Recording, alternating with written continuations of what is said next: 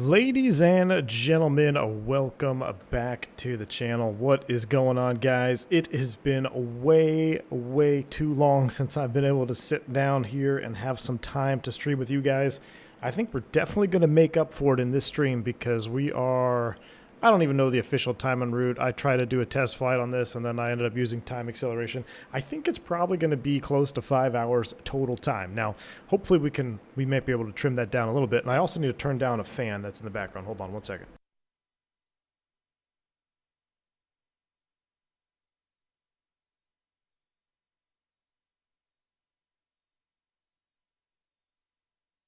All right, got that turned down, but what is going on, guys? I apologize for not being able to put out any content or see you guys or talk to you guys here for what, almost 3 weeks now. We're going on 3 weeks, so it's good to be back. It's good to be here on the stream and have you guys with me. Today's going to be a very interesting, a lot of fun. There's probably going to be some boredom, not going to lie, up there at Cruise. We're going to try our best to make do of all the time we have. We have so much to catch up on. Like, I got stories to tell you guys, things that's happened to me at work, all kinds of stuff going on. We'll do some Airbus knowledge tests as well, very popular.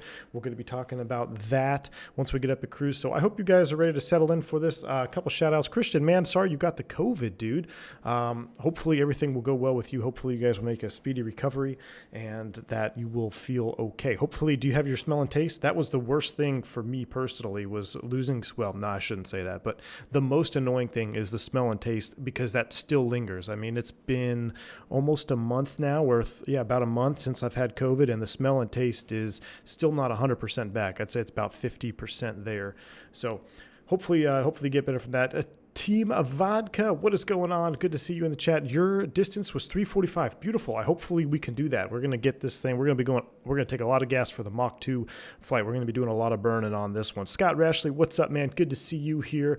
Commander Ginar, what's up? Good to see you as well. John Franco, Paolo, Mrs. Jungles, good to see you as well, always. And Robert S., Steve, Ven, Al W., what's up, man? A little rainy day here in North Texas. Good to see everybody in the chat. All right.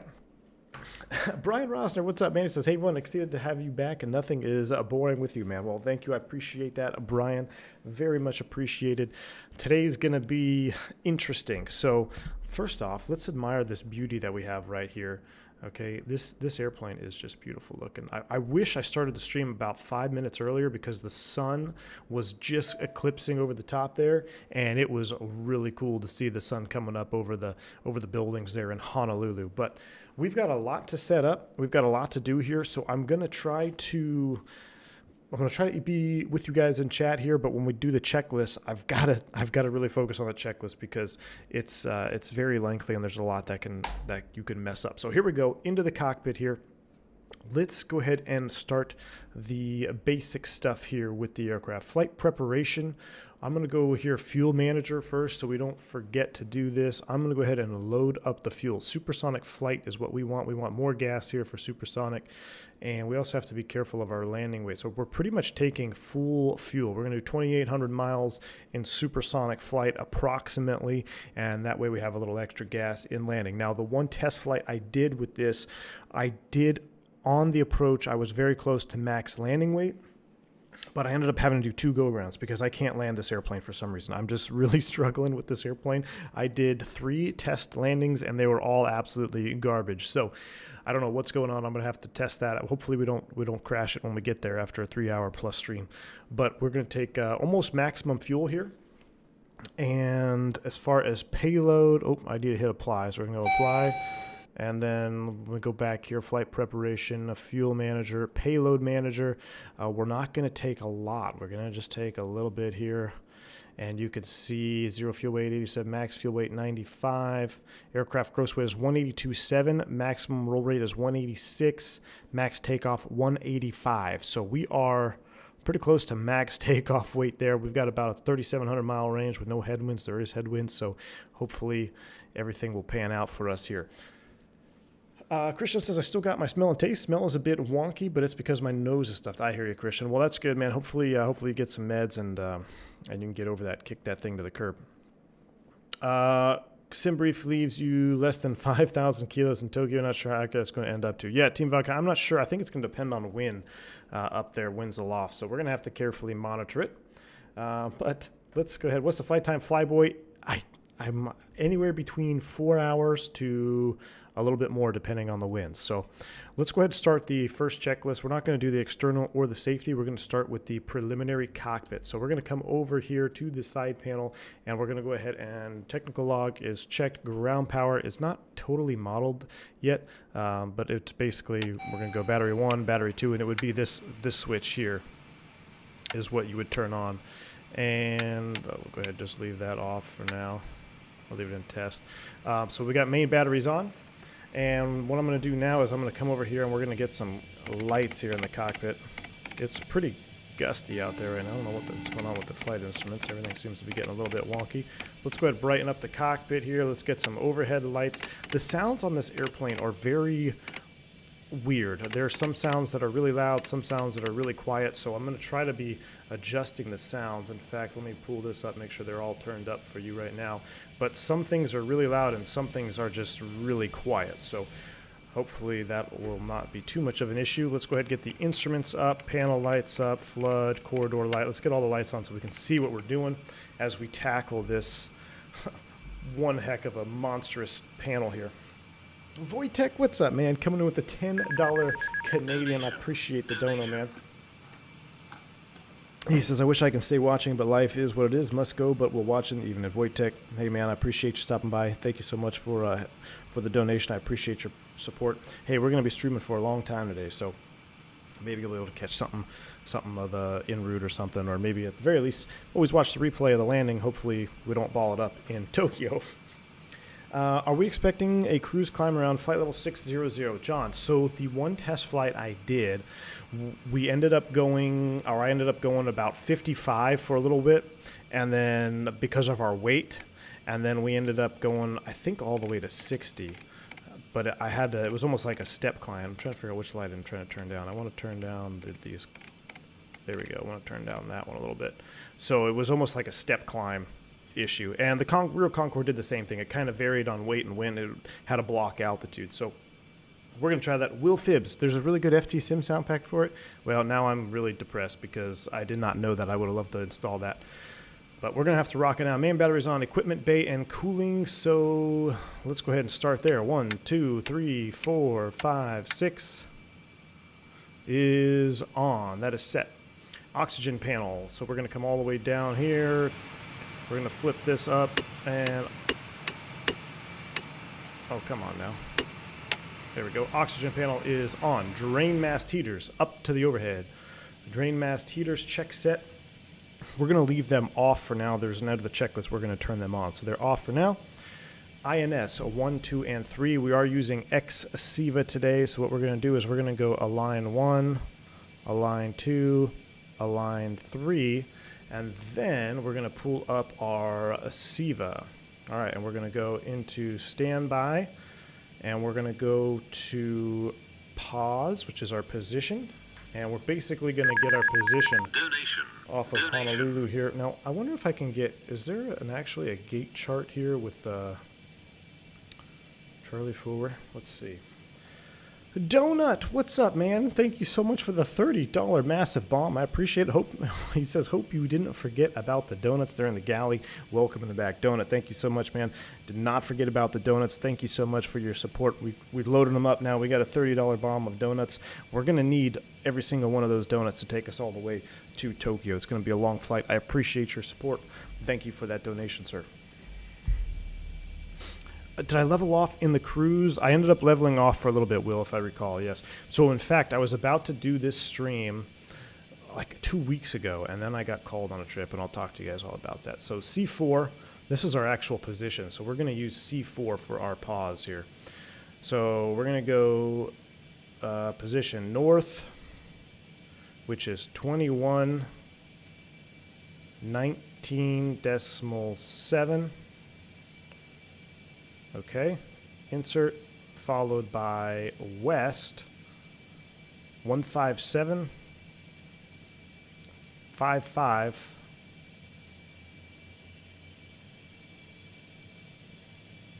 Oh, that's not in the right format, is it? Hold on, let's clear that out. That's not the right format. Let's go back to my chart, which was 2119 0. Oh, now we already screwed it up. Okay, here we go. Position, we're just going to do it off Honolulu, which is 2119.0. 2119.0. Insert, followed by west 157552. Insert. Okay, there's our position. Now we can go to align, and we can watch the alignment phase begin there with the SIVA. Now there's supposed to be a way to have a toggle there, and I can't remember what my binding is and how to set that up. So we've got that aligning. Now we can continue with the checklist here. So we've got our INS is set to align air data computers, which is down here at the base of the center pedestal. We're going to go ahead and turn on this one and this one. Emergency equipment check. No smoking and seatbelt signs can come on right now. All right, that leaves us with the before engine start checklist. Let me take a breather. Let me have a sip of some water here. Let's look at this beautiful bird, and let me get to some of your questions in the chat there. Who was that? Berto360 celebrating a 25-month membership. Berto, thank you. Wow, Berto, are you the first one I've seen with the 25 months membership emojis? Look at those suckers. Wow, I think you're the only one in the chat, Berto. Dude, that is awesome, man. Berto360, hey Captain, good day, sir. Let's get it. Berto, I appreciate your support. Thank you very, very much, sir, for that. Look at that membership, those captain bars. I might have to edit them a little bit. I've never seen them actually in chat before, but that is awesome. Thank you, thank you. Will Phibbs says the beauty of the autopilot was that it would just cruise, climb as much as it needed, descending or climbing required. Just set 60K in the AFCS and let it ride. That's what I'm going to plan to do, Will. And I believe the max climb mode is working, which is huge because it wasn't before. So we're going to be able to do that.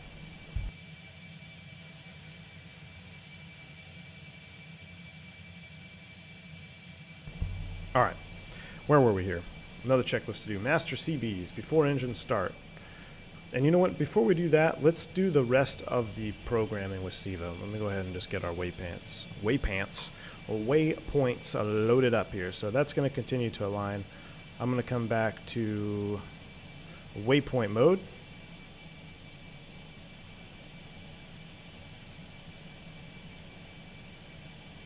We're going to go to waypoint 1. Just making sure, hopefully I didn't screw it up when we had that mess up with the initialization. That's really going to piss me off if I mess that up. Spacing without genders says first time being able to see love. Awesome, thank you, appreciate it. Welcome aboard. This part is going to get a little mundane. We have 7 waypoints. I've kind of hand-picked the waypoints for this flight.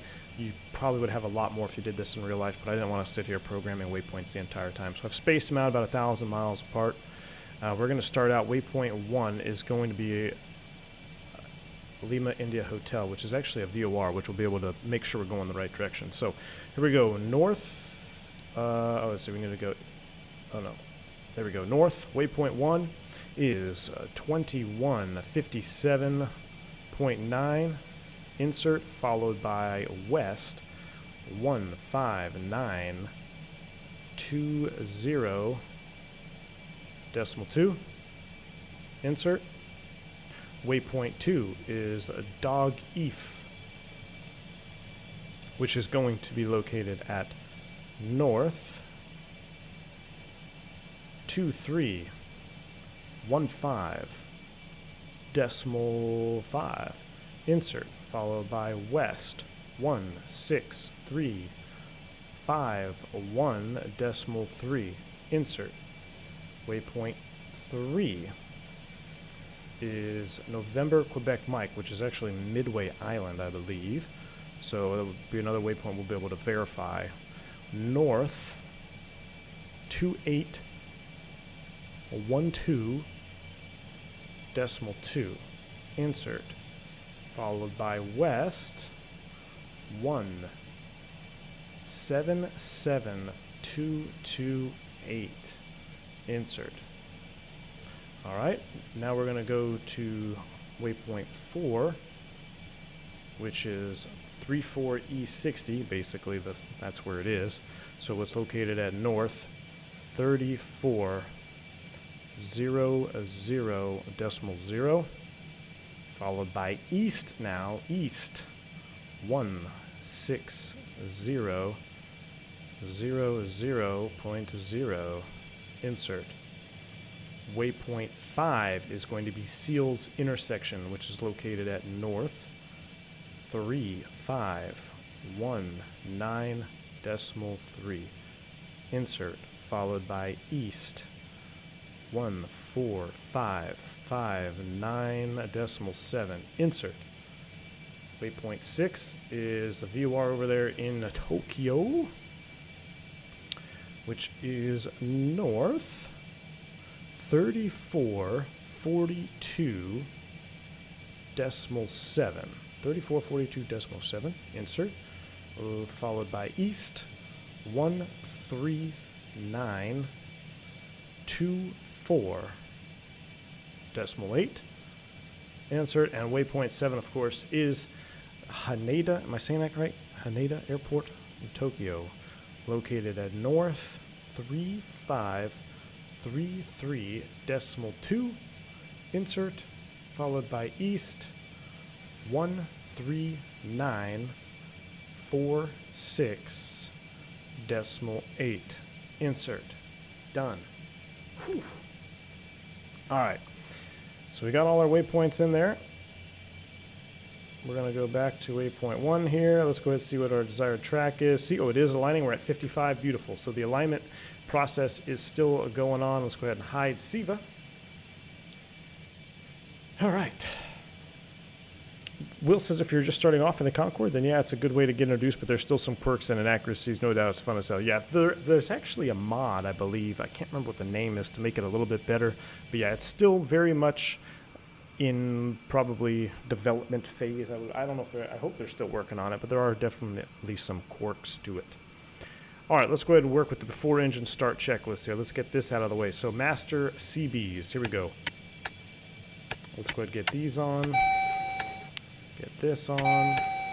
Auto stab. Cockpit preparation security is complete. Oxygen checked 100%. All direct vision windows are closed. Flight control inverters on. Where are the flight control inverters? That's probably a big one. Why am I drawing a blank here? Here we go. Blue inverters. There we go. They're on. There we go. We got them. The flight control inverters are on.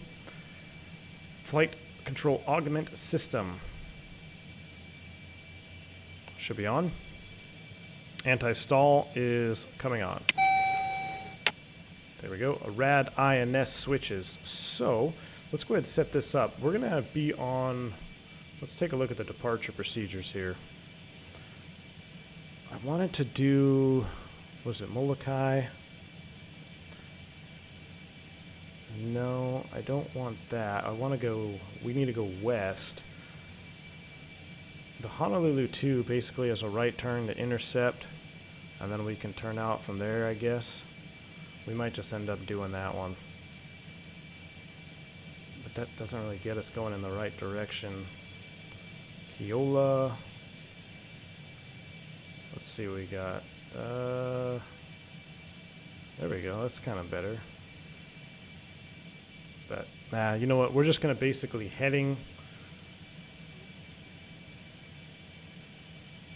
Yeah, let's do this. Because I kind of want to fly over downtown Honolulu in the Concorde. So I know it's probably illegal. It's definitely illegal if you don't do the right turn out of here. But we're going to do this departure, basically 155, and we're going to continue a right turn all the way around.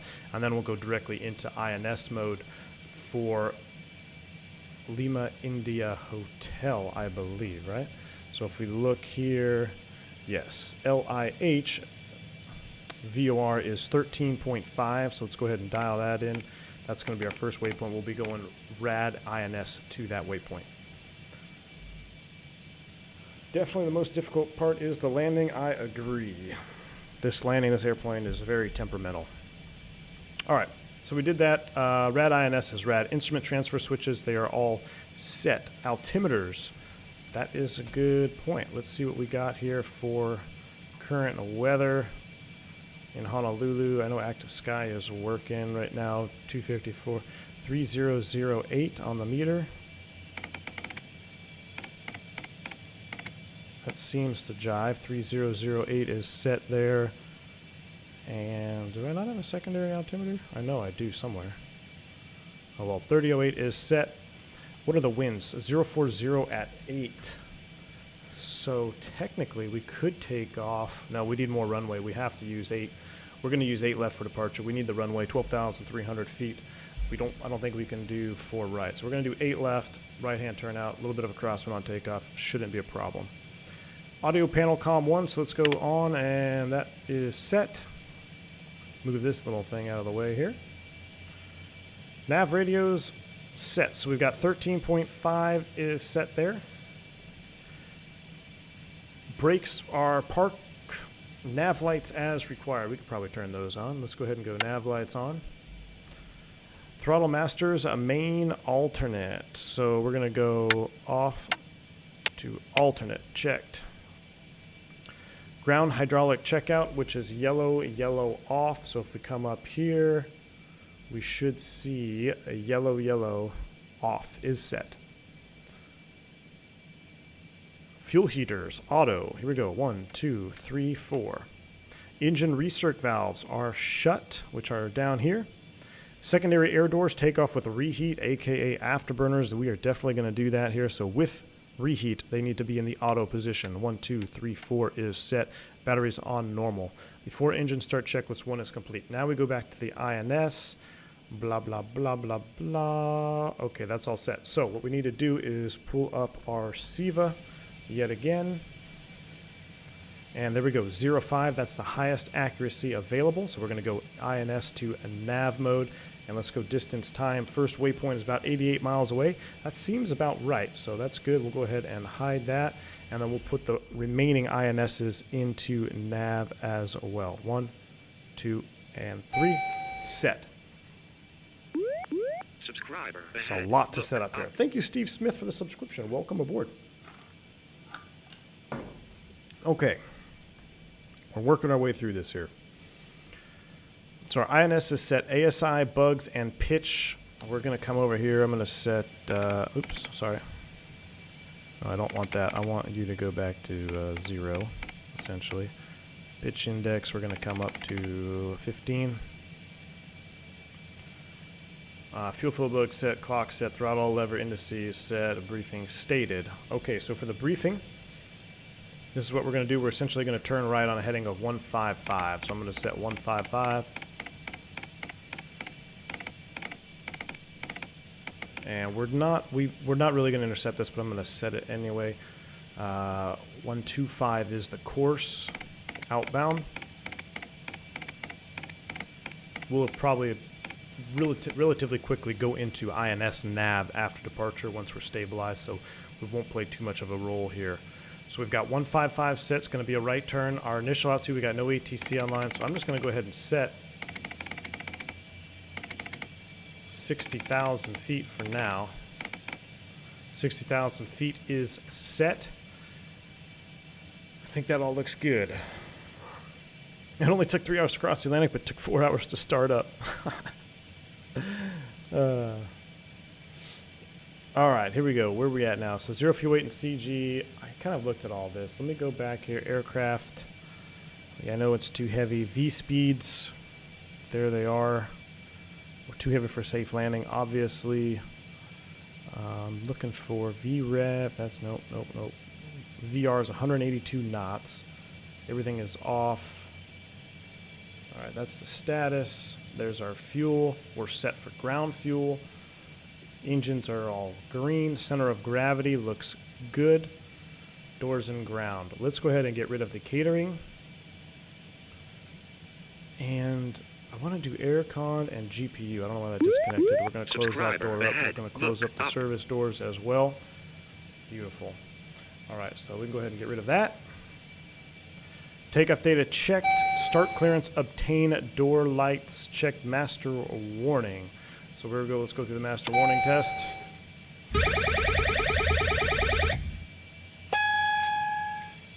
There we go. Hear that buzz at the end. That means it is complete. Anti-collision lights are coming on.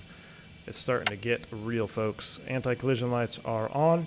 Throttles are idle. Engine feed pumps on. So down here to our engine feed pumps. 1, 2, 3, 4, 5, 6. 1, 2, 3, 4, 5, 6. Set. Clearance to start obtained. So I'm going to go ahead and pull up the truck here. Hey, Captain, let me know where you want this thing. I want you to push me kind of at a 45, straight on the line. Oh, wait, no, that's not the line. Where's the line?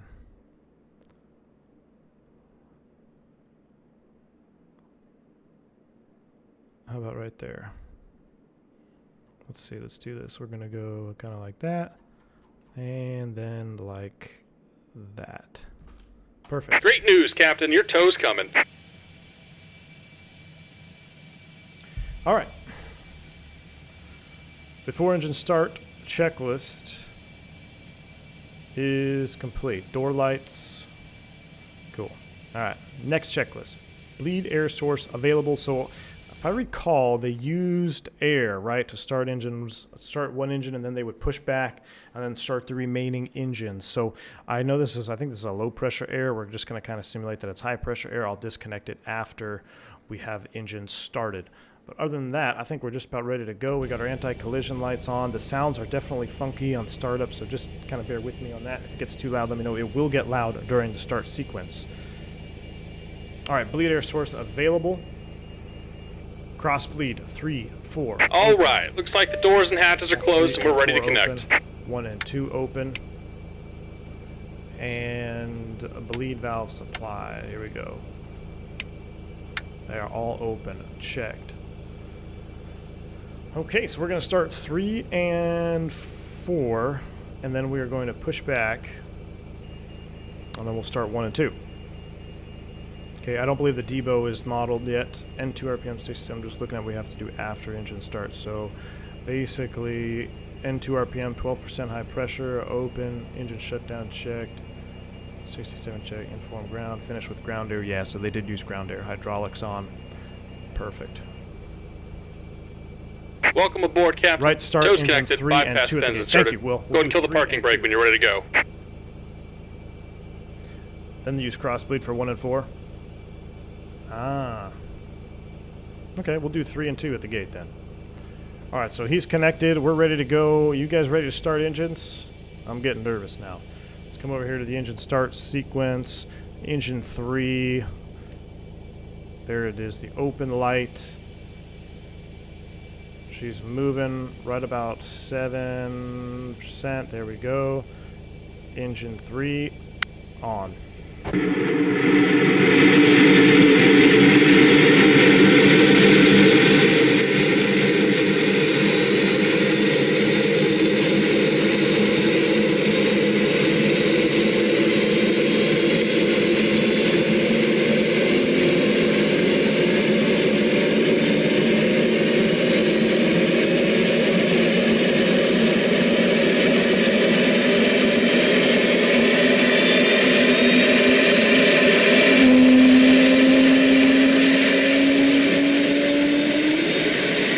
That sound. That's pretty cool. All right. Christian, why is one side British and one side Singapore? Well, it's the closest to the Asia market that I could find is the Singapore livery. And it actually had, this is a real livery. They got Singapore on one side and British Airways on the other side. Now, I don't know if, I'm pretty sure the Concorde never actually flew to Tokyo, but like I said, this is the closest to the Asia market with the Singapore livery as I could find. So that's why we're rocking that livery. All right, let's go ahead and start engine 2. Here we go. Engine 2, start, hold, open. 2, 3, 4, 5, 6, 7. There we go. Engine 2. Here we go. Outside.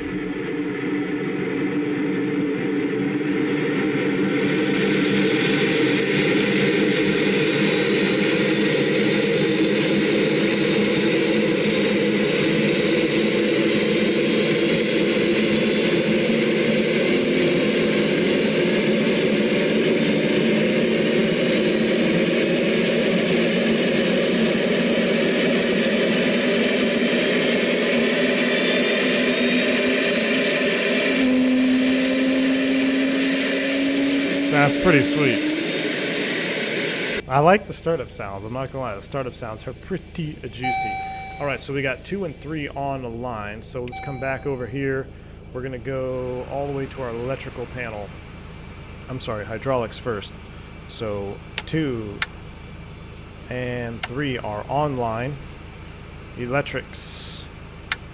2, 3 online. SSB closed. We need to be in ground bypass. And there we go. Back over here. We no longer need 2, 3, close, close, condition valve open. And now let's go ahead and get rid of everything outside. We'll go ahead and pull that, Checklist time. So we did that. Cross bleed shut. Repeat for each engine.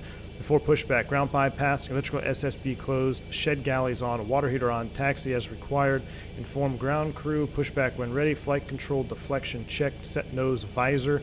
We're going to go ahead and drop visor to a 0, and then we'll do 5 after pushback.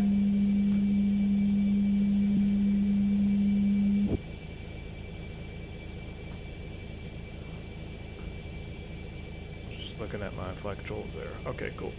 All right, let's go ahead and release the brakes. We are clear to push, sir. Here comes the pushback.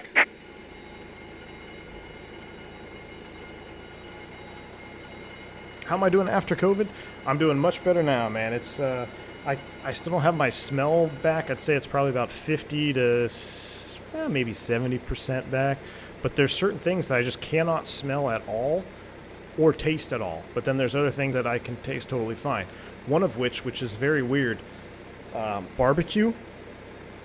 Just like a barbecue sandwich or whatever, barbecue pulled pork, cannot taste it whatsoever or smell it.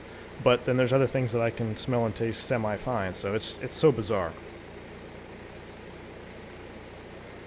Bag tug just casually drives behind Concorde as it starts its engines. Yeah, I don't think that would happen in real life. So as far as internal cameras, I only have, I've got this one here, which is kind of a fake one, and then this one here, which is obviously a fake one.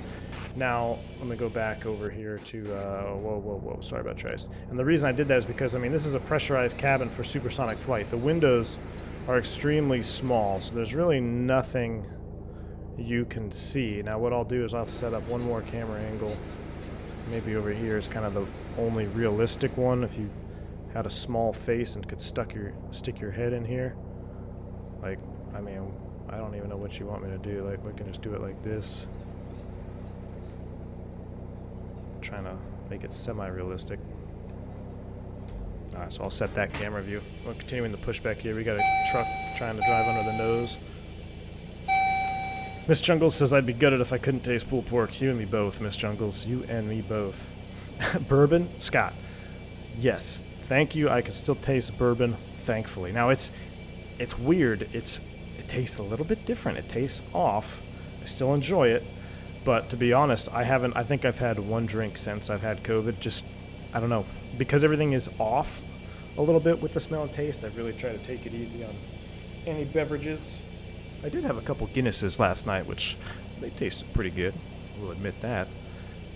But I can still taste the bourbon, but it's I don't know. It's weird. I enjoy it, but it just doesn't taste like it used to. Let me just put it that way. Did Concorde taxi with 2 engines running to safe fuel? That I do not know. It's a short taxi out. We're going to start them all before we get going anyway. But I would imagine, maybe. I don't know. I know we do single-engine taxis all the time. I know there's some airplanes that do 2-engine taxis if they have 4 engines. Can the 7.4 2-engine taxi? I don't know. Aleem, that's why bourbon exists. Wipe the sorrows away. Thank you, Chasing Clouds. It's glad to be here, man. I'm glad to be here. Ranger Rick, what's up, man? He says, I remember when these things took off. CYYZ23 right, loud, noisy, and smoky. Yeah, it's an interesting takeoff profile for sure, Ranger Rick. This morning I loaded up the A34. I did that too. I can't really discuss that. But as you guys know, we will be flying the A340 next week, which will be a lot of fun. Just about done here. Go ahead and set your parking brake. All right, let's go ahead and set the brake first. I loaded up this airplane. I just did one And we're disconnecting the takeoff. tow. Give me just a moment. Again, just to make sure I wasn't screwing it up, and I was having this weird bank to the right, and I think it might just be something with the flight dynamics and the wind, because it was blowing earlier here in Honolulu. Hopefully we don't have that issue, but I was having a weird roll to the right and a little bit of oscillation, so not quite sure what that was all about. Anyway, CG is set. We'll disconnect NAND signal. Let me make sure my trim is in the green band. Trim is in the green. That looks good. Okay, rudder trim is 0. Just making sure everything else is good. He's pulling the visor. We're good to start. Let's go ahead and start engines 1 and 4. And we're disconnected. Signal and pin on the right. Take it easy and have a safe flight. Copy that. Thank you, sir, for the smooth push. We'll see you next time. Engine 1 is coming online. 4, 5. There we go. Engine 1. Let's go back outside.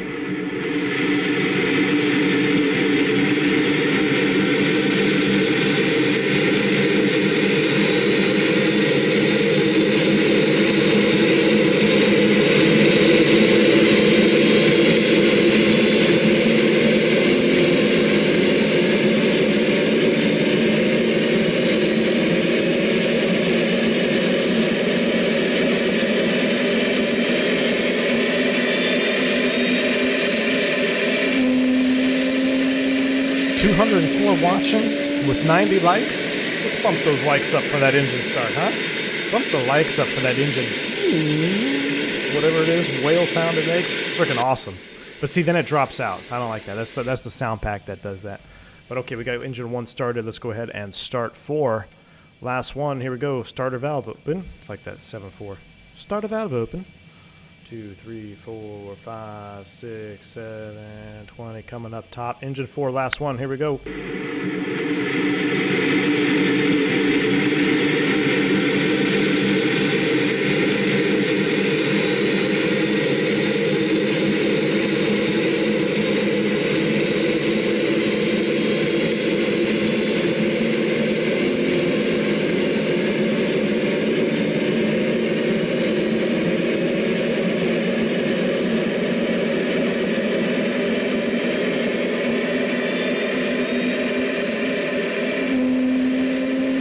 I love that sound. I don't know what it is, but just so awesome. All right, we got all 4 engines up and running. Let's come up here to the bleed panel. We'll go ahead and finish this. So we go ahead and close that cross bleed shut. Getting tongue-tied already. And we also need to turn our condition valve 1 to 4 open over to the far right side here. We're going to go 1, 4 for the hydraulics. They are all set. CSDs or generators on. And everything else looks good there. So now let's go ahead and run a checklist. And since they are disconnected, we'll drop the visor to 5.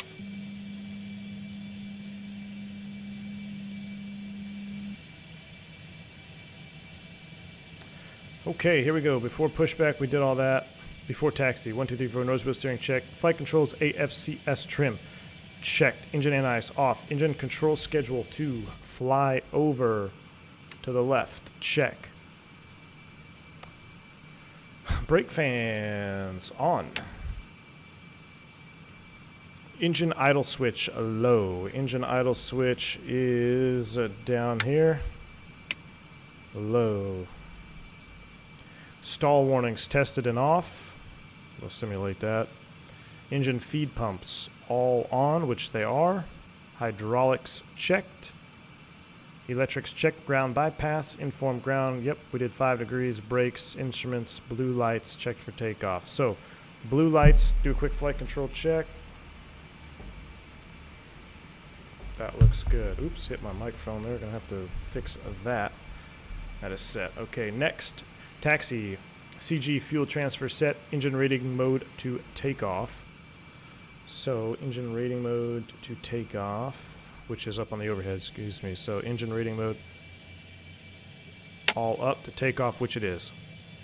Engine auto ignition on. We're going to go up. All 4 auto ignition on. Engines auto throttle on. 1, 2, 3, 4. Throttle master. Check main. Alternate. And then it goes back to main, which throttle master main. We're going to just leave it on main for now. That's fine. Drain mast heaters on. 1, 2, 3. Engine flight rating climb is checked. Pressure static heaters 1, 2 on. ADS smart probe heaters on, which it looks like they were already on. Interesting. Okay. ADS engine probe heaters on. They are. We did that. Engine 4 N1 takeoff lunar 88%. It's already checked. Air conditioning panel checked. Fuel panel checked. Anti-skid no lights. Reverser shut off. And we're going to check. Reverser deployed. Reverser retracted. Throttles mid-travel forward. No lights. Tanks fuel level amount checked. DE air. This is the one I always screw up. DE air tanks. So we've got 1, 2, 3, 4, 5, 6. 6, 11, 8, 7, 8, 10, 5A set. CG gauges. Cross-check for takeoff. Fuel balance looks good there. We're looking good. Main transfer pumps 5 and 7, they are set. Chris says this cockpit makes my 321 look like a 172. Dude, it's a lot. It is a lot. There is no doubt about that. Okay, so that's all set. I think we're ready to taxi. Are you guys ready to taxi? Let's get our taxi light on. Brakes released and let's roll.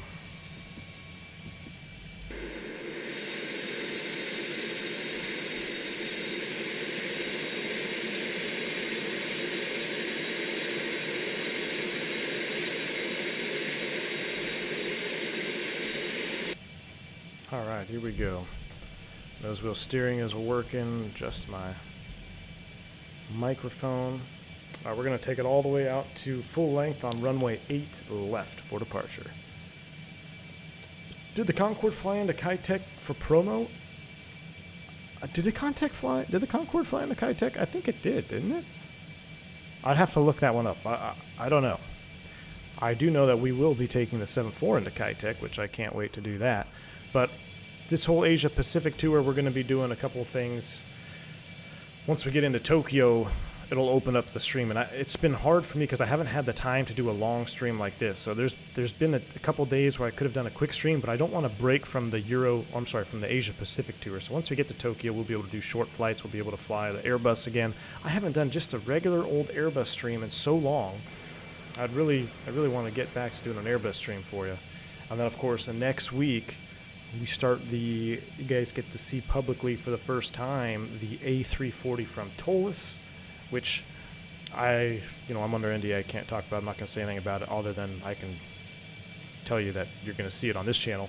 I also believe Captain Canada is going to be streaming it, and I believe there's one more streamer. I believe it's Chewy, I think. So you'll be able to see that. It'll be coming out very soon. I love it. I don't know how much I can say or can't say about it until it's actually public, but I will say that it has exceeded my expectations for I guess, what is it, still beta right now, so it's definitely exceeded my expectations. I think you guys are going to love it. That's about the extent I can say. So until then, you'll just have to tune in here, make sure you're subscribed to see that, because that's going to be a lot of fun.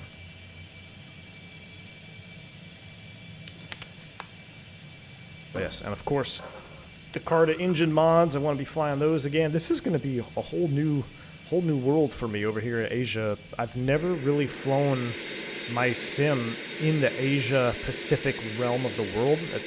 I have nothing against it. I just have never done it. So a lot like the Euro Tour, I'm going to be learning a lot. I've got a lot to learn. I'm excited to go into airports that you guys suggest. If you do want to, suggest airports or have sceneries, I've got a section in the Discord set up for it called the Asia Pacific Tour. You probably won't hear back from me, or you may not even see a message get pinned, but just if you got a really good scenery or a good route suggestion, put it in there. That's typically where I go for all my routes and airport sceneries and stuff, because like I just said a few minutes ago, I really have no knowledge of this part of the country for flying, or this part of the world for flying in. So it's a learning experience for me and should be fun for you guys. So we're going to go full length here. So we're going to take the reverse. We're going to take that reverse high speed. And then we'll get down the runway there. Ripper says, I know you can't comment on the Tolless product, but have you considered buying 2 packs for the Airbus throttles for the Bravo, just have 4 reverse? Ripper, no, I haven't. You know, if they were so close to making an awesome throttle, if I could have just, that climb detent just, it drives me nuts. It's just a personal thing of mine, you know, being so short. I'm probably just going to use my Bravo throttle with the Airbus add-on for the 340 for the 4 engines. That's kind of what I've been doing already during the testing phase. But I don't think I'm going to buy another Airbus TCA, or I'm sorry, another, what is it, Thrustmaster throttle. I'm probably still going to use my Thrustmaster throttle for the 320 family, just because it is set up exactly like it, even though that climb detent bothers me. But anyway, all right, let's go ahead and hold short of 8 left here. And then we will do a few checklists, and then I think it's about time to get out of here.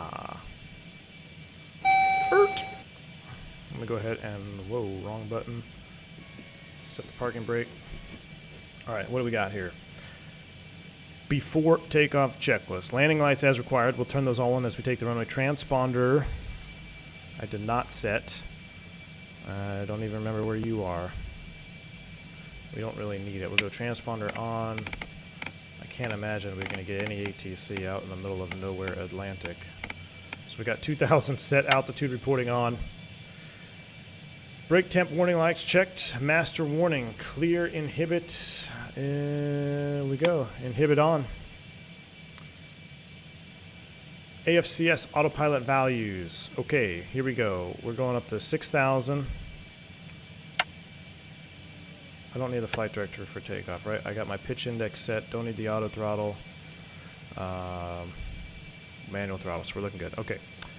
Probably doing that wrong, but this is the way I'm used to doing it, so we're just going to rock with it. I'm actually going to set the knots here, though, so I don't have to do this. We'll set 400 knots. Might be a little fast. Let's do 350.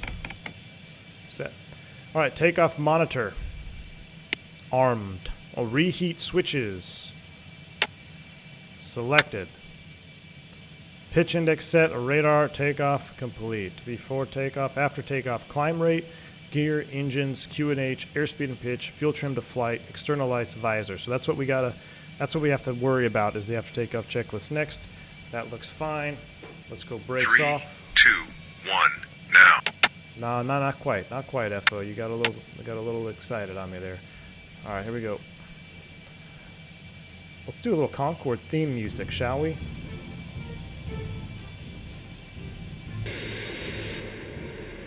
You guys might remember this one from the Euro Tour. 3, 2, 1, now.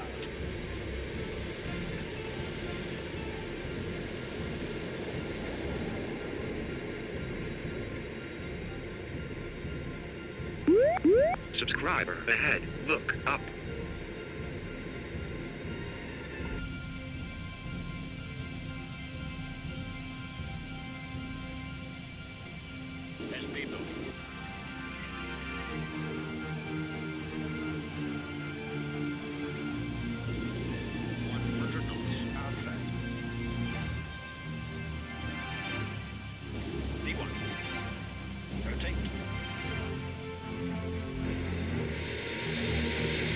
You guys ready? Can we get 150 likes before takeoff? You guys want to see the light up from the here? Let's see if we can do it. 150 likes before takeoff. We got 280 watching. We'll let the music play out and then we're going to go full-blown afterburner. The light-off sequence is pretty cool. Matt, thank you for the $5 bomb. Did you see the Wing Airbus stick and base? No, I did not. Looks more high-end than 320 Sim Pilot did an unboxing of it. Matt, I'll have to check it out. Thanks, sir. I definitely want to check that one out.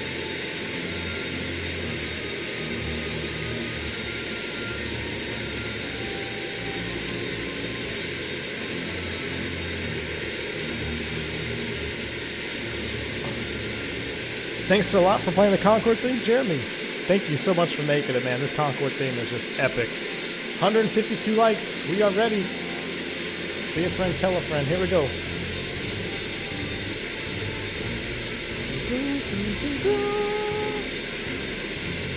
Alright. Set. Yoga.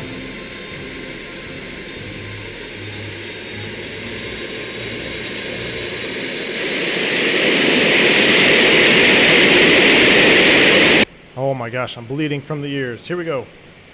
Power set. Airspeed building. Airspeed building. Check. Max yoga, folks. Doesn't get much more yoga than this. Power set.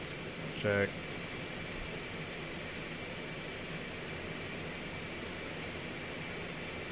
V1.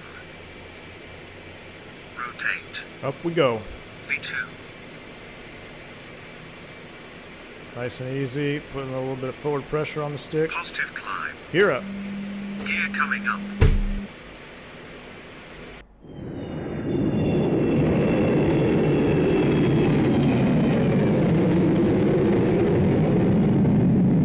Oh my goodness. I'm all over the place. 250 knots. 250. Alright, I'm gonna go flight director, auto throttle, IAS hold, autopilot 1, vertical speed, I know, track heading, cool. Here we go, just so we can see this.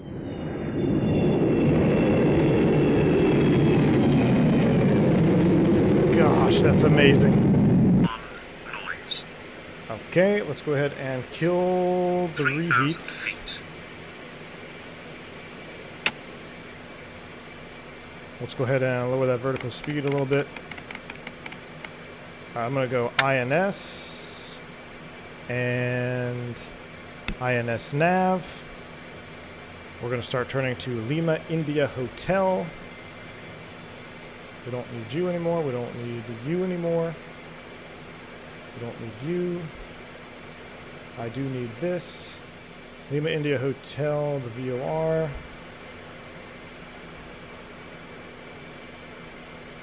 Airspeed acquired. Let's go ahead and start speeding up here, folks. High speed departure approved. Here we go. Lowering that vertical speed down to 1,000. Honolulu in the background. Goodness. That is awesome. Alright, let's go ahead and get some power here, please, sirs.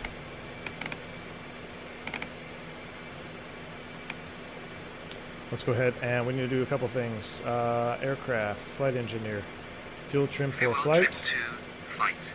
Check. Okay, and after takeoff, climb rate, landing gear, engine, master warning, QNH. We're going to go ahead and turn the inhibit off. Nose and visors coming up.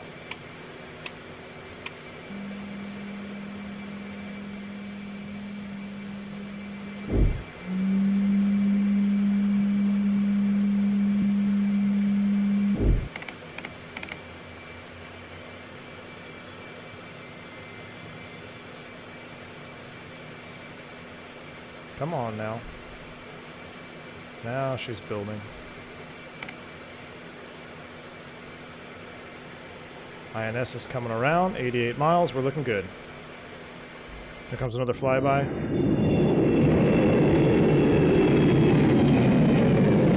Too warm for ice.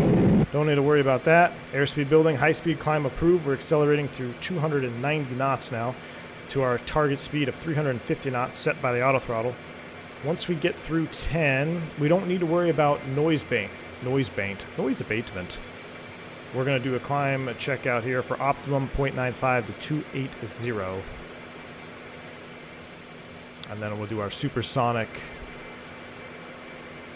climb out about 28,000 feet or so. 350 knots. Altitude hold. I'm sorry. Airspeed is now IAS hold.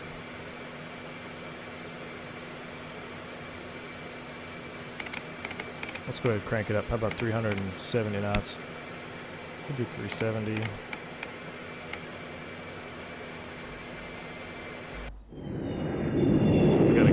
cloud layer here. There we go. IIS hold. Vertical speed. Let's start going up. Why are there 2 auto throttle switches there? I would imagine there's 2 auto throttle systems in the aircraft should one fail. That would be my guess. All right, we got 370. We're getting ready to go through 10,000 feet. Let's do IIS hold. IIS hold.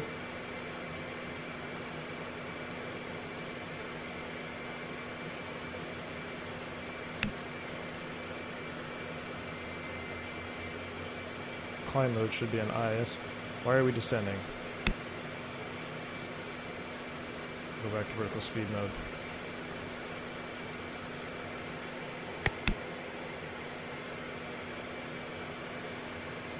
We're working on it.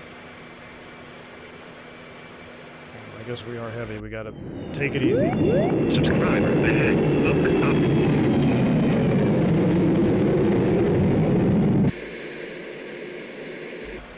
Alright, here comes 10,000 feet.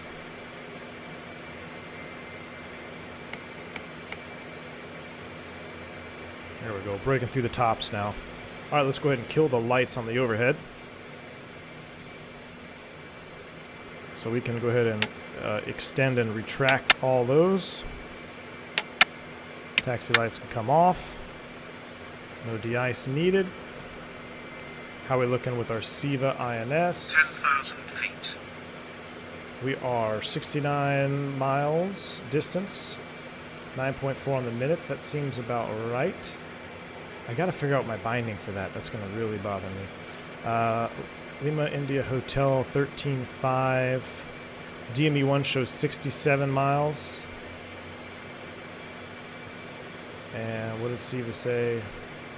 66, so that's perfect. I can actually double it up here just to verify. Yep, 65 miles on DME2.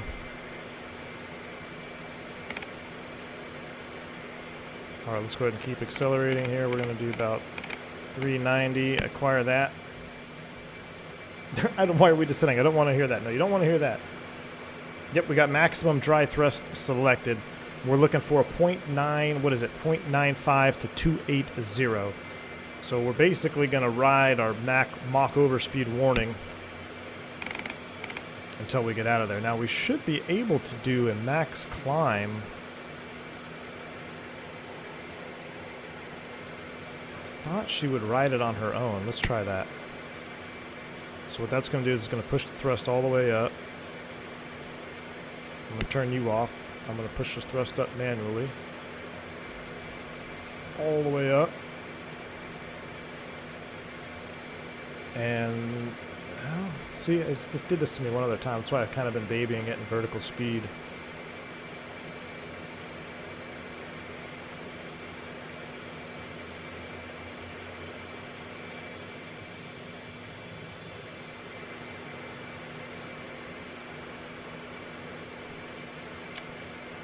Oh, it's coming. Now it's catching back up. I just wanted to shoot up there.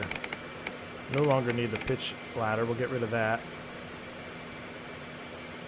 Alright, it's catching up to it now. We're getting ready to go through 18,000 feet. We'll go ahead and set standard. 299er2 is set. Mach 75 is... We're getting there.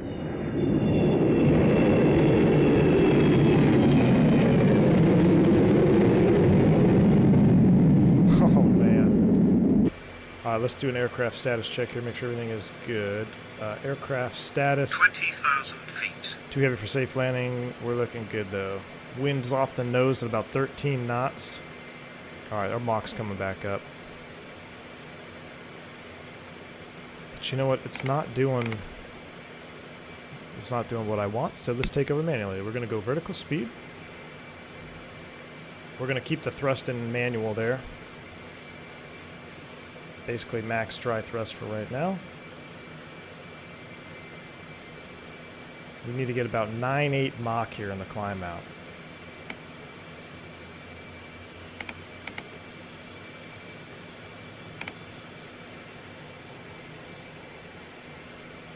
Oh, that's what it does? Oh yeah, takeoff monitor, thanks. Kill that. Mach overspeed warning. Yeah, no, I know. It's coming. Overspeed warning. Throttle back or climb. Don't worry about me.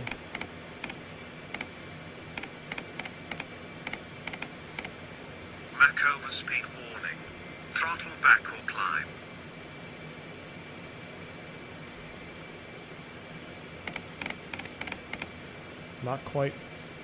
Not quite there. 95 to 280. Okay, there we go. Mach hold. Mach hold. That's what I wanted.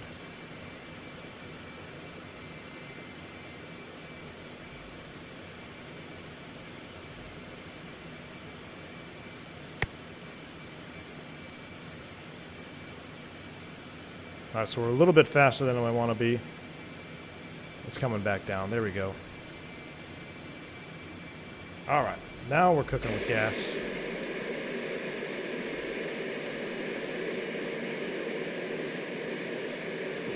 Yeah, it doesn't stay against VMO. That's the problem, Ripper. I thought it would keep it up at VMO. That's right, we got her in vertical speed. We're about ready to enter Mach 1 speed here. So, accelerate to Mach 2. Engines check, throttles full, reheats will come on. All right. So I'm going to go ahead and get ready to set the reheats. What we're going to do is we're going to go Mach hold off. I'm going to set maximum dry thrust 30,000 feet. manually.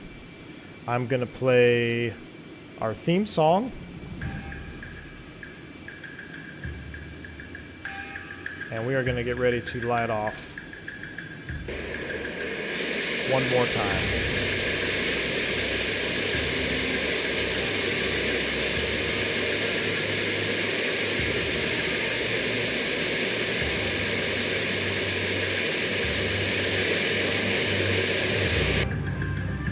Nine eight 32,000 engines checked. Reheat is ready.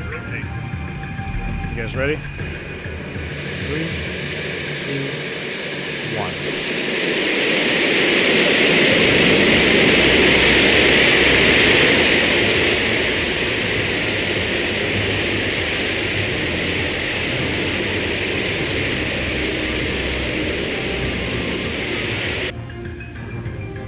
We're ripping now.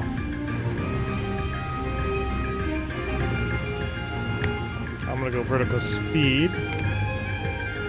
I gotta catch up to that Mach needle.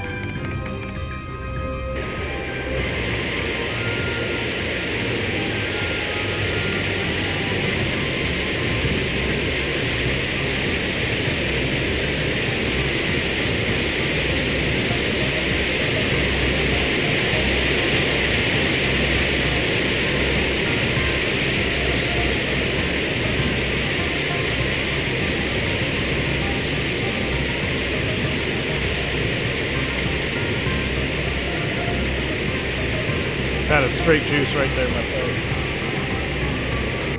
Alright, that is straight juice.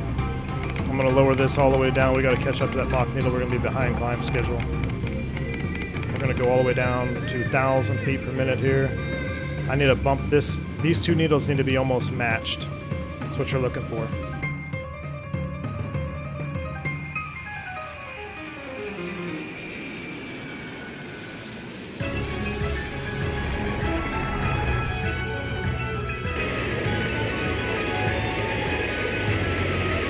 See any Hawaii down there, or are we pretty much clouded in this morning? A little bit of the islands down there.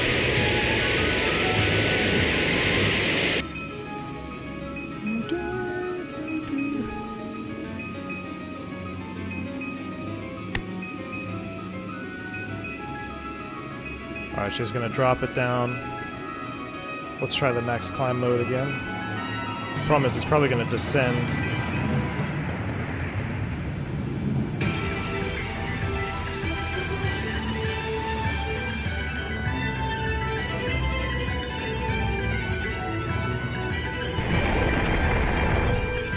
That's so badass looking though, isn't it?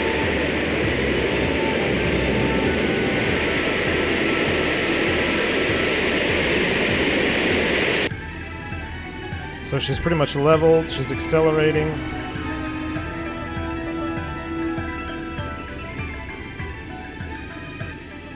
Music was too loud? Sorry.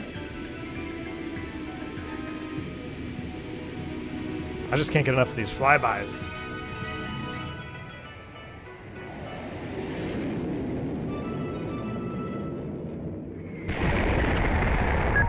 That was pretty sweet. Donation. Good time in there on the ending. Okay, so she's pretty much going to stay here, work her way up. So now it looks like it is working. So we're max climb is set.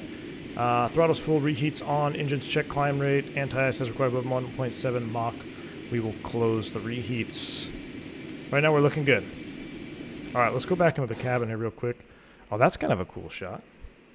Papa Tank, what's up, man? It says thanks for the $1 bomb. It says glad your family okay from COVID. I'm so happy to see another stream and the tour. Can we do a Saratoga or Seneca flight? Do you like turbulence? I love coming into Vegas. Get moderate chop. You know, turbulence. It's okay. It's annoying if it stays too long. I don't really know if there's any good Saratoga or Seneca aircraft available, so we'll have to see. But thanks for the support, man. I appreciate it. Ryan says, are you still going to fly on V-Spirit every once in a while? Ryan, yeah, I think what I'll do is we'll probably, if I have a Friday off, we'll probably still try to do a V-Spirit flight. That'll pretty much be the only break from the Euro or from the Asia Pacific tour here. But I want to try to stay as true to the tour as possible so it really feels like we are indeed in the Asia Pacific region of the world. I remember when I did that first, what was it, a 7-hour stream, we left Kennedy, went to London City. No joke, the next morning when I woke up, I thought, well, I should be in London right now. And it was fun. I mean, we stayed pretty much in Europe the entire time until we flew back. So that's why I didn't have any other streams between when we flew into Hawaii, and I didn't want to just do a short stream somewhere because we were in Hawaii. So I don't want to break from the immersion. All right, let's go. Now, actually, if we go into the cabin here and we can back it in, we'll do a full-blown cabin tour as well later, but check this out. This is pretty cool. 1,100 miles an hour. Yep, Mach 1.47 out of 40,000 feet. That's pretty sweet. All right, max climb. Auto throttle is off. We're looking good. Reheats on until 1.7 Mach. Since we're going to have to turn the reheats off soon, let's go ahead and enjoy them while we can.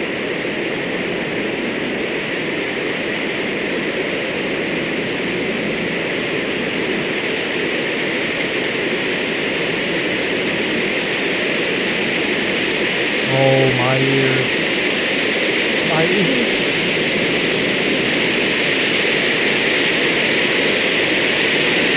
I am deaf. My ears are bleeding.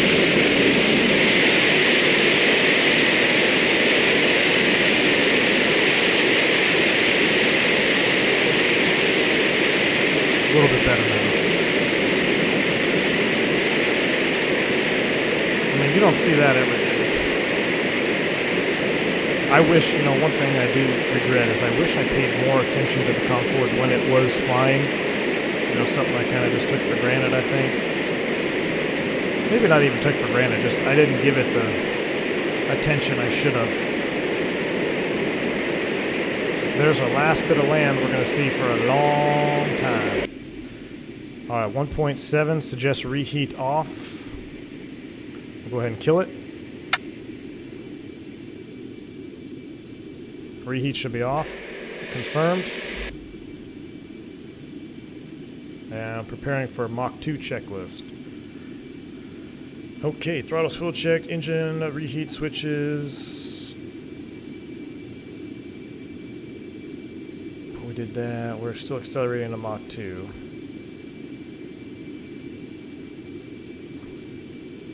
We'll go ahead and stand by on that until we actually get to Mach 2. Let's check out our SIVA. I keep missing it. Does anybody have the command for this thing here to pop it up, close it? I thought there was an option I could do that. But all right, so we are going from 1 to 2 now. We're 10 miles away. Oh, I'm sorry, 10 minutes away, 190 miles away. Okay, waypoint 2. Let's pull up our nav log. That's where we actually have to start doing some navigating. So that was waypoint 1. Waypoint 2 is Dogif.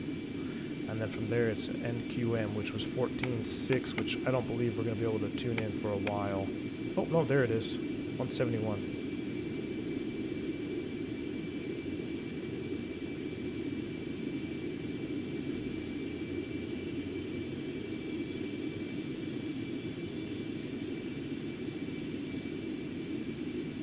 can't be right.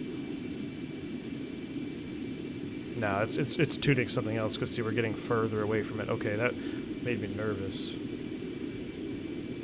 That's a VOR probably somewhere in Hawaii. 50,000 feet. Alright, let's go ahead and kill that. We're looking good. 50,000 feet, ladies and gentlemen. 50 frickin' thousand feet. Oh, it's really quiet over here. Let's just monitor. I get nervous if I'm not in the cockpit. Or V-Spirit could start a new branch in India. Will the 340 make it to the Asia tour? Absolutely. Short haul 340 flight, Max. You know it, man. We're definitely going to be flying the 340. Definitely over here in Asia Pacific.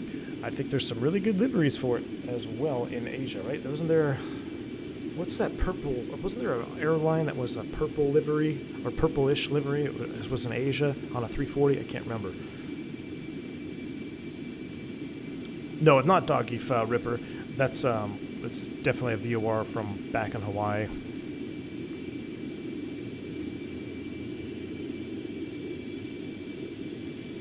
All right, a couple other things we can clean up here. Let's go ahead and kill the brake fans. We no longer need those. That's good. And everything else looks good over there. Let's go back on top. Engine rating, make sure everything else looks good. Window ice is on, that's all we need. Okay.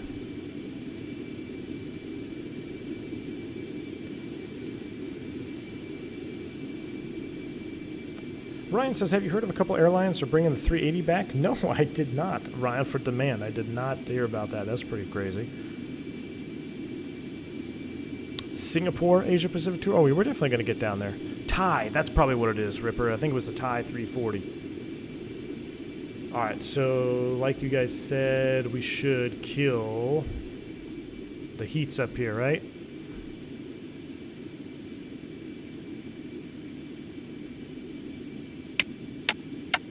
They are off.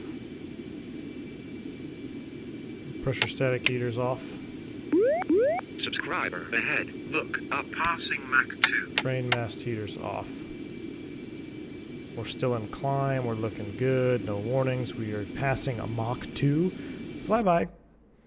Mach 2 flyby, ladies and gentlemen. Oh my goodness. Let me turn it up a little bit. So you wouldn't hear it coming if it was really above Mach 1, but check this out. This is moving. Oh, it only does one at a time, right? That's what it probably would have sounded like, and then you'd hear the boom.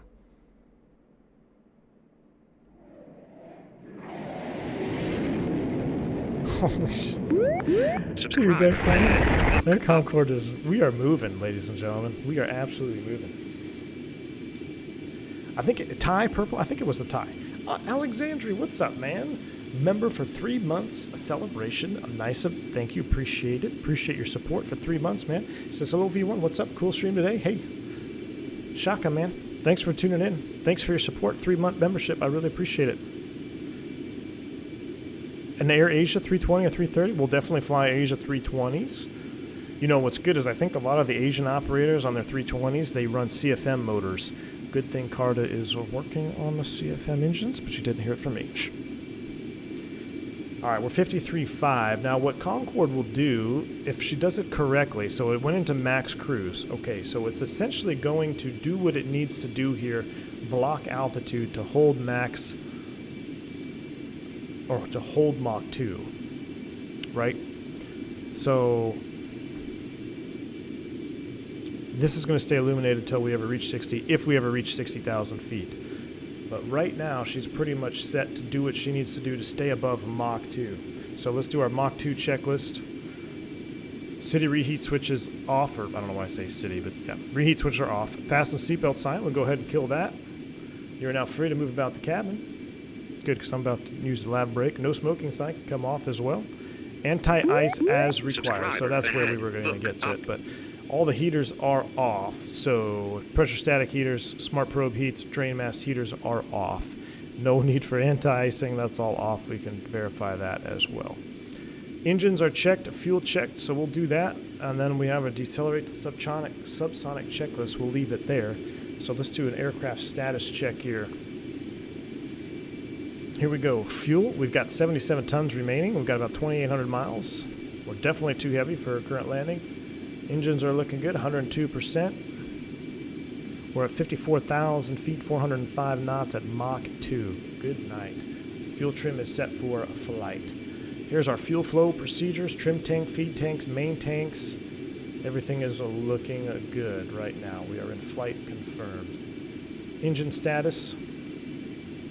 Everything is looking good. We're stable. The ramps were moving. I missed that call out. If you're in the cockpit, he'll actually give you a ramps moving confirmed, which is very important with these engines when you start to go above Mach 1. Basically, you're moving the sound barrier position before it goes into the engine. So very important that those ramps do start moving. That is a call out that the flight engineer makes.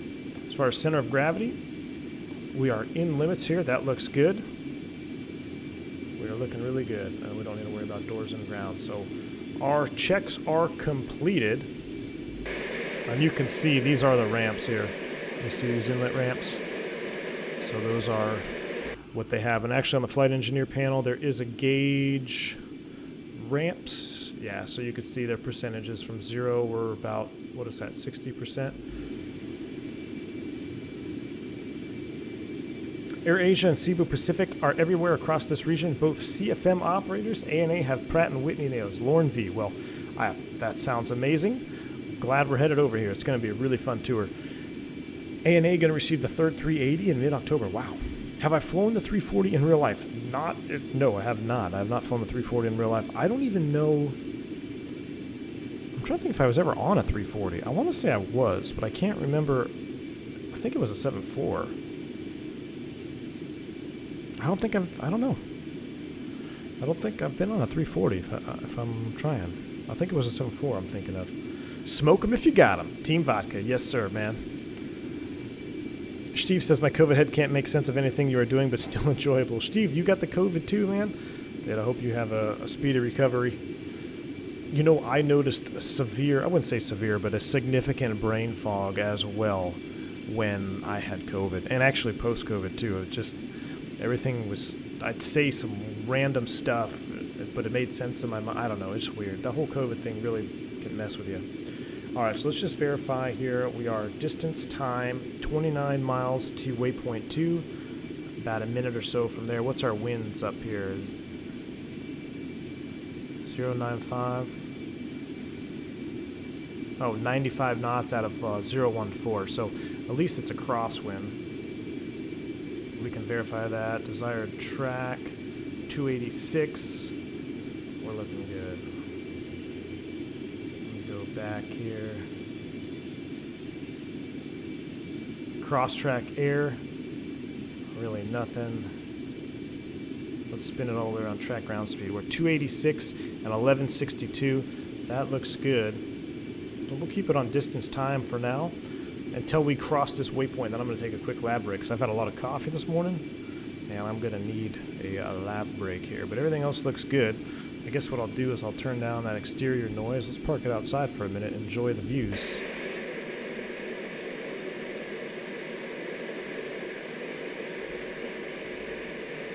Well, how's that for an angle?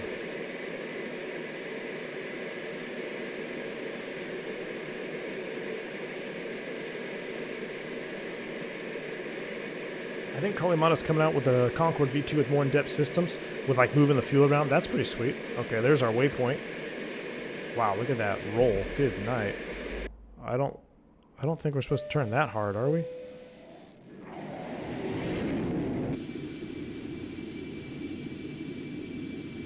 Are we? Okay, there we go. 300.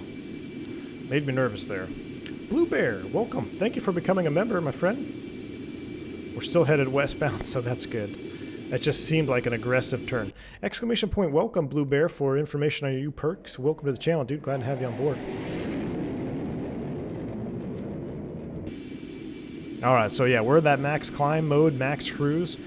You can see she's holding about 55,000 feet right now for the weight and where we are. So that looks good. That looks good. We have 773 miles to go to Midway Island, And if we pull up our SIVA again, that's about 39 minutes. We definitely got some chatting to do. They got some stuff. We got a lot to catch up on. I feel like I've been going non-stop here since we started the pre-flight phase. But now that we're finally in cruise, we'll be able to hang it out a little bit. Let's go map mode here.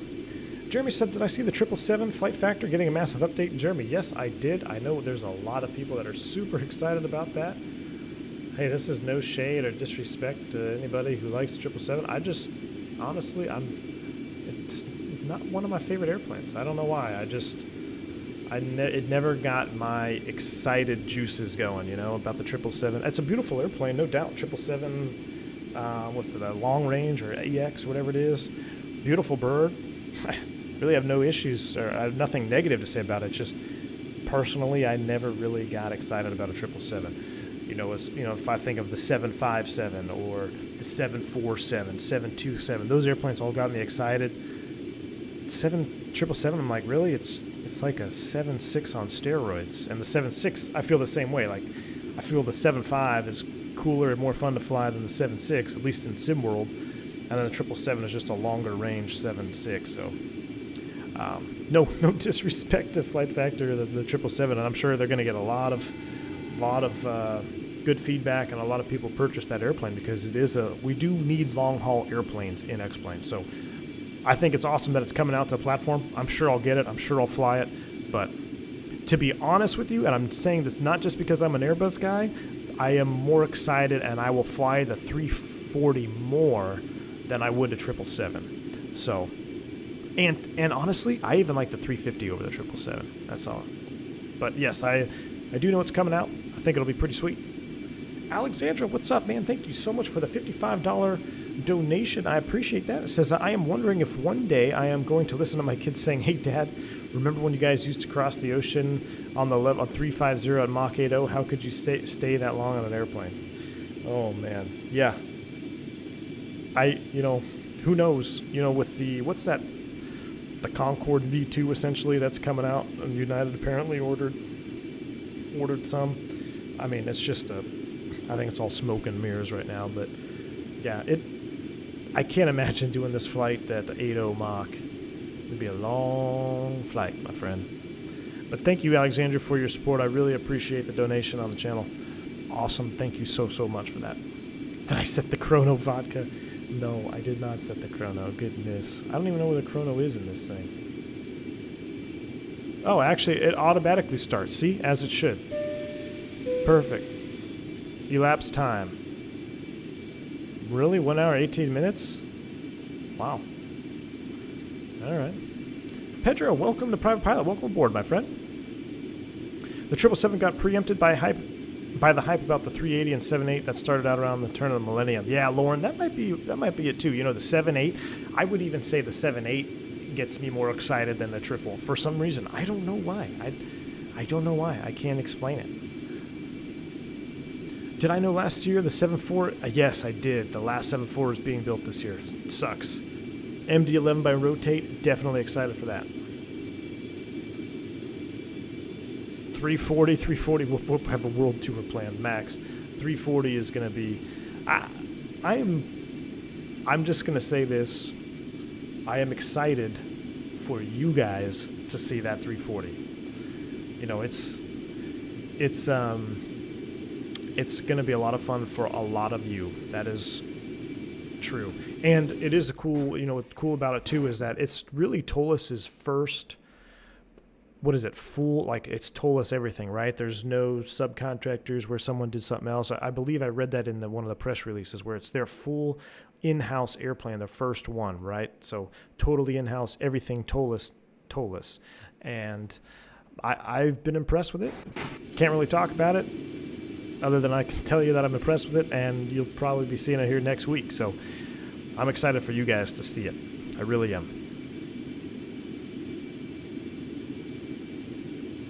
Key 6, yeah. I'm pretty sure it's just how they can launder government money. I'm pretty sure that's what it's all about.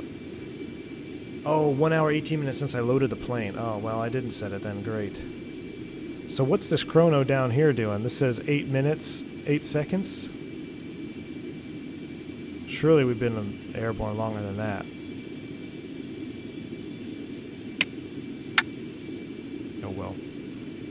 What is the what's the Zulu arrival time given by the thing up here? What's this thing saying? What's this number? I can't quite make it out. No, where's the UTC arrival? I am flying in real time, so the time should match up. The 7.4 can go 9.5, but they don't go that fast normally. Robin, yeah, that's true.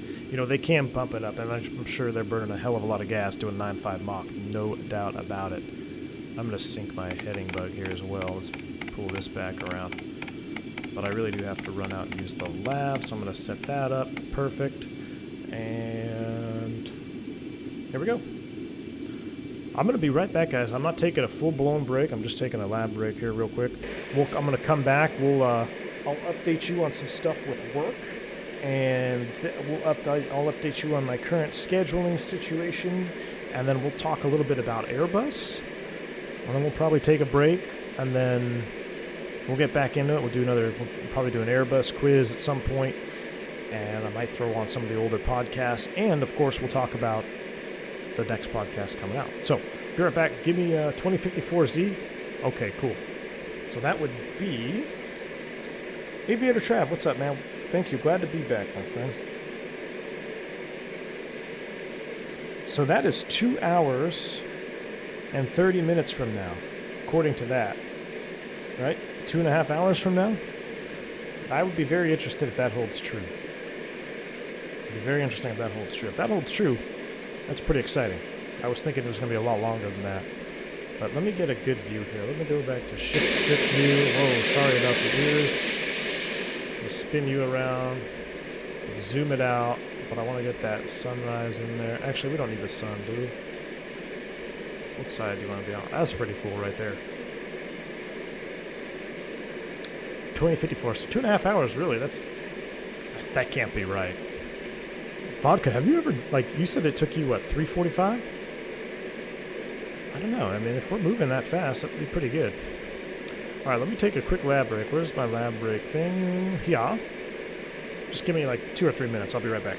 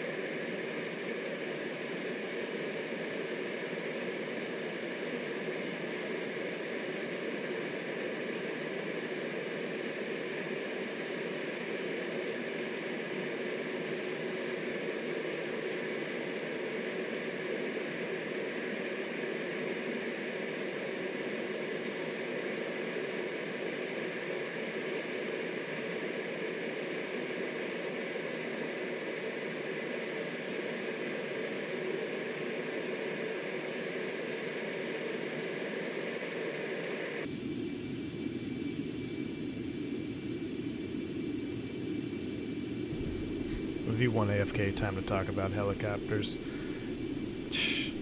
Like, you guys think I don't like helicopters. Hey, I gotta say, Max, wow, look at that cockpit shot. Goodness. That's pretty sweet. I should turn up his lights to match. There we go. How'd you like the jump seat on the Concorde? Did it even have one? I'm pretty sure it didn't have a jump seat, did it? Oh, it did. Goodness, look at that. That's pretty sweet. Okay, let's leave it for there for a minute. Hey, I love helicopters too. Max, what is it? Your Wind Wing? Is that what you got? The Wind Wing Collective? That thing looks pretty sweet, dude. No lie, that thing looks pretty sweet. I'm gonna turn this down a little bit so the audio is not blaring you guys. Hopefully that good. Should be good. Let me go back up here. So yeah, about 2054. Are we gonna do a flight test with the 340 or jump in? Ryan, you know, I was thinking about that. I could do a flight test video on it. I mean, I don't see why not. The thing is, you know, with the flight test video, I really have to study some of the internal workings. And you know what? Screw it. Yeah, what the hell? Let's do a flight test. I mean, it's an Airbus, right? Should do Airbus things. I know there's some things different about the 340, but I can tell you right away, I've done just some base. The fly-by-wire handling is up to par as any of the other tollless products. So, you know, it's definitely definitely up there. I'm not just saying this. Like, when I say I'm excited for you guys to fly it, I think everybody who bought the 747-200, maybe it was off my recommendation, maybe not, maybe if there's one of you in chat, but when I was flying that airplane around, I told you guys how excited I was for it. Was I wrong? Like, I'm seeing so many 7.4 pictures in the Discord. It's awesome. I mean, you guys are flying that bird around. I would have loved to fly it for this flight, but no way I'm going to do a 15, 16-hour stream or whatnot. So I've got the same level of excitement, you know, as I did for that. And I'm sure part of that is because I'm a huge Airbus fan myself. You know, I just love being in the Airbus. But in all honesty, I really never knew much about the 340. The 340 is an airplane that kind of just, I think in real life too, just kind of slipped under the radar. You know, it never really was talked about too much. It's kind of like a 707 on steroids. You got 4-engine, single deck, wide body aircraft technically, right? You got the 3 rows of seats in there, but it never really took off, no pun intended, like the 7.5, the 7.6, the 7.4, the 777, 350. You know, it always felt like the 340 was just kind of a niche plane that slipped under the radar. So I didn't know much about it. And then when I started, you know, looking into it and flying the beta and stuff, I actually told, I think I sent an email to Torsten or one of the guys over there at Tollus about it. I was just responding to one of the emails, and I said, you know, this airplane has made me disappointed I never got to fly a 340 in real life, because it is pretty cool. It's got all the, I'm not even going to talk. I don't even know what I can say or what I can't say, so I'm just going to shut up. But I'm excited. You guys are excited. I'm going to shut up about the 340.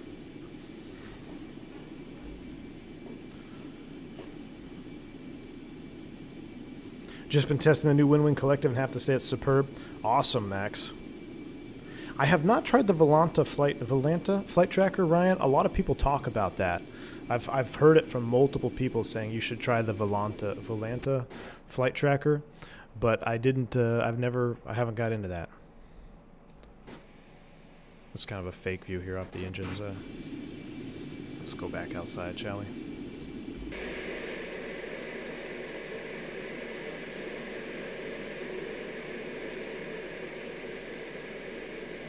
How much did Tollus pay you to say that?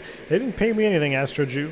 You know, they were kind enough to extend an offer for me to be a part of the closed beta access, or the streamer access, I should say. You know, I didn't take part in any, like, I know nothing about the 340 prior to the Tollus 340 coming, really. So, you know, I didn't take part in any, you know, critiquing or whatnot, or how system works or whatnot. I'm solely just basically a content creator access that they gave me for next week. So, but no, they didn't pay me. They didn't pay me at all to say anything. But I think, you know, I'm an Airbus guy. You guys know that. I love the Airbus. I love it's really grown on me, especially throughout my career, because starting out, I would never You know, I can't sit here and say honestly, oh yeah, when I first started flying, I was all in on Airbus all the time. I really wasn't. But once I got to the Airbus and I learned the Airbus and I saw how the Airbus operated, and especially with the advancements that come out. And this is a note I want to make. There are some airlines that fly very, very old, outdated Airbus aircraft with outdated software. I got a buddy going through training right now at an airline where they have very old Airbuses, and he was asking me some questions about some system stuff, and I was just like, wait, what? It still does that? Like, so there are Airbuses out there, I'm sure, that are definitely archaic in nature, but if you're an operator that keeps your Airbuses up to date and you have the newer technology, the newer software loads, like the FMS2 that's coming out, you've got the, what's it called? The or FMS Loc and FMS Slope or whatever, all the new approach modes. It's fun to fly, man. It's such a great tool. It's such a great airplane to fly day in and day out. So, yeah, I love it. And the 340 is not much, not far off that. You probably can't say, but has Tolis improved their external textures and panel alignment? I can't comment on that, Max Rank. I really can't say anymore. And you know what? Let me pull up my NDA here just to make sure I'm not already doing something bad. Yeah.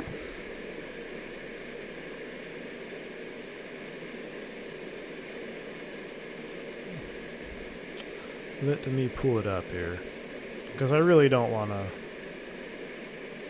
I don't want to say something I'm not supposed to say. Not even that I'm not supposed to say it, it's just I don't want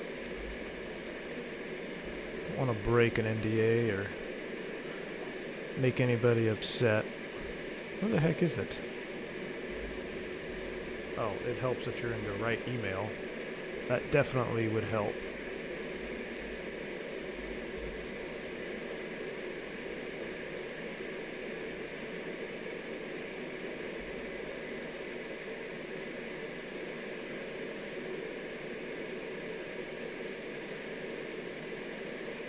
Yep.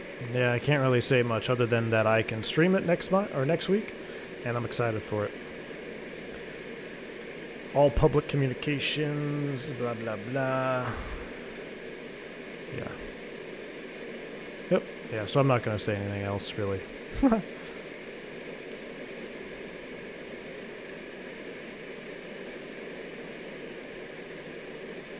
Quasimodo says 340 was a bit of a stopgap measure before ETOPS really took off, so the 330 could become a huge success. That's a good point, Quasimodo. That's a very good point.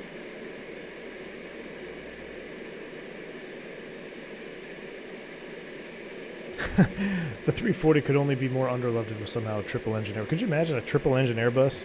That would be weird, man.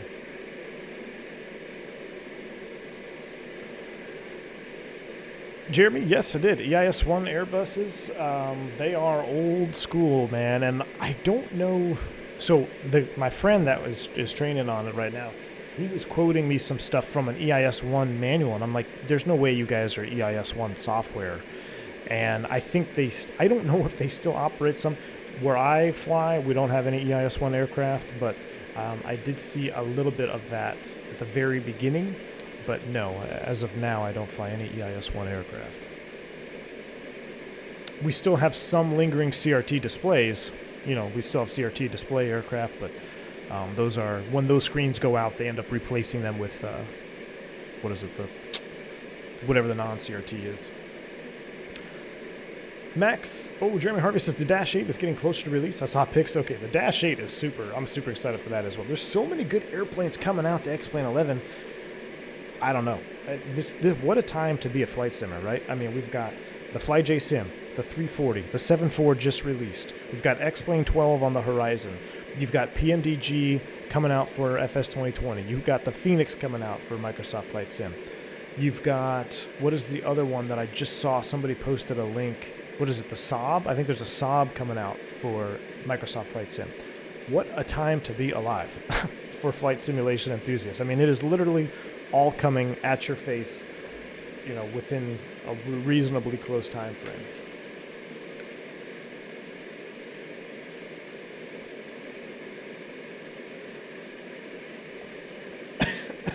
Ripper. Blown through the NDA like Concorde on an altitude restriction. Hey, I'm being good. I'm not saying anything.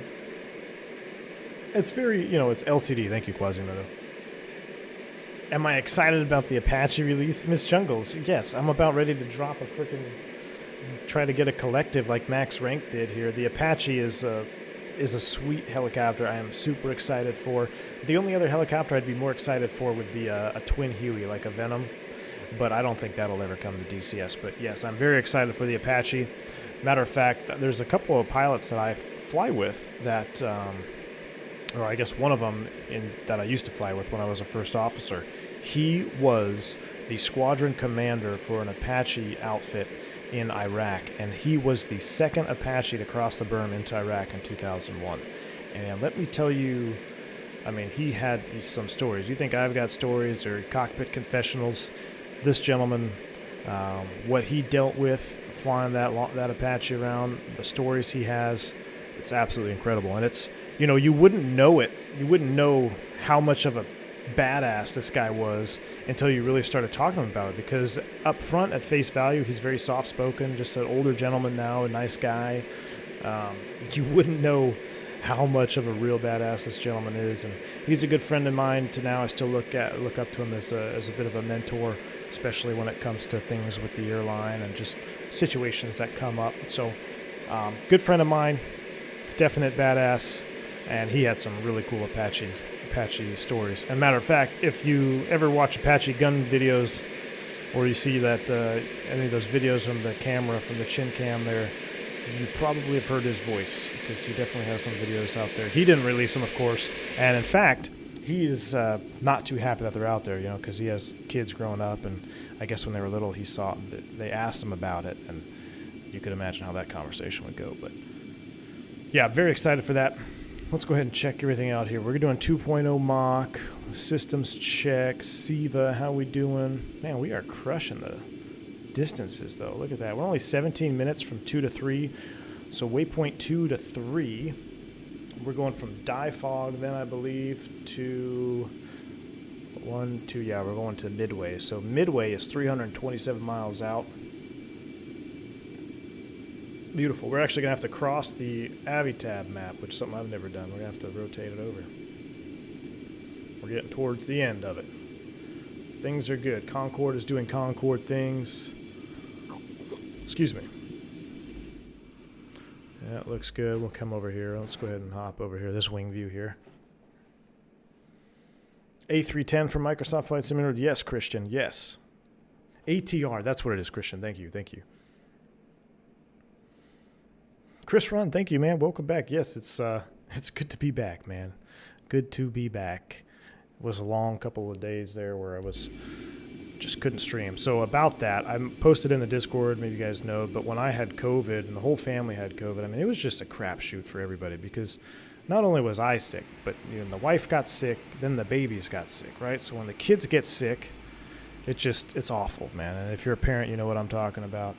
And all this confusion, I ended up forgetting to bid for my schedule. So I ended up getting placed on kind of what we call like a 6 on, 2 off type of rotation. And I had reserve days I was getting called on. So it made it very difficult for me to find time to create content over the last couple of weeks.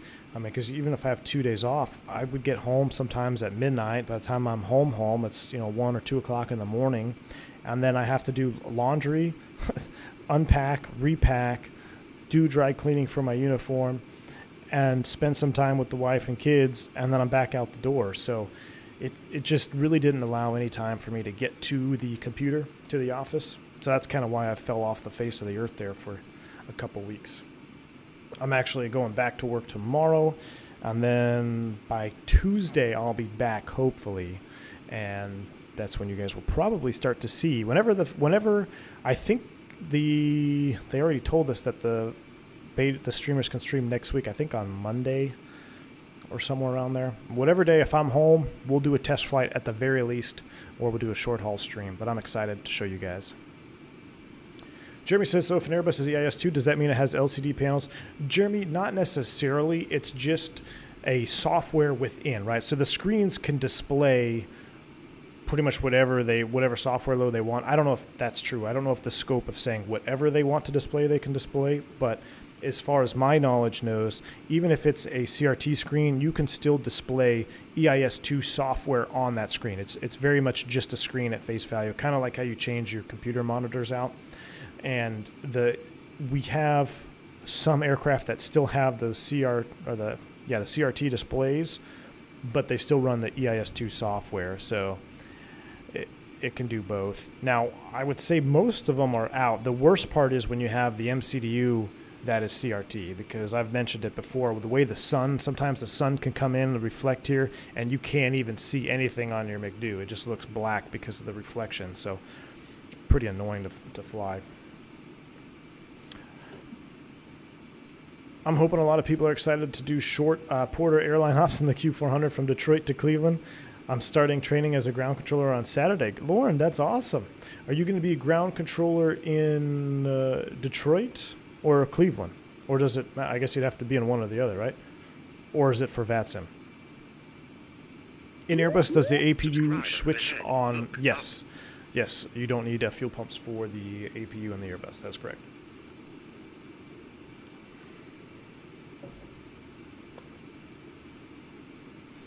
Ripper 253, I've got I was all over that KA-50. I tried to fly that KA-50 like an Apache. Yeah, it definitely tickles the inside Airbus insides, Ripper. I set up my MFDs. There was a while there where I was on DCS. I just binged the KA-50. That's all I flew. That's all I flew, man. We should have taken a 172 across the ocean. 1,000. No. Are you going to do shorts while on your way? Yes, Ryan, I'm trying to do some. I was able to get one out the other day there. It was super rainy. But it's kind of hard. I don't want to just always have the same short, right? Like how many times do you guys want to see the Airbus cockpit or whatever? So I'm trying to come up with creative ways. And sometimes I miss the opportunity to record it and get it out. But yeah, I'm trying to do shorts when I'm on the road. Definitely try to do that. You can find all those under the community tab. I'm going to try to link everything in the same spot. 60 feet per minute climb right at this altitude. Yeah, so we are... we're pretty much... We're barely climbing. As we're burning fuel, we're burning weight. We're barely climbing. Let's do a little check here. Aircraft status. We're looking good. Yeah, no kidding. We are 40 tons over max of landing weight right now.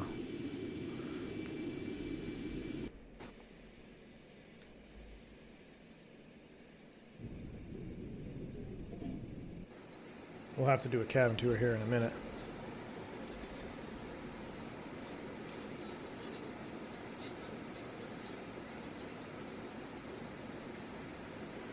I'm going to sit myself down right here.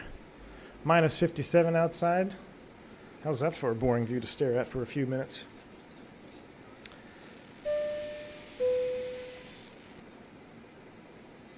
Cleveland? Nice.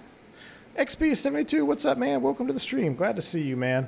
XP, it has been, I've been super busy, I tell you what, but I've been able to tune in and catch some of your streams, and I've been enjoying it, man. You keep me sane. You help me decompress after those long days of flying, man. So even though sometimes I'm not interactive in chat, I definitely get to tune in, and I appreciate your content and your consistency. I mean, XP is dedicated to the cause, guys. If you haven't already, check out XP72. But what's up, man? Good to see you here in the chat. XP, I'm still waiting for that Tower Air 747 stream. Come on, man. Where's the Tower Air 747 stream? I need to hear I need to hear some stories about being a flight attendant on Tower Air on a 747. I'm waiting for that stream, man.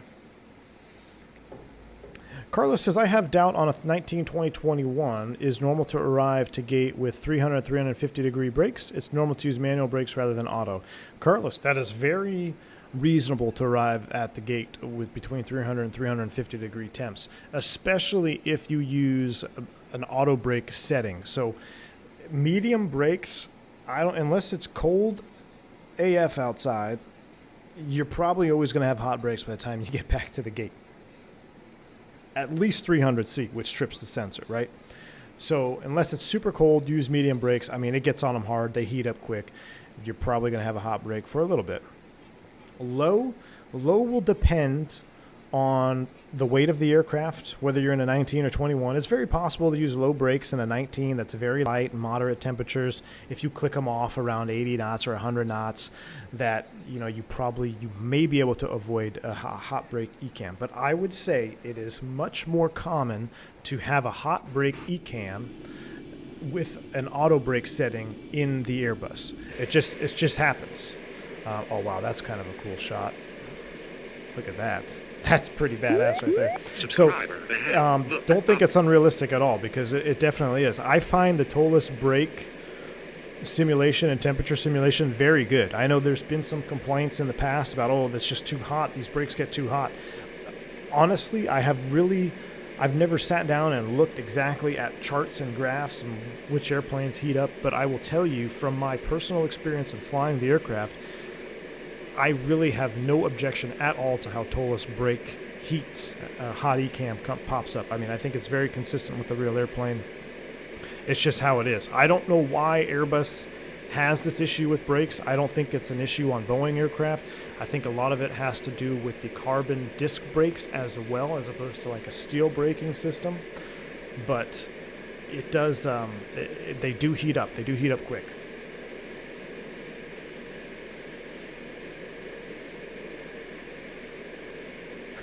Steve says you dump waste now and we'll go into space. Yes, we're going to have to do a cabin tour. We're going to have to check out the lavatory as well, because this airplane does not have any old regular lavatory.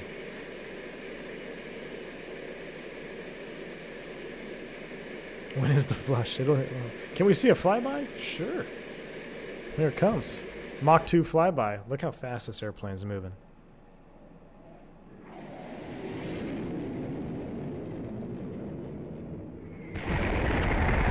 Well, all right, we'll turn up the sounds a little bit. All right, let's do it again.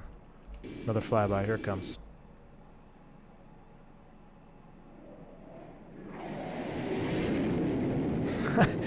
I mean, that's pretty sweet. A little contrails rotating there. That's actually looks pretty realistic, the way they rotate there.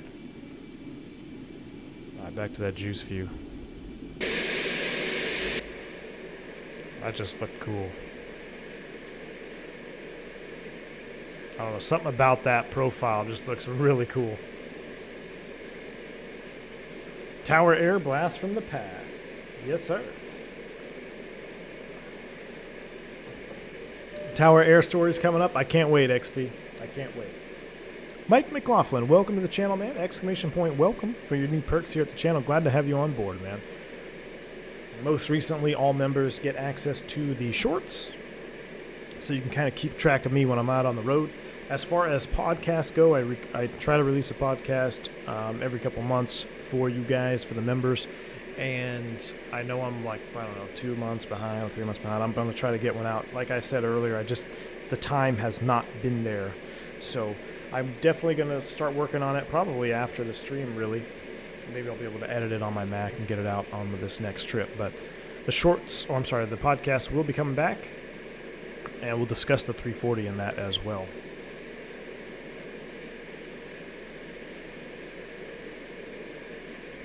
Once type rated for the 320, are you good on the 19 to 21? Yes, you are. It is a common type rating from 19 all the way to the 21. Now, there is some differences training that you have to know, and if you're working at an operator that has those aircraft, like all three variants, you're going to need to know the different limitations and differences between all three, because you'll be tested on them, at least in the U.S. anyway, during your initial check ride, and on your recurrent stuff as well. So it just makes you have to have more numbers in your head, because you do have to memorize your limitations for all three airframes, whether it be fuel imbalance, weights, speeds. Speeds, I should say, speeds are pretty much the same. Speeds are the same, exactly. You don't really have to worry about speeds on the Airbus anyway. It's 250 knots for your gear extension. That's pretty much it. But and your retraction at 220. But as far as flap speeds go, you look at your S speed, 10 knots below that, you're good to go. Plus, it's placarded in the cockpit should you need it. Maybe Airbus brake thing is only because the Airbus warns and actively tells you and Boeing doesn't. It could, Robin, that could be. I'll tell you what about a little mini story here. Since I'm a couple podcasts behind, we'll talk about one of the things, something that just happened to me recently. Nothing serious really. Well, I mean, depending how you look at it, nothing serious came out of the outcome anyway. It ended up well. But on my first flight back from COVID, and this kind of goes into the flap speeds and limitations and stuff. Now, let me even back up from that. So, when you go through Airbus training, one of the longest and most complex abnormal procedures that you run through and train for is a flap, slat, lock, or jam, or any type of flap, slat irregularity where you can no longer adjust the positions of the flaps. Now, this can lead into the worst case scenario, which is a zero flap, zero slat landing. And I say worst case scenario because that is where you're going to have your highest reference speeds, right? So if you cannot get your flaps to extend, you're going to have to approach at a much faster speed. And a much faster speed means you have more landing roll, then you got to take into account other factors. Now, on any given day, on a normal flight, when you send it away for landing data and your landing performance numbers, it's all done, at least for us, through ACARS and Aero data, and they give us the numbers. We literally just send away. Okay, these are the winds, this is the runway, hit send, and it comes back with all your landing information for you. The problem is they cannot compute that information, they as in Aero data, which is the company that does that, when you have a flap slat malfunction. So when you have a flap slat malfunction on the aircraft, you have to manually calculate everything from runway slope, wind, crosswind component, tailwind component. What position is the flap at? Is it jammed at 1? Is it asymmetrical? Do you have a slight asymmetry going on? Or is it jammed at 2 or 3 or is it 0? So that comes into play. And then there is, what's another one? There's a couple other ones that come into play as well. I can't even think. Essentially, when you have this malfunction, though, it is a very long procedure that you have to do. Weights are very important. Speeds are very important. And a flap 0 and a slat 0 approach is going to be probably around 180-something knots, I'd imagine. I have to pull up my chart to actually give you the correct numbers. But it's a very, very fast approach. And when you come in very fast, you have a tendency to float because if you flare at all with a flap 0 landing at 180 knots, wherever you may be, you are going to float like crazy and you're going to go off the end of the runway. So they train you to not flare. Essentially, you just put it down like a carrier landing. You just smash it down as close to the threshold as you can. So that's a little bit of background on the flap slat problem, right? My very first flight back from COVID, I was operating an Airbus A319. I think we took off out of Tampa. It was either Tampa or Orlando. I can't remember where we were going. And we were going over across the Gulf, going westbound. So, and the 319 I normally love. I mean, you guys know I'm a 319 fan. And this particular 319 had been sitting in the desert during COVID for a very long time. It was one that was parked, and they ended up pulling it out of the desert. And I looked through the maintenance can like I do every flight before the flight, and I noticed there were a lot of irregularities happening. And I actually noticed that there was a crew prior to me. They had a flap 0 jam. Basically, they couldn't get the flaps to come out from position 0. All right, why are we turning? Looks like we just hit Midway. Oh, there it is. There's Midway Island down there. Perfect. So we know our INS is doing the right thing. Beautiful. So I noticed in the maintenance can that the aircraft had flap issues before. So we're climbing out 319. But as of now, there's no issues, right? Everything has been cleared. And to reiterate on the issues, they had a flap 0 problem. they did the procedure, they landed, it was written up for maintenance. Maintenance supposedly fixed it. Then they have to do a test flight. They go up for the test flight, same problem happened, so they didn't fix it. So it was a recurring problem. It failed at maintenance test flight, which is pretty rare. Normally you do a maintenance test flight, they're uneventful. This one had actually failed the maintenance test flight, and you could see this in the aircraft logbook in the record. So I already know this airplane's plagued with flap issues and a couple other things, some electrical problems as well. So we're climbing out. It's the first officer's leg to fly. He's flying the leg. It's pretty late at night. We're climbing out of 15,000 feet, and I immediately start to feel a vibration in the rudder pedals, and it wasn't. I mean, you hit some turbulence. Some turbulence can kind of feel like vibration. You got to let it play out for a second. But this was a very weird vibration. It was almost like a left right rolling vibration, like the airplane was shuddering, and so much so that. I mean, I sat up my seat and I said, hey, man, pull it back to 250, stop the climb. And typically, I don't jump in like that when it's the other pilot's leg to fly, because no one wants to be with a micromanager, and you don't want to micromanage him, but that's the only way you learn, especially as a first officer. And he was relatively new on the airplane. So you got to let them figure it out. But when anything comes to airframe vibration or aircraft flight controls, that's where I draw the line. I mean, I'd rather deal with an engine fire than I would a flight control problem. So immediately felt this vibration. I told him to stop the climb and slow it back. A lot of times, sometimes a panel can be left open, or maybe there's a seal that works its way out of the panel and it's dangling there in the slipstream, especially right under the nose. So in the 320 series of aircraft, and this actually thing looks like it has it too here, this little hatch, but there is an avionics hatch down here right below your feet, essentially, in the cockpit. And sometimes those seals can work loose, and then they're in the slipstream, and you get this bzzz, this buzzing sound. Or sometimes airplanes leak; they just leak and they whistle. Or a decal might be coming off, but this was definitely different. It was going left and right at a very high speed, like a vibration. So he leveled off. We start slowing back, and I could feel it all the way through the deceleration. We get to come all the way down 250 knots, and then it stops. And I'm just thinking, well, that's weird.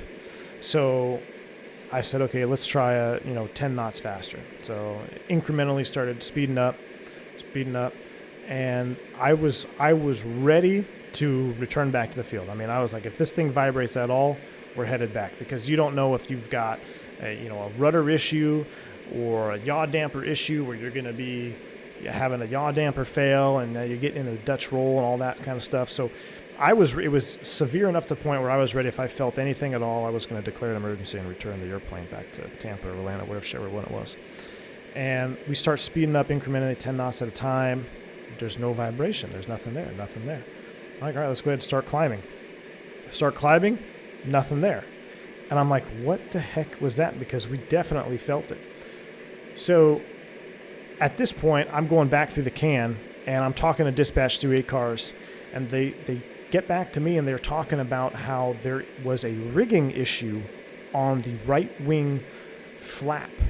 And basically what was happening in the previous flights where they had issues was that the rigging was out of alignment, and whenever the Airbus has a safety protection on it. So if one flap is slightly out of position and the other one is not, and it's uncommanded, it will automatically activate the wingtip brakes, which will prevent any asymmetrical flap deployment from happening. That's why that crew had to do a zero flap landing, because the wingtip brakes activated. So maintenance told me that what was happening is probably as I slowed down, that rigging might have been a little bit out of position, and as I slowed down, it worked itself out, and then as I sped back up, the aerodynamic forces kept it in its position. So it was probably out of position when we went from flaps 1 to 0 at takeoff, and it wasn't fully retracted, or it was just slightly out of alignment.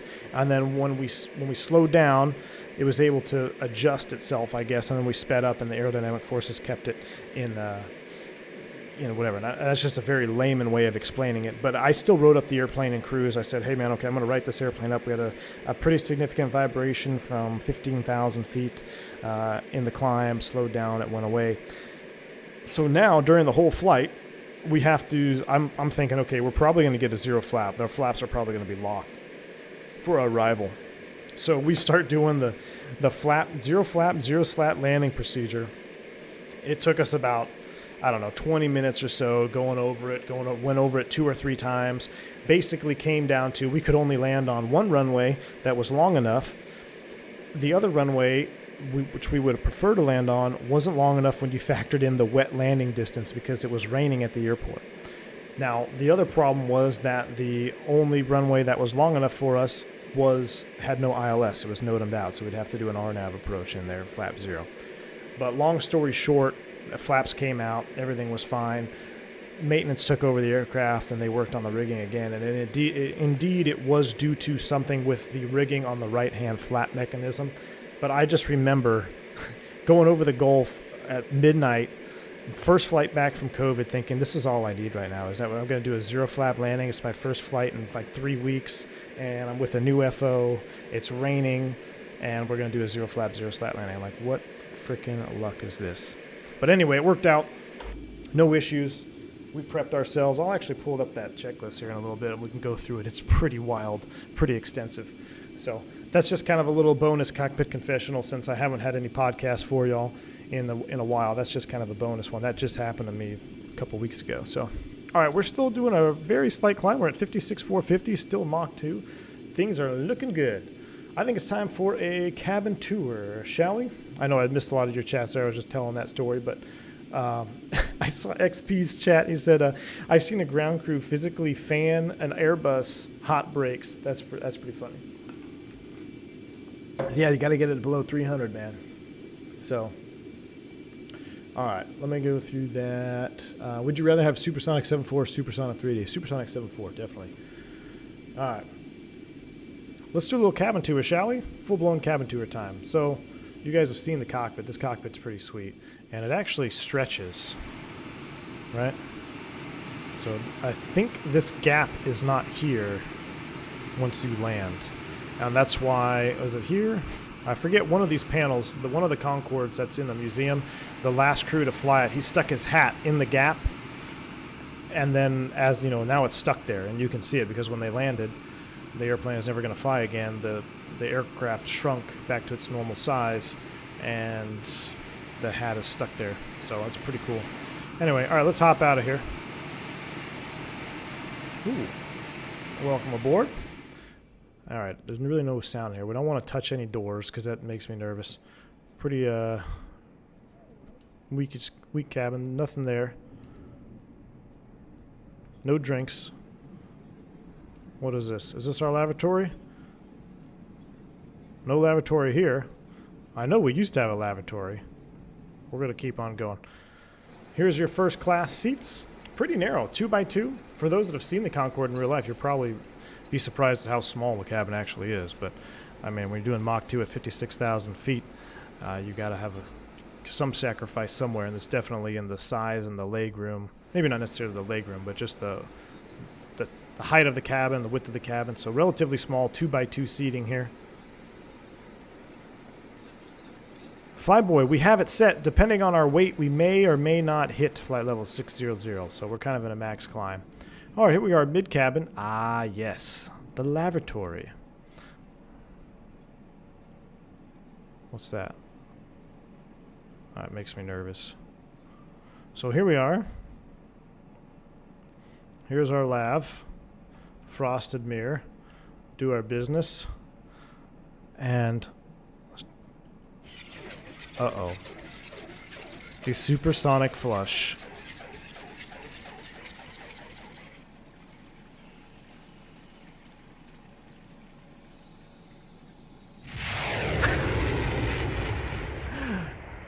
Gotta love it. The first time I did that, I freaked out because I thought the airplane was going to crash. I had no idea what we just did. But there is your supersonic flush. I think we just dropped all of our waste out over the Atlantic here. We're in no man's land, so it actually went into space by now. But you could see, yeah, we dropped our waste out there over the Atlantic somewhere. But, man. Good on Kalimata for simulating that. That's the first time. I always go into the lavatories on every airplane, in the sim, in any airplane. You guys know this, because I always see like what type of detail do we have modeled. Oh, here's something I missed the first time. Check this out. This is one thing I haven't noticed before. See, I love little things like this. I love this stuff. On July 25th, 2000, a star fell from the sky. Concorde flight Air France 4590 crashed shortly after takeoff. All passengers and crew and 4 employees of the hotel the aircraft crashed in died. We cannot fall deeper than in the hands of God, for all that had to leave us far too early. Wow, that's a nice little memoir for July 25th, 2000.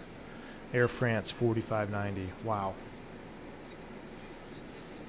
Wow. Moment of silence for Air France.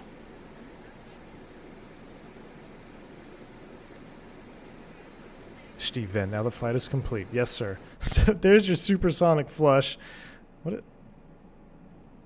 It's got click spots, but nothing really to do there. Let's see, who's calling me? Don't y'all know I'm streaming right now? Grand Canyon, Arizona. Okay, not today, China. Not today. Don't know anybody in Grand Canyon, Arizona. What is this? This is a reflection of light coming through here? That's something I didn't notice before. I don't think it's supposed to happen. I think the cabin stretched, and now we have light in the cabin. Interesting. I don't know if that's supposed to be there or not. Makes me a little bit nervous that we have holes in the ceiling of the aircraft. All right, back here to last class. We're sitting at minus 57 outside at 1,300 miles an hour over the Pacific. Christian, oh my God. Yes, over the Pacific. What did I say, Atlantic? Y'all, I'm just... Geography, man. Geography gets me. Pacific, thank you. So I'll never forget when I was in 4th grade. It was 4th grade? Yeah, 4th grade. Pretty sure it was 4th grade. We had a states test in school. So you had to, when you came to school, we all knew about it. It was like a big thing. And you had to, basically a teacher was going to give you a map, and you had to label in all of the 50 states of America. And I remember not studying for that intentionally because I'm like, I can't remember all this stuff on the Northeast. I was like, this is dumb. So I convinced my mom that I really wanted to go to the zoo that day, and there was nothing going on in school, and she said, are you guys doing anything, like any tests? I was like, nope, there's no tests, and blah blah blah. And I think it was a half day anyway. I think that's what it was. So the whole half day was, we were just going to take the states test. And I convinced my mom that it's a waste of time. I don't want to go to school for a half day. And I was a very good negotiator at that point in my life, which is pretty impressive at 4th grade, I guess. So I convinced her that I did not want to go, and she took me to the zoo. I never took the states test. I was supposed to make it up when I got back, but I just never did. So to this day, even as an airline pilot, I still struggle labeling all 50 states in the United States of America. So yes, I do get confused with which ocean we're flying over, but hey, that's why we got Christian sitting there. And PAX 217, man, keep me on my toes. Here we go into the aft galley. Here we go. Nothing. I don't want to click on the door. Theoretically, it shouldn't open, but I do not even want to risk it. There you go. Well, that's kind of a cool shot from the aft galley all the way to the front. Look how narrow that is. TJS says I also get calls from Grand Canyon a lot. It's junk calls. That's what I figured. That's what I figured. So it almost looks like they're intending to have this lighting here in the cabin. I wonder if that has something to do with the stretch. I don't know.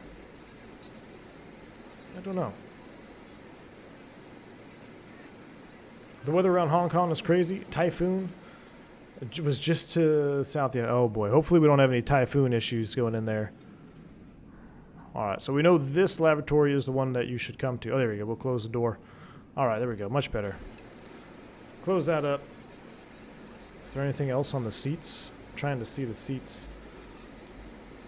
No. That was cool though. A little memoir there about Air France. That's a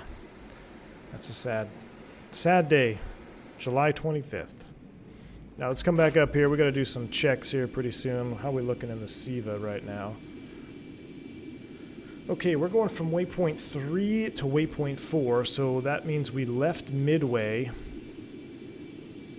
1, 2, 3, and we're heading to 34E60. Okay, from there, then we're going to head to SEALs, and we'll start seeing some... We're going to start working on some stuff, and we'll get the SEALs. But okay, things are looking up here. This is just a sky vector nav log. A lot of you guys asked me for this one. Why do I do it? I don't put the flight or the ground speed in there, you know, so all these times are off. But I just like having this because I can see what's a VOR, what's a waypoint, and it gives me the proper lat and long. And because I planned this flight out manually, I didn't use SimBrief, so that's where I got this. It's under skyvector.com, and then you plan something out, and then you can just click nav log, and you can download it, and then this is what you got here. So. All right, that's set. SIVA looks good. Everything else looks good. Let's do one more flyby.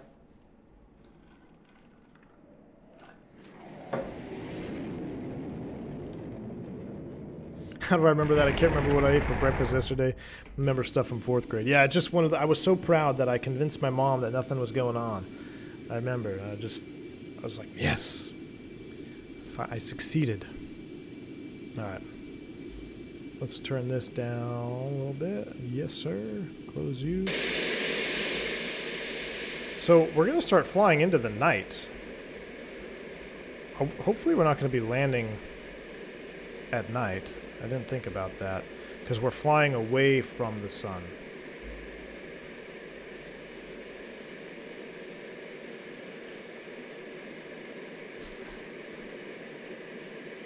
Lauren V says, in contrast, I could label all 194 sovereign nations that existed when I was in 4th grade. There you go. See? Definitely could not do that. I don't think I could do that now. Captain Geo 21-month membership celebration chat. What's up? Sweet baby Jesus 21 month. Hope the fam is well, bro. Geo, thank you so much, man, for being a member for so long, dude. 21 months. We're coming up on 2 years. That's wild, dude. Thank you for your continued support, Geo. I really appreciate that. Thanks for stopping by the stream. I hope your fam is well. I hope everything's good with you, bud.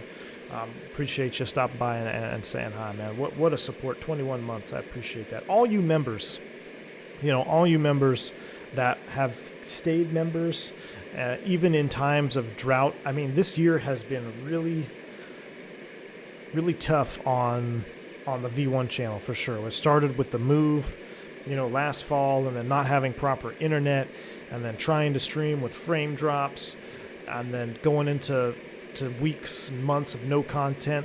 Your guys' support has never wavered, and I can't thank you enough. So I appreciate all of you for the support. Every time I see those emojis in chat, trust me, it does not go unnoticed. I appreciate all the support from all you members out there, and my commercial members too. I know that I've got multiple tiers of memberships. I try to get a little bit more stuff to the commercial pilots, but again, that's for everybody has different situations in life and where they are financially. So I appreciate it, whether it's a 99-cent super chat or a $2 membership or a commercial pilot membership or a big donation.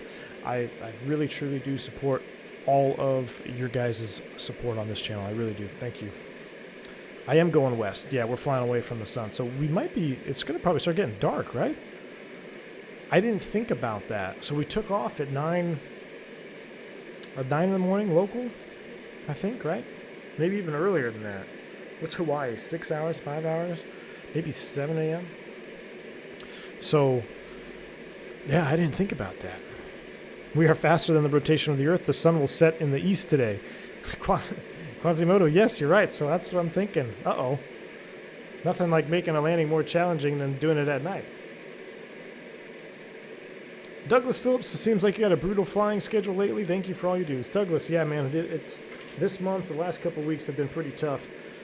No fault to anyone other than myself for causing that, but it has been a challenge.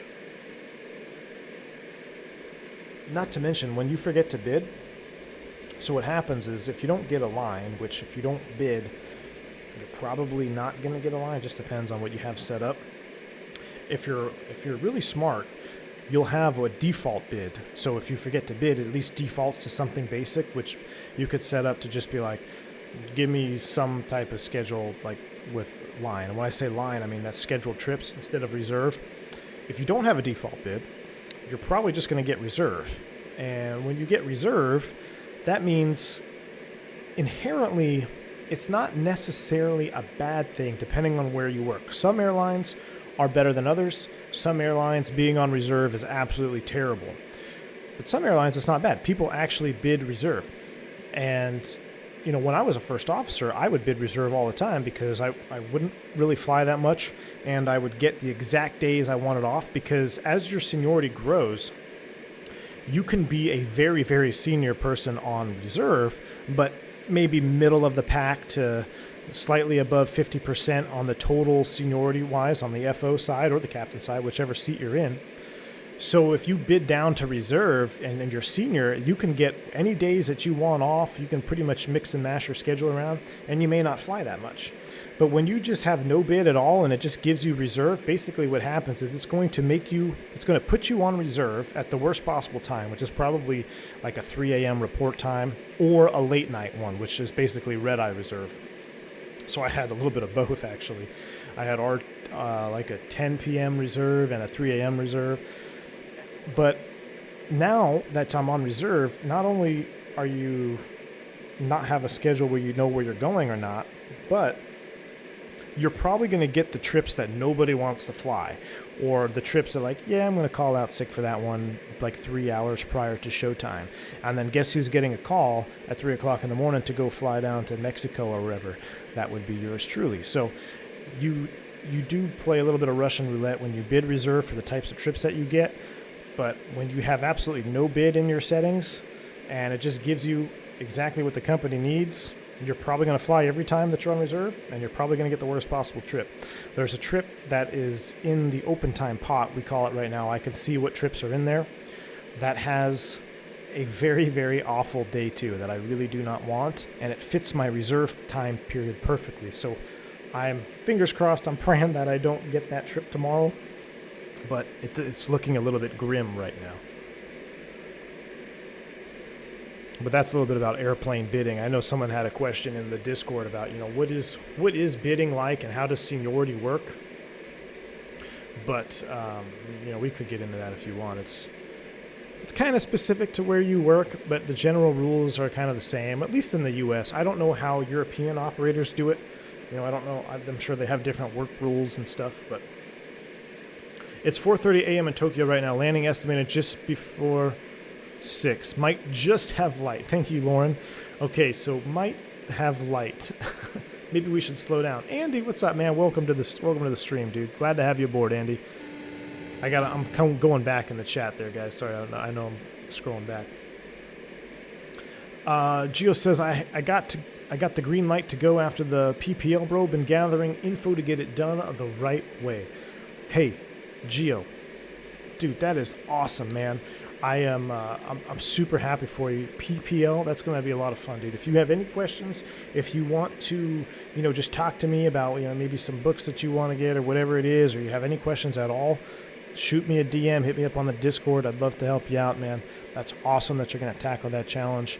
Hey, there's a little, little GA airport not too far from my house, my friend. If you're ever in Texas, let's go flying, man. I'm still an instructor, so I can still give you a checkout or something like that. But that's awesome. Happy to hear it, man.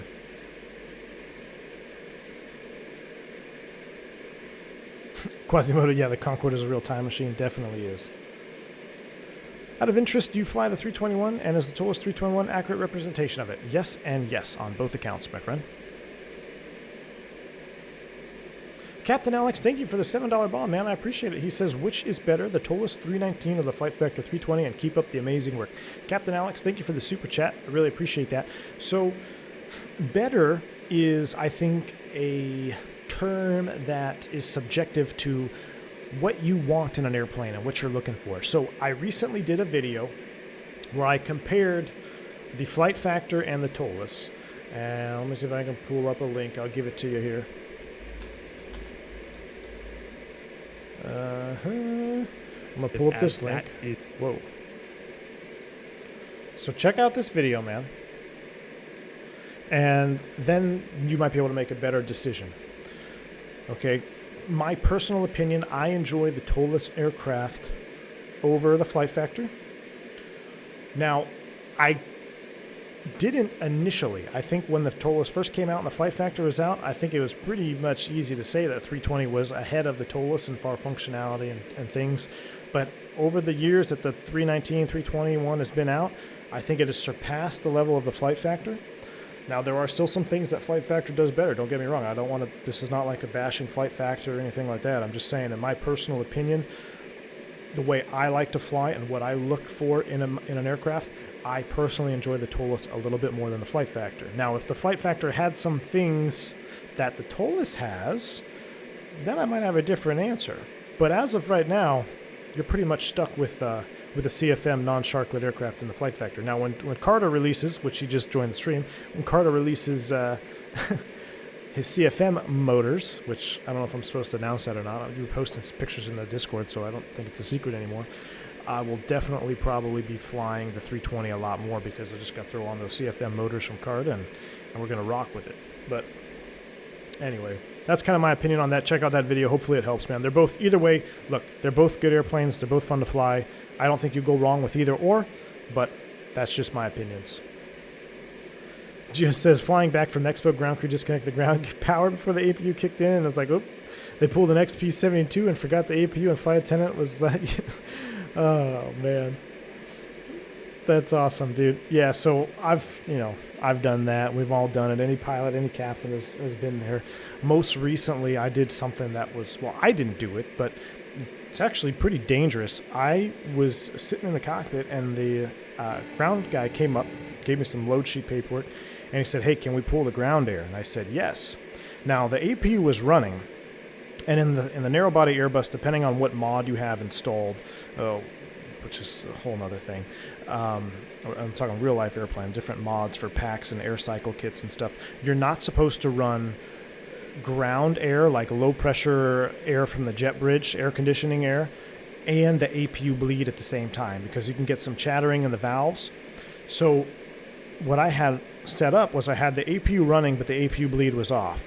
Now, I was using ground power still, but I had just started the APU, and the rule of thumb is you're supposed to wait about 3 minutes when you start the APU before you turn on the APU bleed. That way any unburnt oil, or it kind of keeps the fumes down. Sometimes if you just turn the APU bleed on right after it starts, you can suck in some fumes and it makes a bad smell in the cabin. So I'm sitting there waiting for my 3 minutes to expire, and he comes up and says, hey, can I pull the ground air? I said, yes. He pulls the ground air, but he also pulled the ground power while the APU is on, while I was still using the ground power, which is very dangerous. You can get arcing, so as you pull that plug out, you can actually cause a spark to occur, and you can severely injure the ground agent, or you can create damage to the airplane. So that was it made a big old flicker, and because the APU was on, the generator sequence automatically turned on, and it didn't go dark for very long. It was just a very hard, we call that a power transfer. Sometimes you get harder ones than others. Like sometimes it's just a quick little click and it's a little flicker. Sometimes it's a big thunk and your screens may flash. The cockpit voice recorder might turn off, like the CVR ground control push button might turn off when you have a very hard power transfer. So that's what happened. He actually pulled it from us, and I called him up. I said, hey man, I said you can disconnect ground air, not the power. That was dangerous, what you just did down there. So we had a little chat about that, and to always make sure, give me the signal out front that we're disconnecting. But yeah, it's a little bit more dangerous than what you're talking about, where they just pull it and you don't have any any APU running. Then it goes dark, and then everyone starts with the jokes like, oh, looks like XXX airline forgot to pay the bills, or oh, I wonder what happened to the power, or where do we insert the coins for more power? I've heard them all. It happens, man. What's up, Fly Guy? Spacing Out with Ginger, thank you for the $5 bomb there. I didn't miss that. I was just finishing that sentence. Thank you so much for the $5 super chat. I appreciate that. I don't see a chat message with it, but I do appreciate your support, man. Thank you very much. When will I stream the 346 from Tolus? As soon as I am able to and I am home. So I believe they said the streamers can start next week. And if I am home, we are going to fly it, my friend. There's going to be 3 of us. I believe it's myself, Captain Canada, and Chewy, I believe, are all early access streamers for the 340. So be looking at that. Excited for that one, no doubt.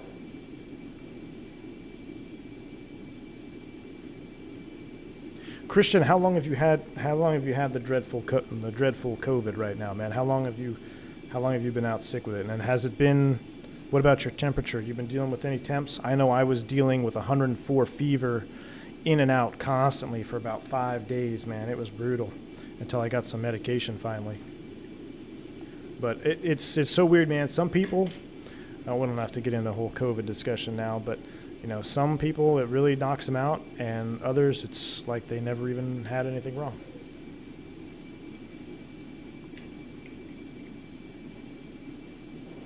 Carter says no secrets. Why I posted the pictures around places. Good job, Carter. Hey, Carter. By the way, if you ever want to, if you want to use an everyone tag, Discord for your engines, it's acceptable. Like, don't feel like if you have a big upload or a big update or a release date or something, you can use a tag. Don't worry about it. I try to keep the tagging down to the absolute minimum in Discord because I know, different Discords that you check in your phone on a day or so and you have 16 red bloops there. I'm like, okay, come on, guys, let's calm it down. So I try to keep it almost exclusively to my communication or a live stream event or a Carta engine mod. I think that's definitely acceptable. Lauren B says, I did a boo-boo last 319 flight with only 2 cabin call buttons. I accidentally erased the CVR instead of bing-bonging the cabin crew. So used to the 321. Lauren V, yeah, so that's funny. So believe it or not, it actually won't delete the entire CVR. I can't really discuss much more about it. I don't know why it's even up there, but here's the thing too: is if you were trying to do it nefariously, that's the right word, right? NTSB, if they pulled the tapes, you could see where the crew attempted to delete the CVR as well. So, yeah. Don't worry, you didn't do anything too bad. I've actually done it in the real airplane as well, and I thought, oh my God, I'm going to get screwed. What did I just do? But, we're still on the ground at the gate, so it's not a big deal. But, yeah, if you have nefarious intentions, it's not that easy. I'll just say that. Gio, I'll have to grade your approach into Pero. You got it, man. What did you fly into Pero? What aircraft did you fly in there, man?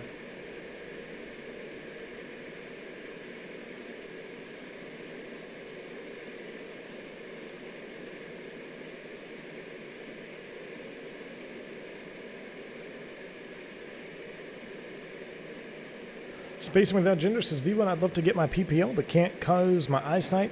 I appreciate the stream and story. Spacing out with Ginger. I'm sorry, I've been saying it wrong. I'm just going to say Ginger. No, probably spacing out with Ginger. Do you have correctable eyesight? Because if it's correctable, depending on which country you're in, they may allow training for a PPL or maybe a sport license. But either way, I appreciate it. I appreciate your support, and I'm glad you're enjoying the streams and stories, my friend. Thank you. Christian says, I got my first positive test on Sunday, first symptoms on Friday night, almost exactly like me. Also, I never had a fever, only today I got, for a slight time, 38C, which I don't know what that is, I have to convert it, but I think it's because I had many clothes on. I gotcha. After I came out, back to normal 37. All right. Well, hopefully it stays that way, Christian. I'm sure you'll kick its teeth in, dude. You'll be good. Still got that taste and smell, though. It was so weird when I lost all mine. I mean, just zero. I mean, I've had bad taste, if you have really bad allergies. Sometimes it's hard to smell certain things. But when I had COVID, absolutely zero smell, zero taste. I didn't want to eat because I couldn't taste anything. I couldn't smell anything. So bizarre. All right, you can see we're actually up to 57,000 feet now. Let's do a flight. Let's do a check here, a systems check. We're 539 miles from 34 E60. From there, it's going to be 697, so we're looking good. Let's see how the aircraft is doing here. Range estimate, 1,800 miles.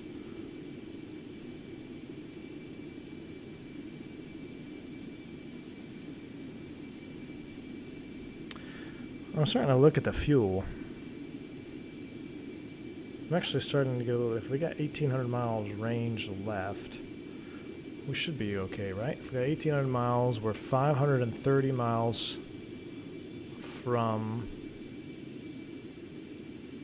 Waypoint 4, which is 1, 2, 3, 4.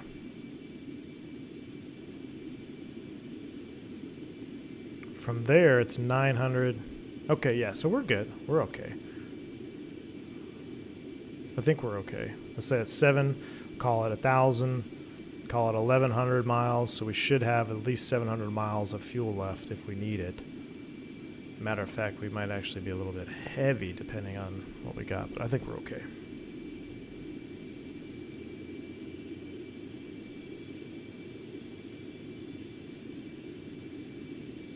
How is flying the Concorde compared to an Airbus? Which one would you prefer flying?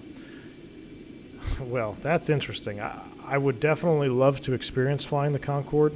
I think these pilots that flew this aircraft were, I mean, true sense of the word, pioneers in aviation. I mean, you're flying an airliner Mach 2 with round gauge and an INS across the ocean. Like, come on, that's wild. So I would have loved to experience it, but I think on a day in and day out job, I mean, my Airbus is pretty sweet, so I'll probably take my Airbus day in and day out. But I imagine the schedules these guys flew, I'm sure, just like one leg, and then you were done for 24 or 30 hours, whatever it may be, and then one leg back. But I imagine it was quite the experience to be a crew member up here.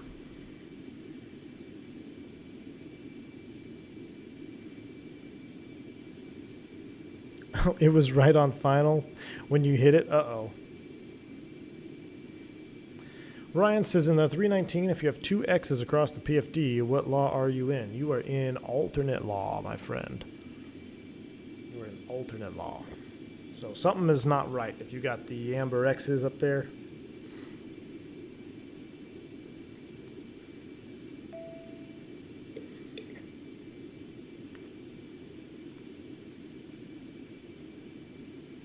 Oh, you flew the 319.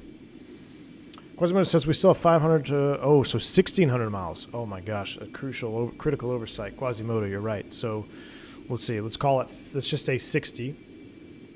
Plus 330 is 390. Let's just say 400. Plus 700 is 1,100. Plus 500 is 1,600 miles. Yeah. Quasimodo, yeah, so 1,600 miles to go.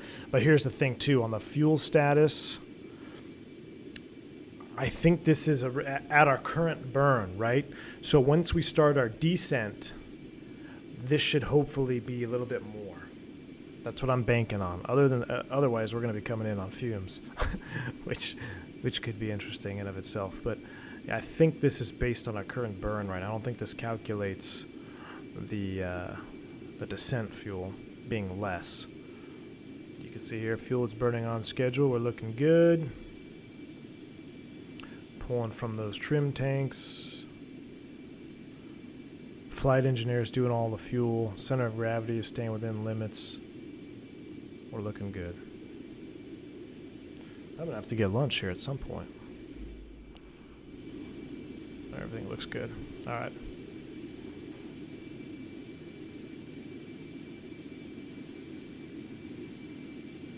Beckham says, I never thought there'd be another Concorde stream. Absolutely loving it. Beckham, glad you're enjoying it, man.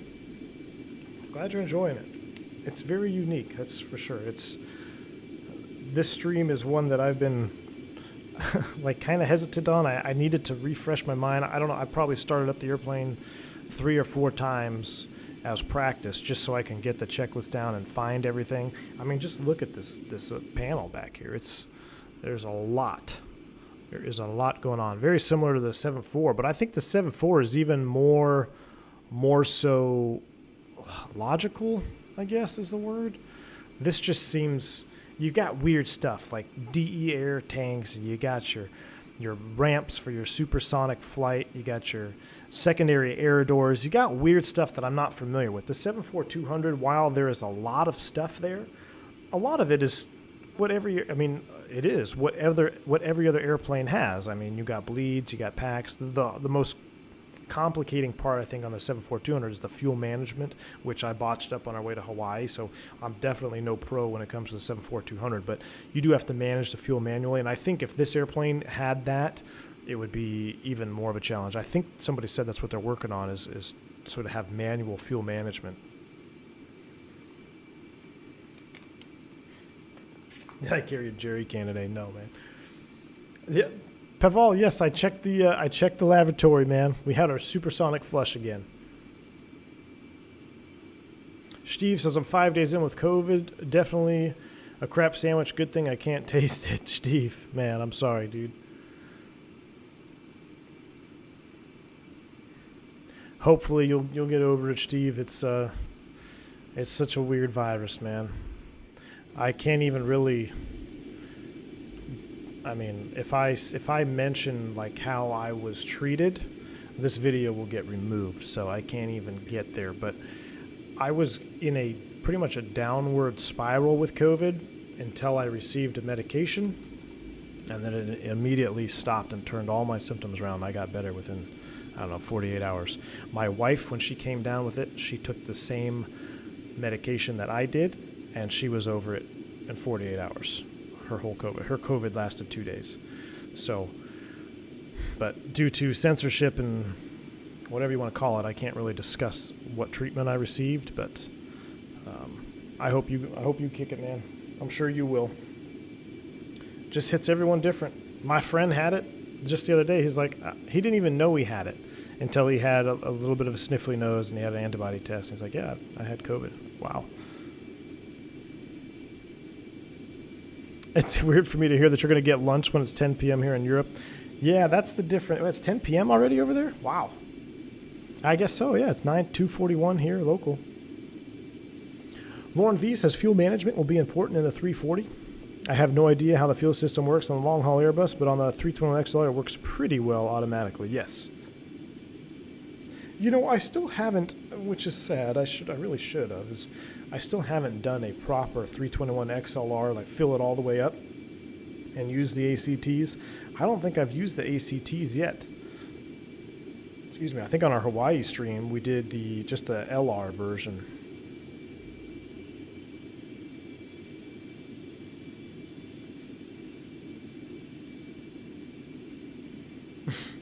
The first thing the mishap or the NTSB would have heard would have been a no. Yeah. Yep. All right, here, look at the sun. This is weird. So we're flying west. Oh, it just brightened up. It's like the sun is trying to get darker. It's trying to get darker over here. That kind of looks like a Falcon 2000 cockpit. Or a Metroliner. Anthony says, man, I wish I had that medication. COVID lasted 3 to 4 weeks for me. Oh, man, I'm sorry, dude. That's what's crazy. It's like some people that last forever and they can't get rid of it. It hits everybody different. Everybody is so different, man. I remember when you had it, Anthony. I think we were doing a Cancun stream or something, right? You mentioned you came down with it. I'm glad you got over it, dude. I'm glad you got over it.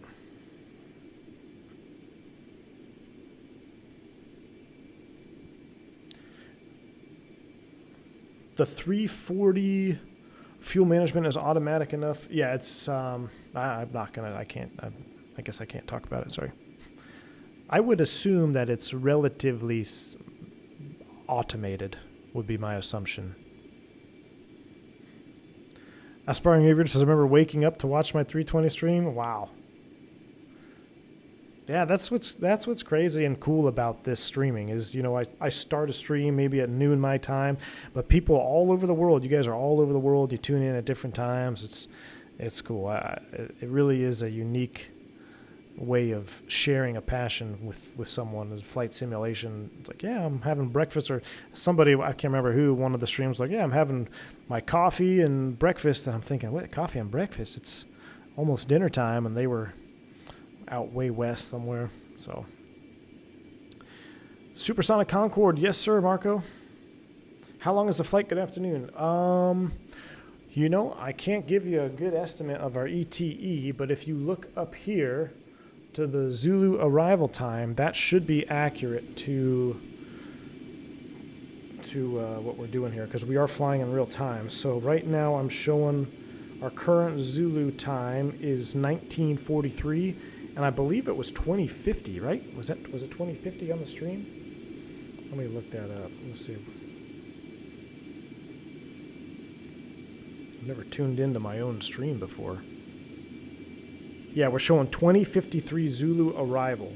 So a 2053 Zulu Right now it's 1944 Z, so according to that, it's about an hour. It's probably going to be a little bit longer just because we have to do a descent. We're going to slow from Mach 2. We're going to definitely get subsonic. We got to plan our descent and all that. So it's getting down there. I do need to get lunch at some point, though. So let me go show hide here. What are we, 3 to 4, 16 minutes. I'm going to wait until we pass. I don't know. I'd hate to leave and then for some reason that waypoint is the wrong direction and the airplane turns the wrong way. We'll hang it out here for a few more minutes.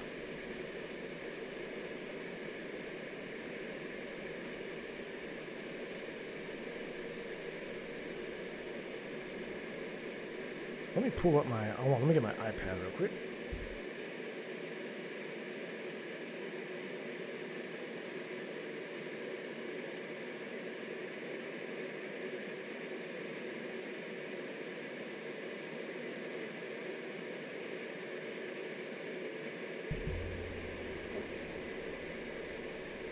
All right, let me pull this up on now.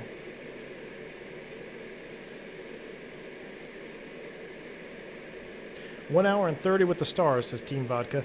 Team Vodka, man, I thought you'd be flying along on this one for sure. Surprised you're not out there. Surprised you're not out flying this one with me. All right, what is that? QRM.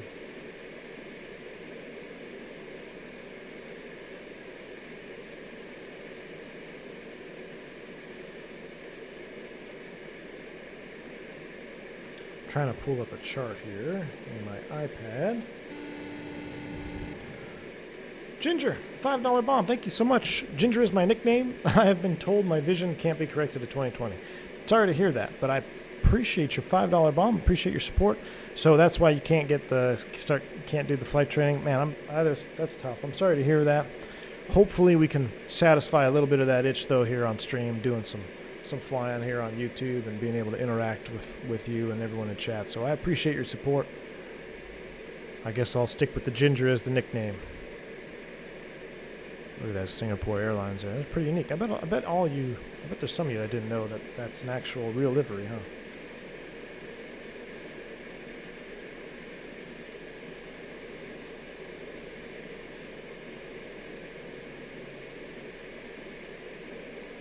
Zero flap. I was just looking at that zero flap procedure.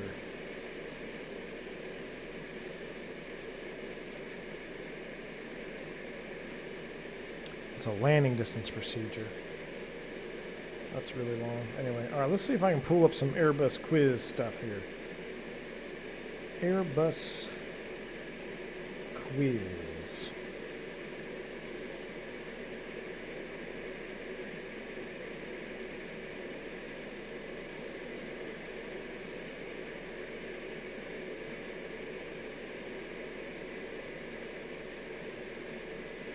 I am in VATSIM. We should be, yes, we are still in VATSIM. What headset do I fly with in real life? I use what we have in the airplane. I believe they're Telex, what are they, Telex 750s or 650s, something like that. I used to carry my own Bose. I used to have an A20, and then I had the model before the A20, whatever that was. And I used to wear that in the Embraers.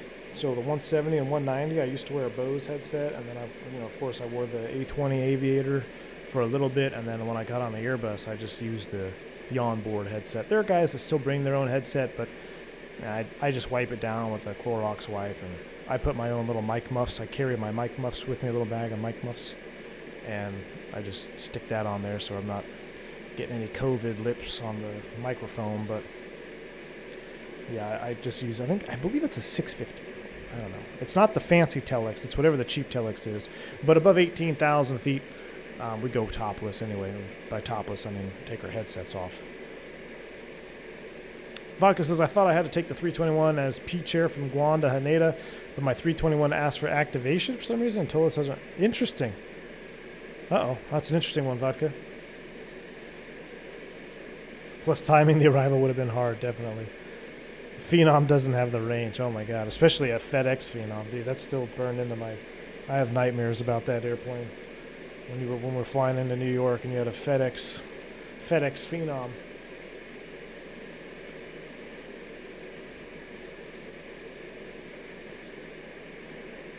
Yeah, I don't think, as I was looking at your comment there, Lauren, I don't think the Concorde ever flew into Tokyo, did it? I don't think it ever did.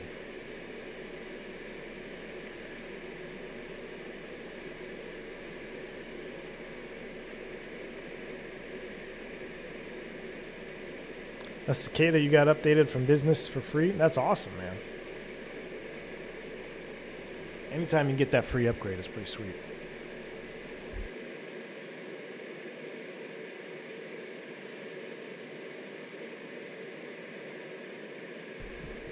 All right, let's look at...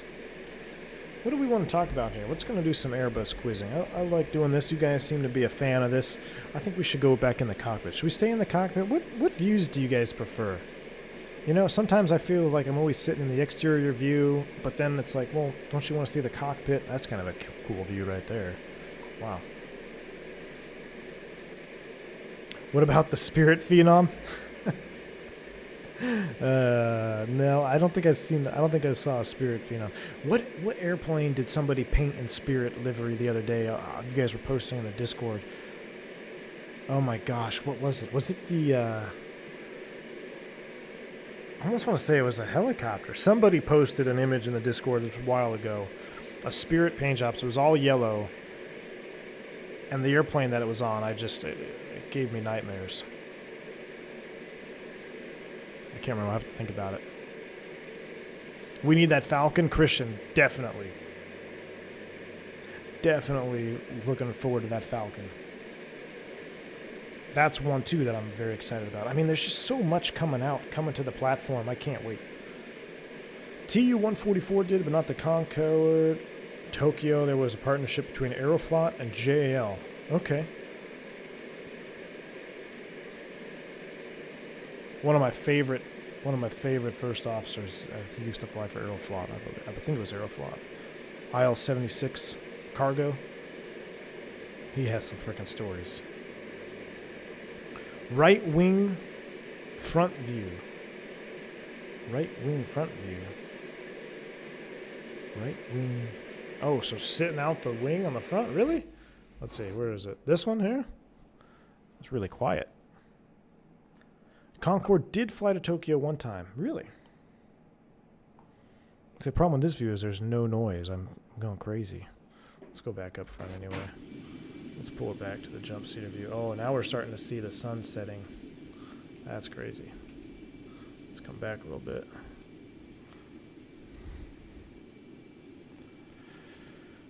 Okay. Which panel should we discuss?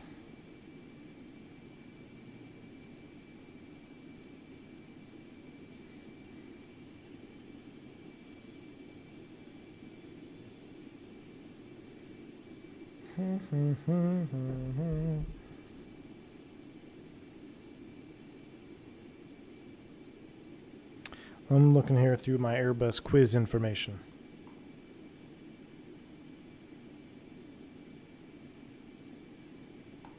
I don't really want to do indicating systems or like PFD, ND stuff because it's kind of hard when you're not sitting in the airplane. Let's do some systems questions.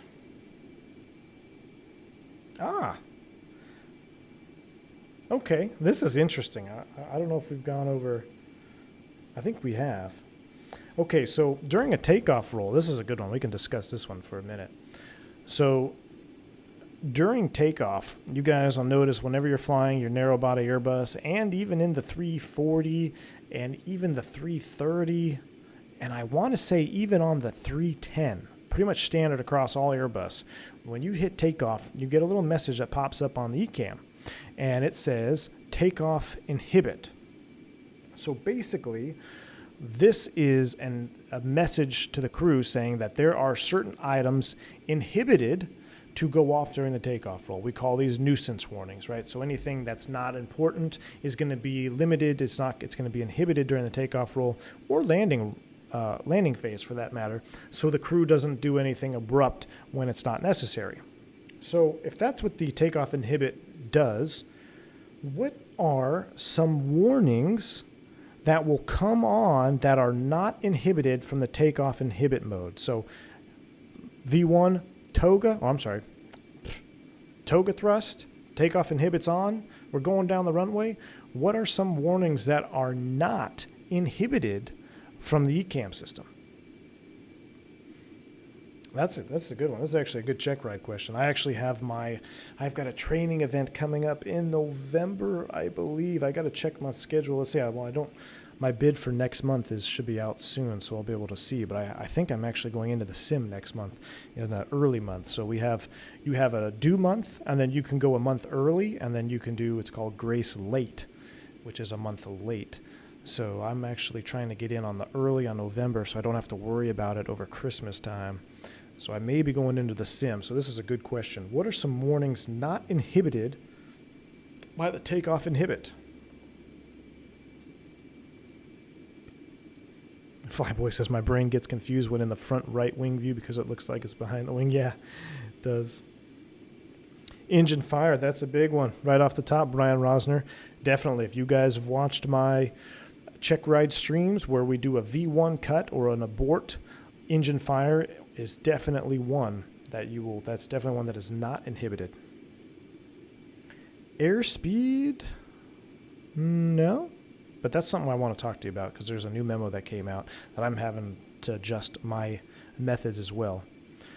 Red warning, says Quasimodo. That's a good way to put it. Takeoff config. So basically anything not in the configuration. So that would actually pop up when you hit the takeoff config test, Paulo. Paulo. So if you hit, let's say your flaps aren't in the correct position, when you hit the takeoff config button, it'll actually bite you then. It won't be, I'm sure. That's actually a good question. If you ignore the takeoff config test, will it still alert you going down the runway? That's a good question. Yeah, it would. But engine fire, unreliable airspeed. Unreliable airspeed is not one, Christian, which is what we're going to talk about. That's kind of where I was going with this. Flap warnings, that would be a config warning. So yes, you would get a config warning. It wouldn't say flap, but it would be config. Yeah, so Lauren V and Paolo are correct. It is a config. Anything in the configuration that is not set will pop up. So you got your flaps or your trim. That would be the config or anything else in that matter. But I'm pretty sure it's pretty much just flaps and trim. Landing gear. On landing, yes. But for takeoff, that's not going to be on there. Coffee insufficient warning. Yep. So there's a couple others. I mentioned engine fire, failure, side stick fault. That's a good one. Definitely. So there's one that is important that we actually had go off not too long ago, not myself, but another crew. And when I talk about the no PAX takeoff, I say there's two ways to do it, right? You can turn the PAX off, or you can have the APU running in lieu of turning the PAX off. So we have engine fire, or an APU fire is another one, which happened. There was an APU fire warning that went off for a crew not too long ago when they were doing a Toga takeoff, PAX off, APU running. So Status 40 tons. 40 tons on the fuel. Check. So that's a different one. Oil, you guys are all saying takeoff. So engine low oil pressure, that's definitely critical, right? And then one that no one really gets a lot, but a left plus right elevator fault.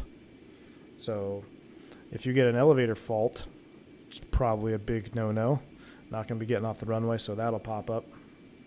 Flight control stuff and all of the red warnings, Robin Klein, yes, sir. Cabin pressurization is not one, no.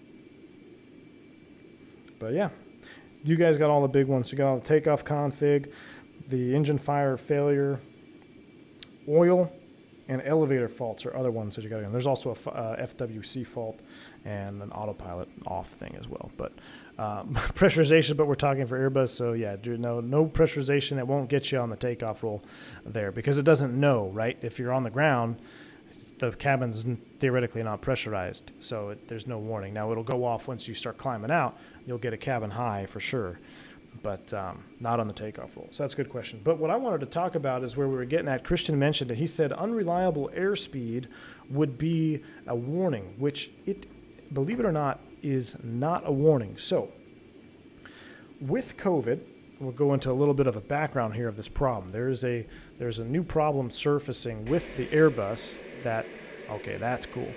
With the Airbus that has come out recently, they've issued some airworthiness directives, and I may have talked about this on stream before, but because airplanes are sitting on the ground now longer between flights, and not necessarily, being parked out in the desert, this is also a problem too. If you park an airplane, you're supposed to cover up all the pitot tubes.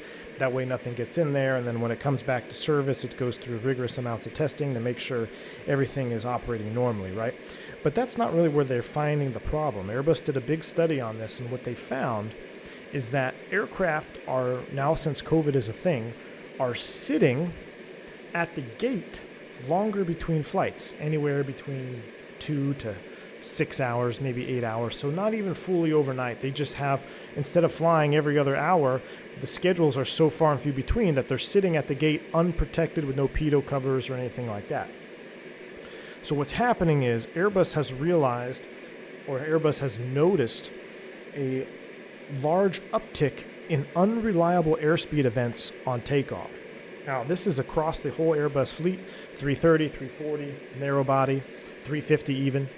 So much so that this was happening that Airbus came out with a bulletin recommending that all operators change their callouts to mimic a reinforced airspeed cross-check on the takeoff roll.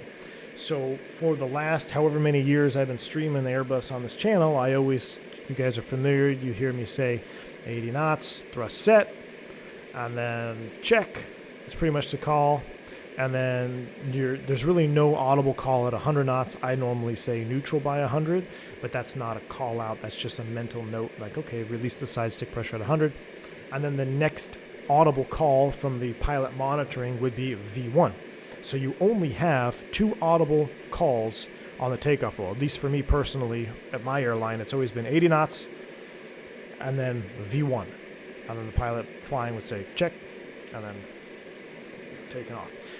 So after these unreliable airspeed events, airspeed has become very critical, or it hasn't, it's always been very critical, but especially for the Neo. The Neo has a different rotation mode and guidance mode right during the rotation phase. And if it has conflicting information, very similar to kind of what the MACH was talking about, or what happened to the MAX, although not extreme, it's not a new system, it's just the way that it receives data on the Neo aircraft, the rotation and flight characteristics can be very, very unstable right at rotation.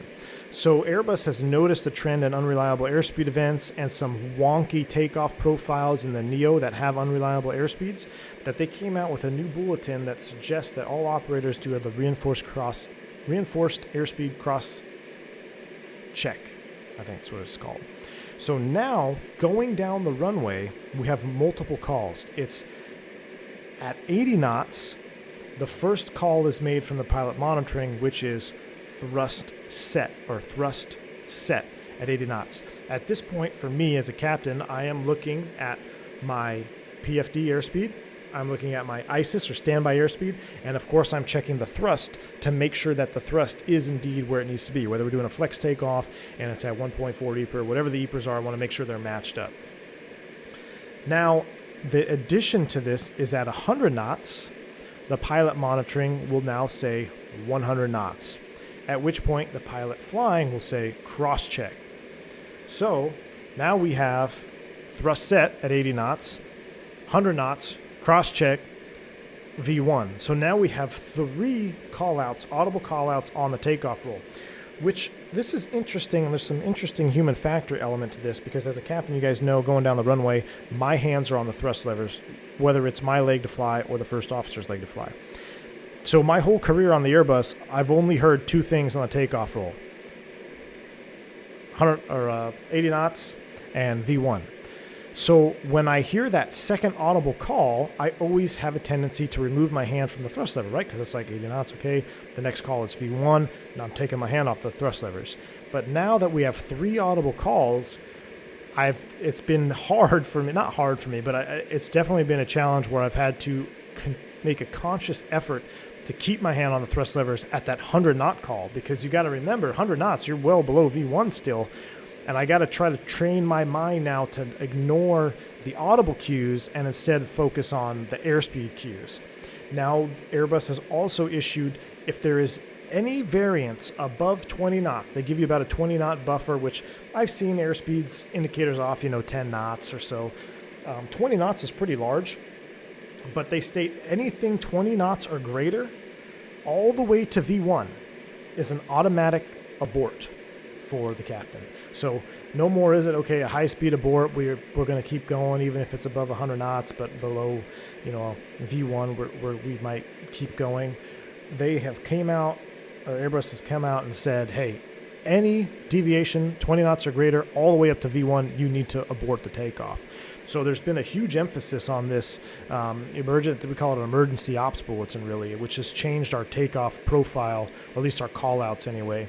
And the funny thing is, the call-outs now are actually more in line with what Airbus recommends straight out of the factory. So for those that may be unfamiliar, airlines, when they get an airplane, the manufacturer, whether it be Boeing, Airbus, Raytheon, whatever it is, they have a way of doing things, and they say, hey, this is what we got. And then the airline will take that and then they will adjust it to what fits them best. They might change some wording, they might take some things out, they might add some things, and then they take that manual and then that gets sent to the regulating authority. For us in the United States, it's the FAA, and then they approve it. So now you have what's called your standard operating procedures, which are different from the Airbus operating procedures, even though they do the same thing and you can fly the airplane safely. So that's why there's a lot of talk on Discord and forums for X-plane stuff. It's like, well, how do I simulate this correctly? And then you have 10 different answers because you got 10 different guys flying for 10 different airlines. They all have different standard operating procedures. But that's how the SOPs come to life, is you take what the manufacturer has, you tailor it to your company, that gets approved, and now you have an SOP. So now that we've changed our SOP for the takeoff role, it's actually more in line with what Airbus originally said from the get-go. So had we been doing what Airbus said to do from the beginning, we probably wouldn't even be changing this. They would just be stating, hey, at 20 knot variants, you need to reject all the way to V1. But it's definitely been weird. There's been some times where I hear 100 knots and I want to take my hand off because I'm thinking, oh, that's a second call out. And you wouldn't think that it's at that much of a difference, but that muscle memory is a real thing. Audible cues are a real thing, and it's just kind of interesting to talk about. So that's a long explanation for the new airspeed thing. So when you hear me flying on the 320 and we go down the runway and I say thrust set and 100 knots instead of 80 knots thrust set, you guys are going to be like, what is he doing? I'm trying to actually comply more with our new ops bulletin. Cedar Key, the NEO also has a cross-check for the ISIS versus PM ASI at 80 knots. Yeah, so you're basically checking everything multiple times during takeoff, which, the way I was taught, you're always cross-checking information there. So I was always checking both the ISIS and the PFD, but you also want to check the FOs to make sure, because one unreliable source of information, it can be harder than you may think to isolate that bad source. We do unreliable airspeed procedures and training in the simulator all the time, and you'd be surprised how tricky it can be. You're looking at your speed, you're like, okay, well, whose airspeed is correct? You're getting an overspeed warning, and you're doing 200 knots or whatever. You're like, what is going on here? So we do training for that, but this is to help mitigate that even further, so they don't even want you taking off if you can identify this. And this all stems from, things crawling into the pitot tube, something getting blocked, and that's been a big uptick because COVID, the flight schedules have been reduced, so airplanes are sitting at the gate longer without protection. It causes these issues. So, all right, that's a long-winded answer on that. Looks like we crossed a waypoint there. 28 minutes to go. Shoot, it's about lunchtime for me, or early dinner time, I should say. All right, we're going to do a quick flight check here. Aircraft, 36 tons. We're looking good. Wind is moving around there from 356 at 3. Engines are good. Fuel is good. CG is good. Look at it way back there, jeez. All right. Max Rank says I fly United SOP mainly because of the brother-in-law and having a direct route to the ops procedures. There you go, man. Bank angle check, yeah, that should be a call out for sure.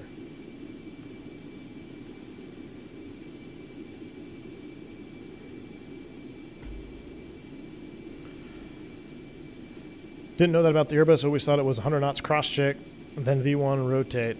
So it'll depend. Now you have to have a thrust set call. You want both pilots making sure your thrust is set. I've seen that in the Embraer. I've actually seen an airplane. Well, there was a crew that had an airplane that took off. One engine was not producing the proper EPR.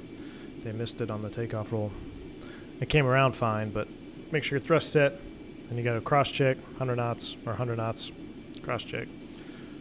And then you're out of there, V1. All right, so we're 58.7. We got a slight little climb. Everything is looking good there. I guess we can park the airplane. We're going to park the view. I think we'll just park it right here.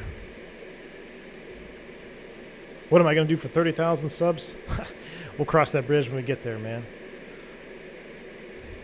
Maybe a meetup. How's that? We're going to do a V1. That'd be kind of fun. Andre, what's up, man? He says, I saw after a few accidents in Russia, Aeroflot put plate cards on their Airbuses with pitch and engine thrust for different configurations and altitudes. Interesting. Huh. Yeah, we have, I'm trying to think, the only placard we have is, tail strike caution on the 321s. And matter of fact, I think they've removed, I don't know. I think it's still there. All our pitch limits are supposed to be memorized. 9.7, 11.3, and 13. Ooh, 13.5? Something like that. Dave says, so for example, on the captain side, it thinks it's overspeeding, but on the FO side, it's not, similar to Aero Peru 603. Wouldn't that mess up the fly-by-wire? So not necessarily the fly-by-wire, Dave, but it can. So it can affect the protections of the fly-by-wire system. So the handling is not really going to be affected, but the protections can trigger and cause issues. Now, there's a way to turn that off. We've talked about that. Turn off 280ers up top. Force the airplane into alternate mode, automatically omit any issue for the protections kicking in. But yes, you're going down the right track there, and especially with the Neo. The Neo has a little bit different coding as far as rotation, and they're more concerned with that immediate rotation and there being some wonky behavior close to the ground on the rotation phase. So that's why it's been extremely, it's been stressed from Airbus that, hey, it's extremely important for the Neo, but standardize it across all the Airbuses, essentially, is what they're getting after. Swarm 3513, he says, I have my PPL check ride on Monday. Any advice other than don't fail? Swarm, first off, look at those 24-month epaulets there in the chat. Dude, Swarm, that's awesome. Thank you for your support, man. I might have to change those bars gold or something. I don't know. We'll have to see. That looks awesome, though. Mountain Man, thank you for the $5 bomb. Says, I've been enjoying your Airbus stream. Airbus for the win. Mountain Man, thank you for your support, man. I appreciate it. Thank you very much. Glad you're enjoying the content.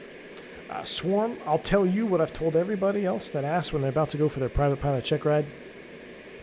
I don't know what kind of person you are. Some people get nervous. Some people are excited. Some people are fearful of a check ride. Whatever you fall into, I think everybody is going to have a little bit of nerve when they go for their PPL check ride. I think that's only normal.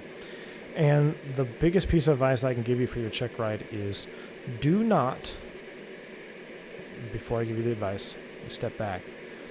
Your instructor has already signed you off. You are already qualified to complete this check ride. So just keep that in your back of your mind, right? You are already signed off for this check ride. You already have the knowledge and the skills to complete this check ride. So, with that said, when you go into your examination for your PPL and any check ride down the line, my number one piece of advice for you is to not let the airplane fly you at any point, under any circumstance.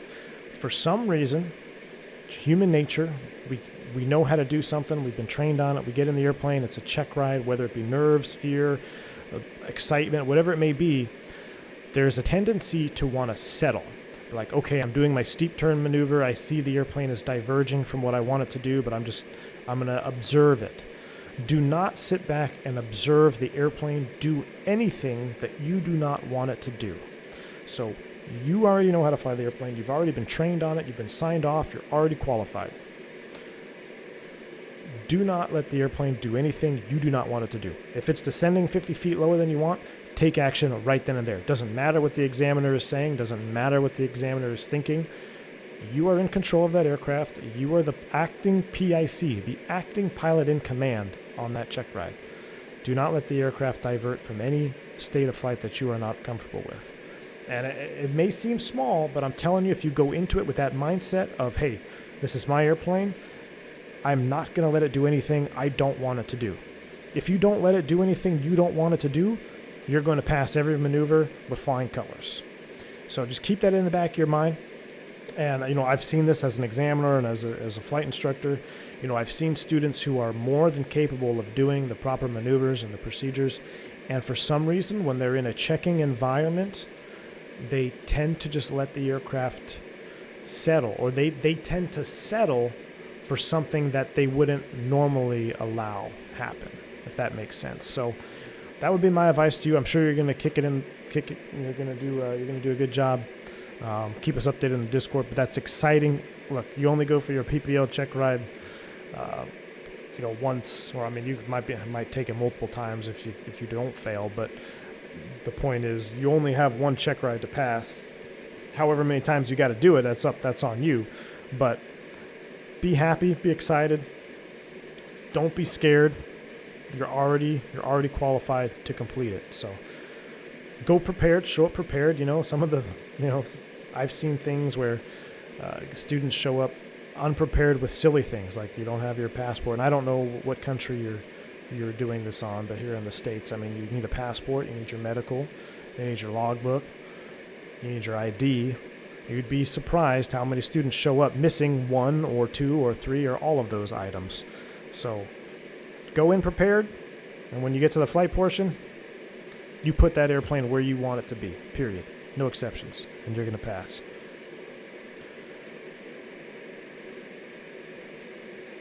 Robin says, as far as I know, in most European airlines that fly the Airbus, they say thrust set when the engines reach the target thrust, then 100 knots, and then V1, and then rotate. Interesting.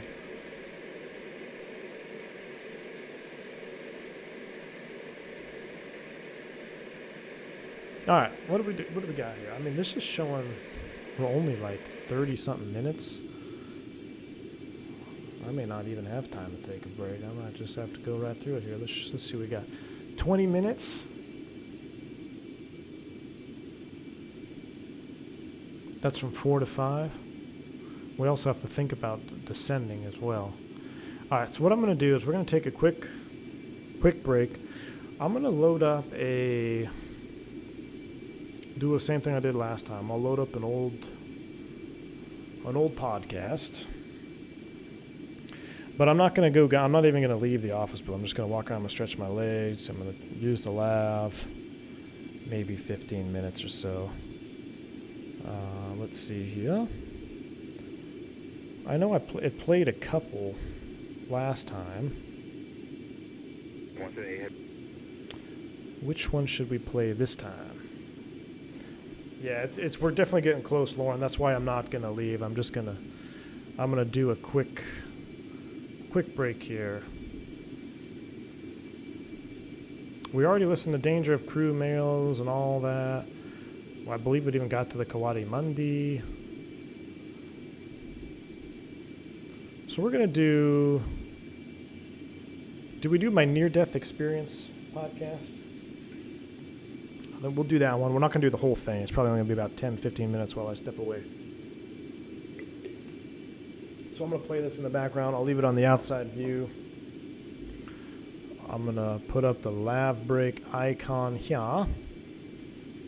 And let me... Heavy contact northbound. You're going to hear some background. Hands down, is way more comfortable. So I'm going to skip all the part that's not... Here in the States, most operators only have one jump seat.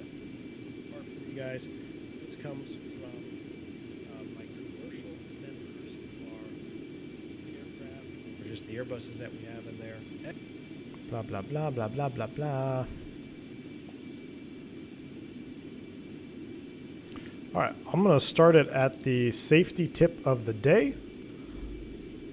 And then it's only about 10 minutes from here to the end. And I'll share them with you guys. So, good question, Barack. All right, guys. So, Okay, perfect. That is set up. We are looking good here. The alien one. No. So what I need you guys to do for the next 10 or 15 minutes while I'm gone and you enjoy the safety tip of the day and the podcast, I need somebody to come up with my top of descent. So we're 328 miles from there, which is waypoint 5, so 765. We've got 326. We've got 370. We're 600, call it 700 miles from our destination. We're at 58,000 feet. I need someone to come up with my top of descent for me. I'm going to turn down the X-plane volume pretty much extensively, like that. And then I'm going to play this. So we're going to go over the safety tip of the day. I'm going to be back in probably 10 minutes or so, and we're going to start prepping for the landing. So let me know if the audio is good here. Let me play moving this. on to the safety tip of the day for you. We're going to focus on wake turbulence. And specifically, I wanted to show you guys a little video clip about wake turbulence behind helicopters. Sometimes that goes unnoticed or untalked about. All but right. Wake turbulence There you from a go. helicopter can be very I will serious be right back. as well as behind other jetliners. So we're going to play a little video clip here. This is a video of a UH-60 Blackhawk departing the runway here. Looks like they were doing touch and goes or training. And you're going to see a light aircraft come in behind that helicopter, and he's going to go into the wake from the rotors and actually cause an aircraft incident or accident. So I know you guys that are out there training or learning about wake turbulence and are going to be studying it in depth, but I just wanted this little tip to be focused on not only fixed wing aircraft wake turbulence, but also if you are following an aircraft that has rotors in front of you and how their rotor wash will create wake turbulence for you as well. So just one thing to keep an eye out. All right, guys, so we've reached the end of the podcast here. I know it's been a long one. Hopefully it'll be a little bit shorter for the next go round. But let's conclude this podcast with story time with me. Now, I want to come up with a better name for it, maybe like Tales of an Aviator or something like that. Maybe one of you guys can come up with a good name. Let me know in the comments below. But as I go through this little story here at the end, Ground speed enjoy 1100. some nice footage from my good friend Jungly Sim. He'll be linked in the description below. This is his video. I don't own any of the credits to this video. He did this, but he allowed me to go ahead and put this in here. It's some beautiful 727 footage. So, all right, let's get into it, guys. This first story from for the V1 podcast, episode 1. It's going to come back. It's going to go back to my regional days when I was a first officer. Now, when you get hired at an airline, the first thing you do after passing your simulator check ride is you go through IOE, what's known as Initial Operating Experience.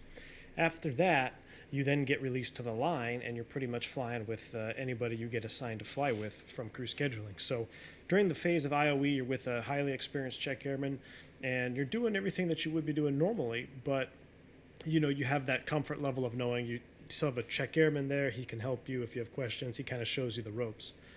After that, you're pretty much cut loose and you're a full-fledged airline pilot now. So this was my first trip. I believe it was my first or second trip off OE. And you know, you get got the butterflies and whatnot. This is really happening.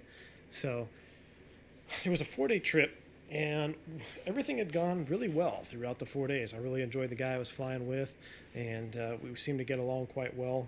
Last leg of day 4 of the 4-day, we're going from Chicago O'Hare to Philadelphia. And in Chicago, we had a maintenance problem or mechanical problem, so we ended up sitting in Chicago for quite some time. And we actually ended up getting some food at the food court. Now, there's a famous, well, it's not famous, it's kind of famous to pilots, but there's a really good burrito place in Chicago O'Hare there.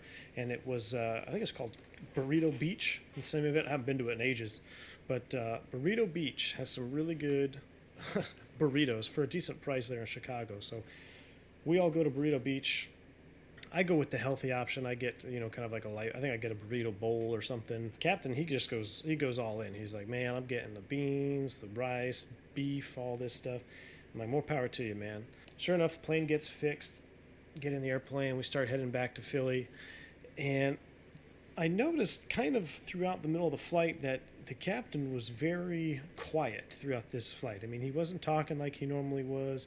He just seemed, I thought maybe he was just tired or whatnot. Maybe he was tired of me, so didn't think much of it. It's my leg to fly, so I'm flying the airplane. He's working the radios, and we're approaching Philadelphia. We're coming down on the arrival, and I look over at him, and he's sweating. He's visibly sweating. I'm like, you all right, man? He's like, no, I'm fine. I'm good. So I'm like, all right, whatever. He must be fine. So we're just outside the final approach fix for the ILS to 26 right, Jalto. I'll never forget. So we're coming in. We're about, I don't know, 8 or 10 miles out on the localizer. We're still on with approach.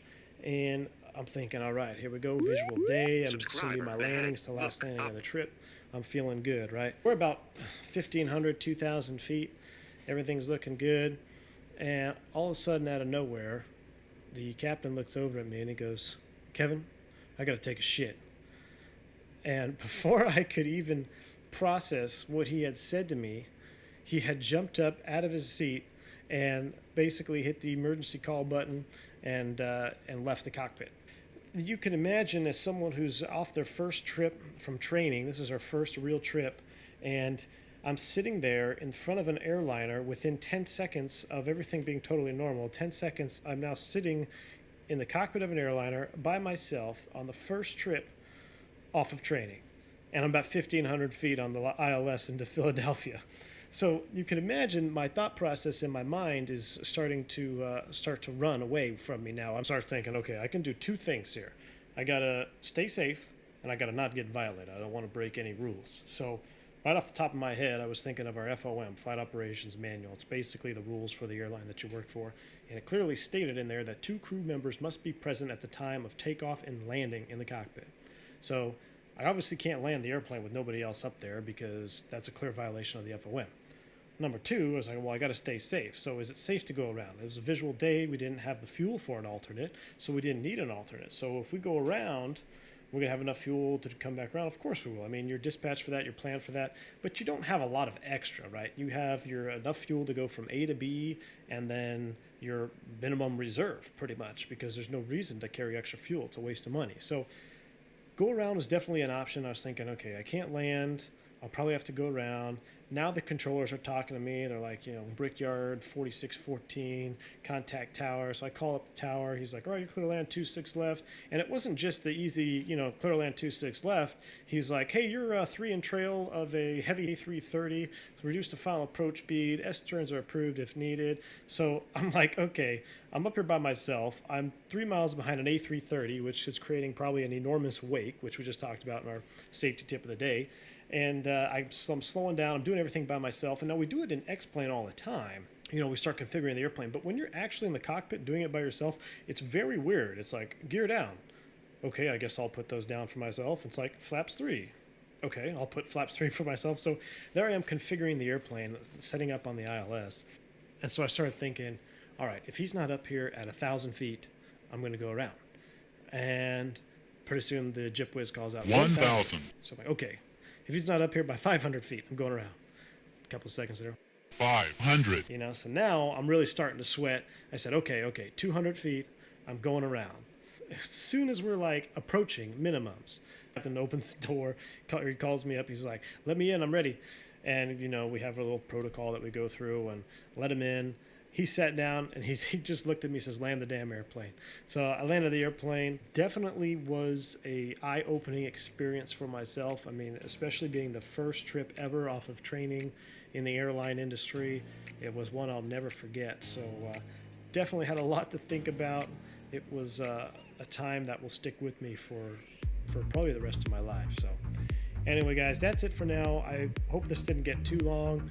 I really enjoy doing this podcast for you guys. I hope that you will put some comments down, put some feedback for me, how I can make it better for you. And we'll see you guys on the next episode. So I hope you have a blessed day wherever you are. Thanks for tuning in.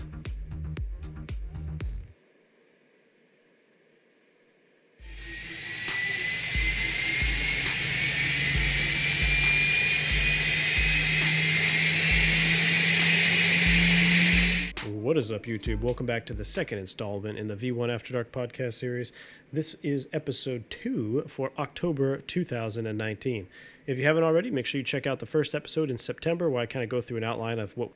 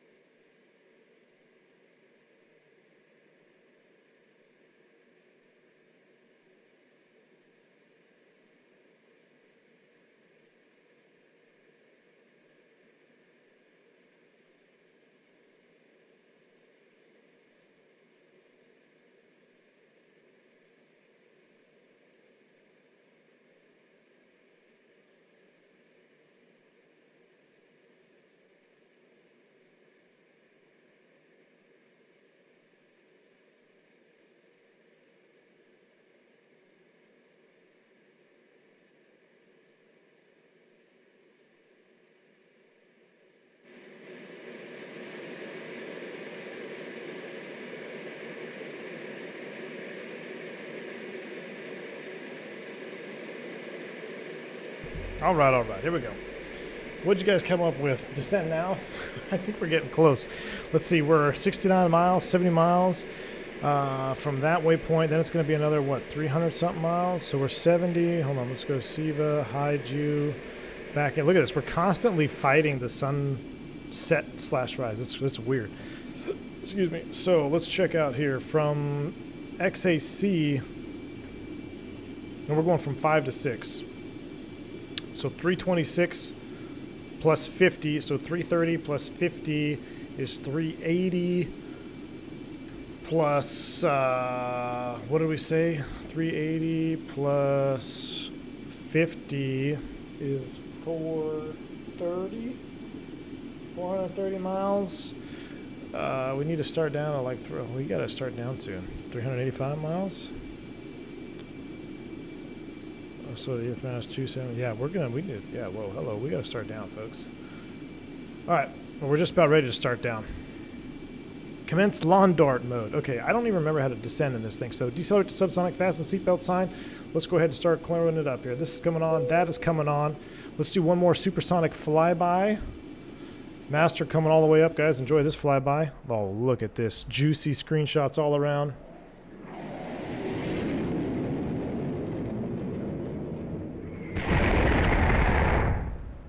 I mean, how much juice is this? I'm going to screenshot the crap out of this. That is amazing. Okay, do you like the ram's horn yoke in the E-Jet? No, Chris. I really don't. I never did. This is exactly how the Embraer was. It's weird, man. It's okay, but the problem is when you're in heavy crosswinds, you really start, if you're not paying attention, you bang your co-pilot's knees because you start moving it, and if his knee is out here, it's just, I don't know. I never got used to it. I don't know why they tried to reinvent the wheel. Okay, we're doing that. We need to decelerate to subsonic. So those are on. No smoking on. Throttle back slowly. Engines checked and fuel trimmed to descent. Okay, so we never reached 60,000 feet. I don't know how I want to do this here. I'm going to dial in. So I'm going to go max climb off. Max cruise off. We're going to dial in. Our first step is going to be 24,000 feet here for now. Okay, and I'm just going to do a vertical. How do I do this? Throttle back. I'm going to start coming back here. I'm going to go vertical speed. Started at 500 feet per minute. Slowly start walking those down. And vertical speed.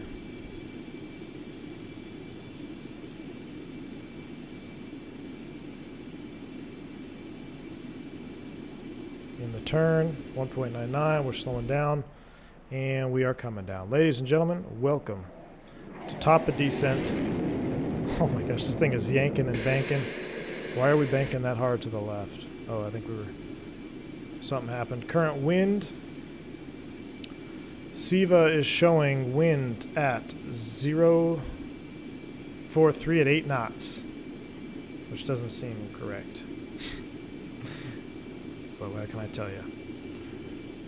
All right, we should be getting pretty close to land, though. Let's go RJTT.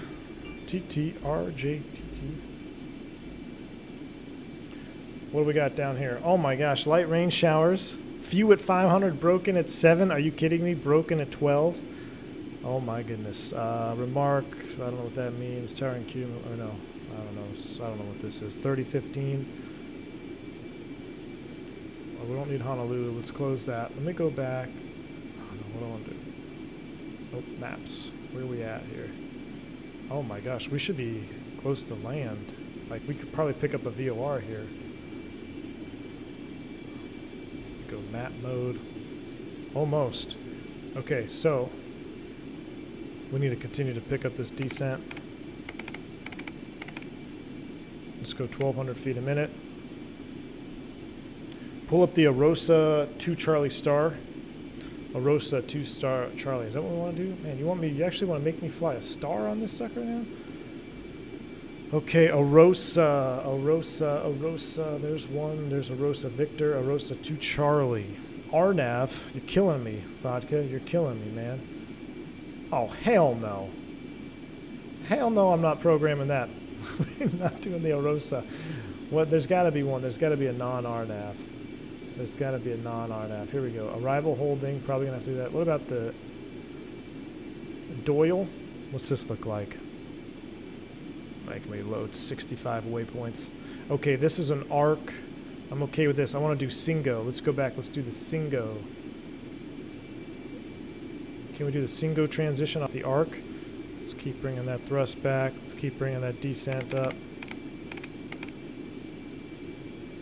Here we go. This is I can play with this here. We're gonna arc off HME VOR Haneda 112.2. Can we tune that yet?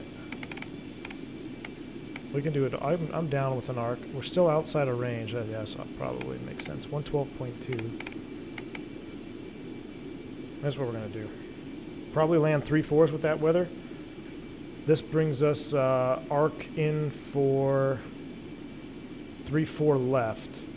So I like the arc. I can do an arc. We'll do an old school arc. We'll do a twist 10, turn 10. Although in the Concorde it's probably like twist 20, turn 30. We need to keep this. We're gonna freaking stall out of the sky here. I need to keep coming down.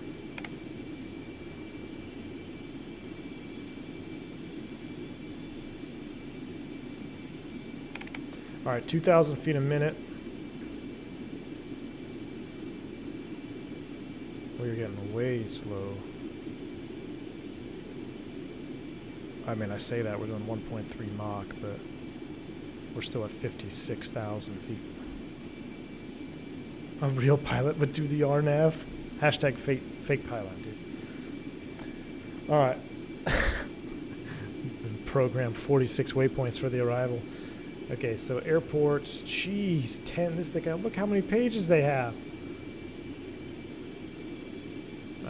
10, 3-4 left, or 3-4 right, 11, I want 3-4 right, I want the most amount of runway I got. 3-4 right, I'm going to assume they have an ILS to that one.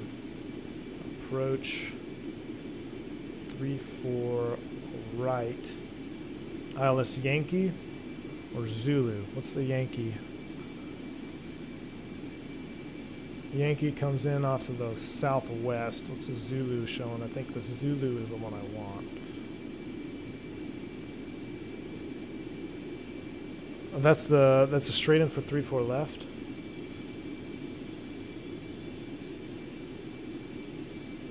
Oh yeah, this arcs you into 3-4 left. Well, we'll break off and we'll set up for 3-4 right. We'll make up our own procedures here. We're going to use the arc, and then we're going to break off and intercept the 3-4 right. I'm surprised they don't have an arrival that arcs you to 3-4 right. That's kind of surprising. It's the longest runway. Cacao. Okay. Really? I probably should have investigated this a little bit more. These are all RNAVs, so the only non-RNAV, we have two. We've got Doyle and this one. This is the one let's do this one.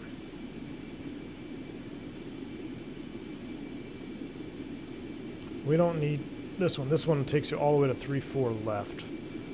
The Dingo, or Doyle, sorry, this Doyle arrival, but we're going to pick it up.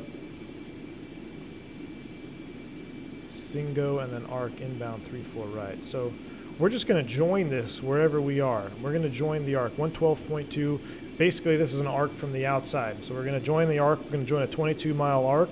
We're going to arc all the way to the south, inbound to intercept the 108.9 Loke. Now the thing is, waypoints that we're going to right now, if I go SIVA, bring you back over here, driving me nuts over there on that side. We're going 5 to 6. Okay, and then waypoint 7 is the airport. So this is actually going to bring me south, if I'm not mistaken, because on my nav log here, let me go back to my charts. X-ray Alpha Charlie is what I'm actually coming into. Interesting.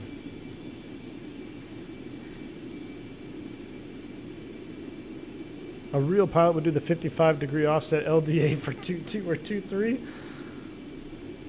A real pilot might do that, but we like to simulate pilots here, right? It's going to be interesting. Might fire up the Phenom to do touch and goes on 2-3. What does my sim brief say the weather is? We really need to come down a little bit more here. This is bothering me. I don't know what the freaking key binding is for this. 295 miles out, 28 minutes. If I was doing 2,000 feet a minute and I needed to go 20,000 feet, we're actually looking pretty good, to be honest with you, as far as descent goes. Now I need to do the fuel trim for descent. Fuel trim to descent. Fuel trim to descent. Oh, that's gonna mess up the CG there a little bit.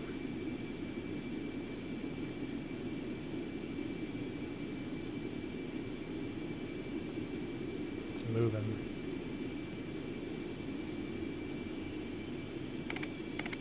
Do a little bit more there. 1.2 Mach, we're slowing down. Thank you, Ginger, for joining the channel. Welcome to Commercial Pilot, Ginger. Appreciate you. XAC is Oshima to the south of Tokyo Bay. Okay.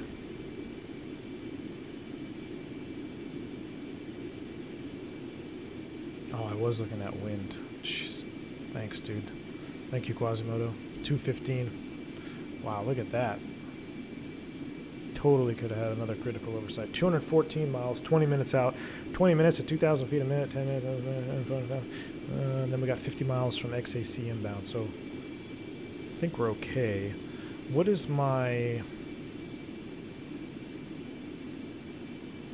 We're getting ready to go underweight. That's good. 11.9. CG is a little out of whack.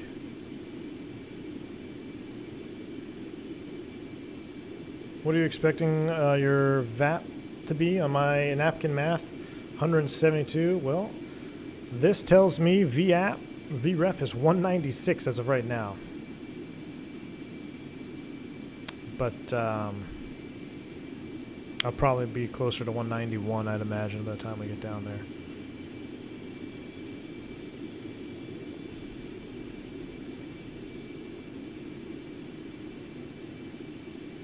I think delete XAC. You want me to just go direct? Well, what we can do is, why don't we go direct to the airport? Let's do that, and then we can pick up the arc from there. So I'm going to do waypoint change. I want to go from... Okay, oh gosh, that's been so long. If I want to go P-pause to waypoint 7, it's waypoint change 07 insert, correct? Somebody correct me in chat. I believe if I want to go P-pause waypoint 7, it's waypoint change 07 insert. If I get confirmation in the chat from that, then I'll do it. Because if I just do waypoint change... Or no, maybe if I do waypoint change 5 to 7, it's going to track a line from 5 to 7. I think I got to put 0 in there.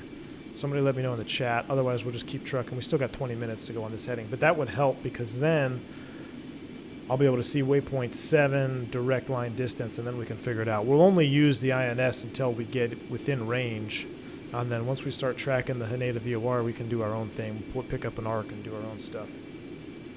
Most flight operations are conducted over Tokyo Bay for noise abatement, normally landing 2223 takeoff 16s or landing 34 takeoff 045 strictly prohibited. Well, we're about to break some rules. Let's see here. What was the current wind down there?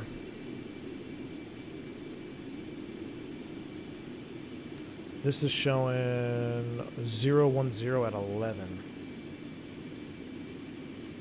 010 at 11, 0405 strictly prohibited. So are they always landing with messed up winds here? 0 is always, that's what I thought. Thank you, Quasi. All right, so let's do that. That'll help us with our planning too. So we're going to go waypoint change 07 insert. That's got us 166 miles in 17 minutes. And here we go. Let's go ahead and set 10,000 feet. I want to try to be 30 miles, 10,250 ideally. So I got 10,000, altitude, acquire, set, vertical speed. If we are, let me do some quick mental math. Now I'm going to need, I'm going to really have a calculator here. Let's see. If I want to go 37,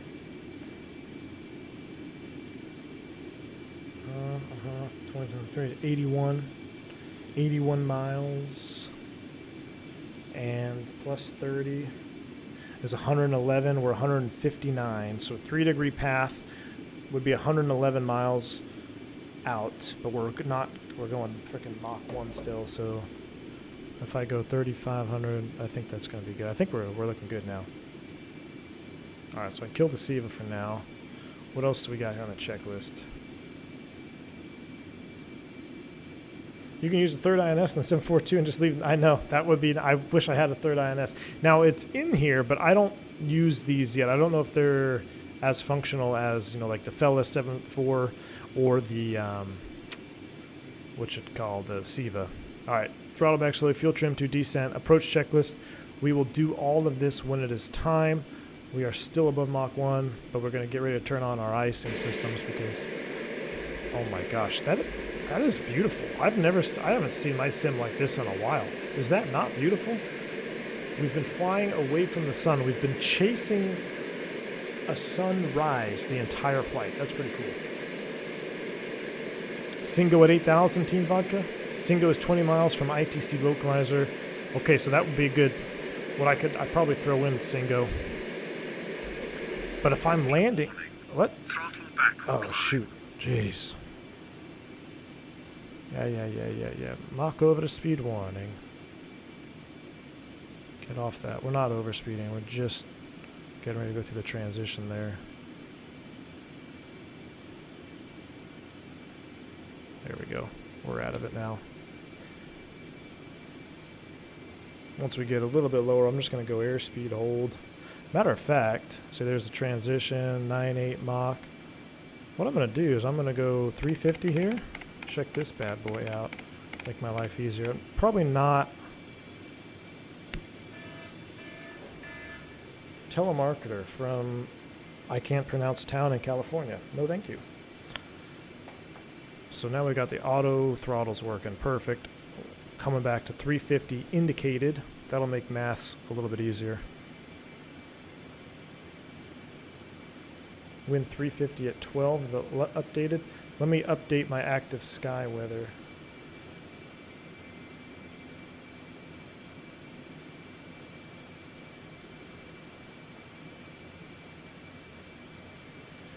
Okay, let's see. Okay, well, it just reloaded as well. That's good. 010 at 13 is what active sky is showing.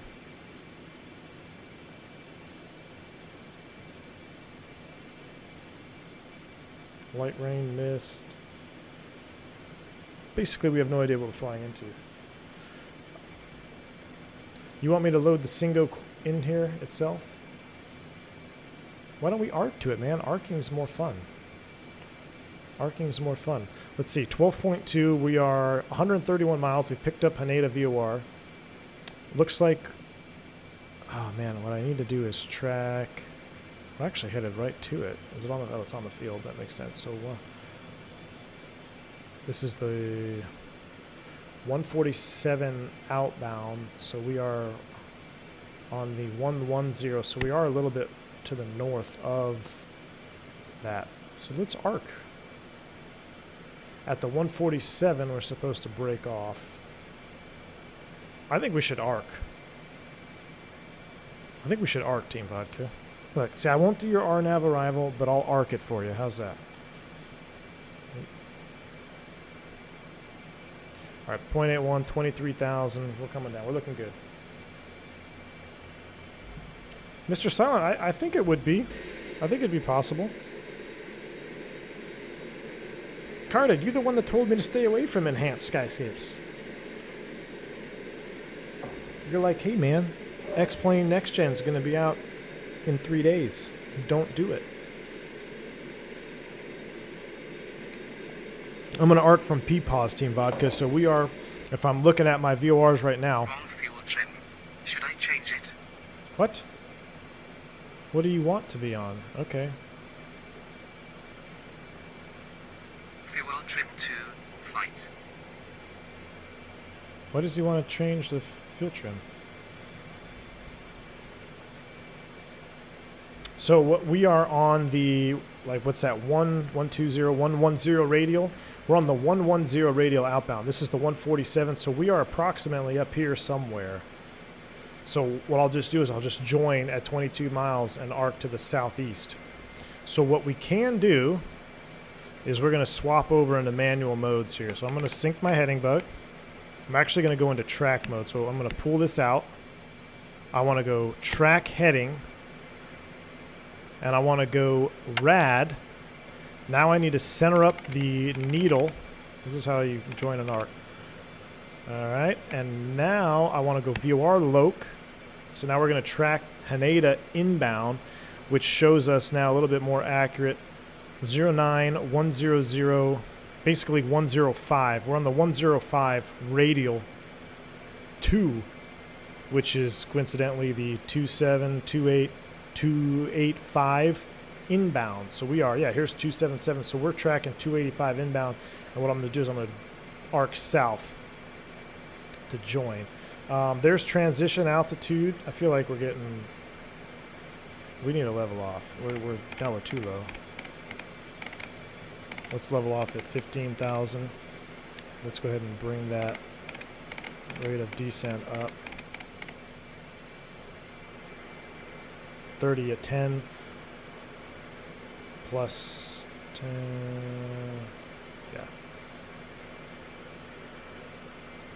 Yeah.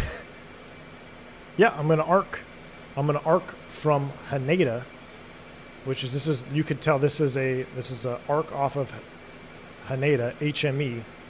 So we're going to arc from there and join. Now that's a real clearance too. It's very possible that you would get that. You'd get, what are we, Speedbird 7, fly your present heading, join the Haneda 22 DME arc south, pick up at Singo for the ILS 34 right. That would be a very realistic clearance. They don't have to give you Doyle. They don't have to, because Doyle's not on the arc. They would just say, present heading, join the arc 22 miles. So that's what we're going to do.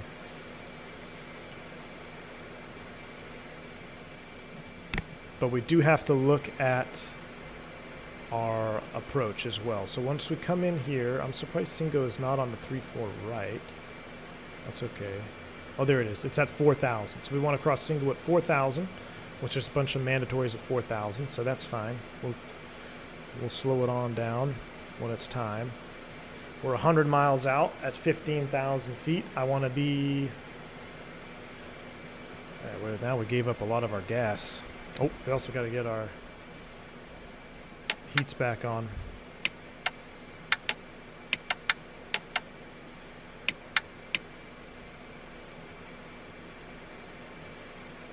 Everything is good.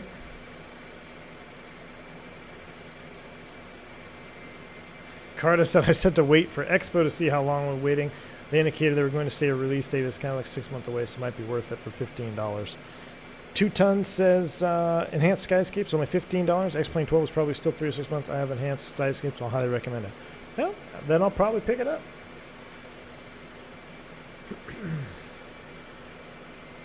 Team Vodka ILS Zulu 34 right, ITC 10.9. What? ILS Zulu 108.9. Yeah. 337 inbound. Perfect. So what we're going to have to do is I'm going to put ITC in nav 2 108.9. We're still way out, but I'm going to have that set up. All right. We're doing 350. We're looking good. Now we're burning some gas. How are we looking?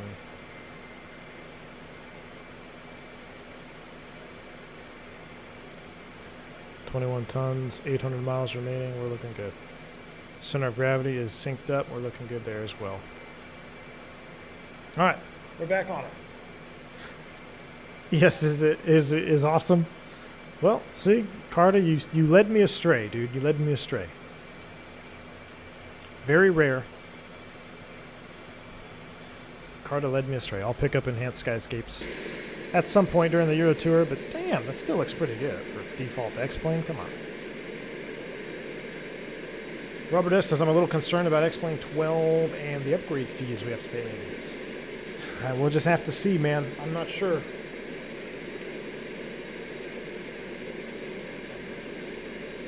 Considering what you're flying, the call sign Speed Barrett is highly appropriate. Absolutely.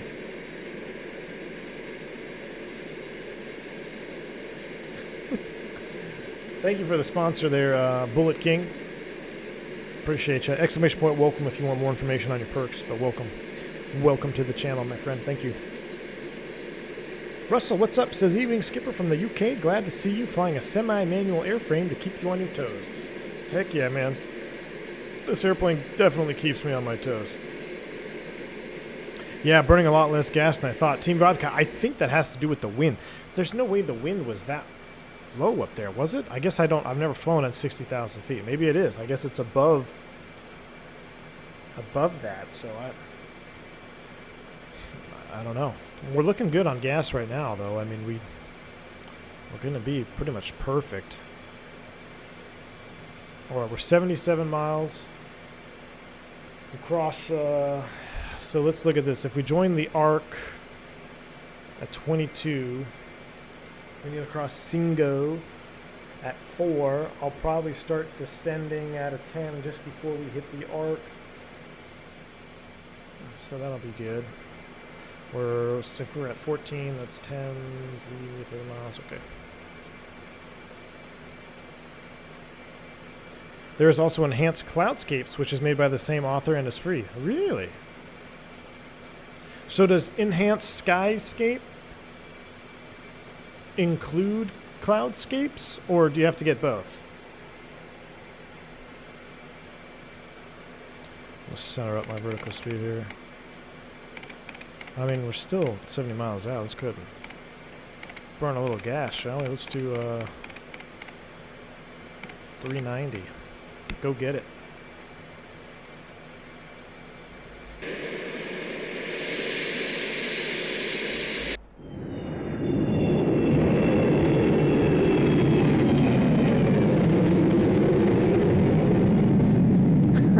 For $20, I'll hop in the Cirrus and loiter above the bay. Perfect. I hope I don't get TCAS warnings in this thing.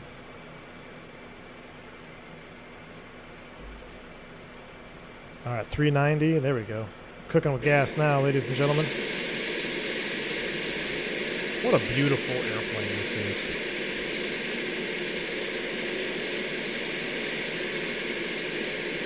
ES is much more enhanced and less manual inputs. I like that.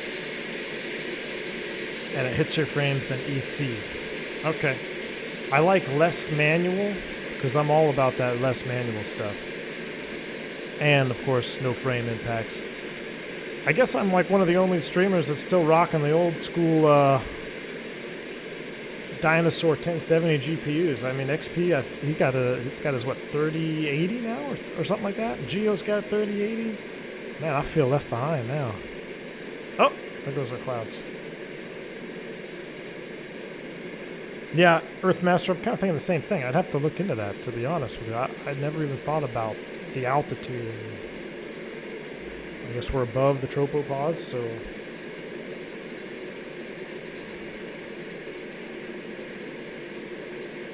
ES is sky colors and clouds. EC is just clouds. Okay, thank you, Robert.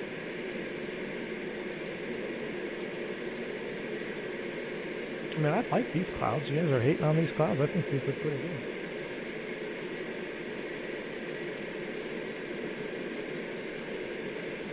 So we definitely started down a little bit early. I think the problem was I slowed down too soon. That's okay. 54 miles. Well, that's to... Yes, that's to the VOR. To the airport, we could still see that on our SIVA. Waypoint 7 is 50, so it's almost identical. Look at that. It's 52 miles. At this speed, it only takes 7 minutes. And at 1,000 feet per minute, it'll be 7,000 feet. We should probably trickle on down to 10,000 now.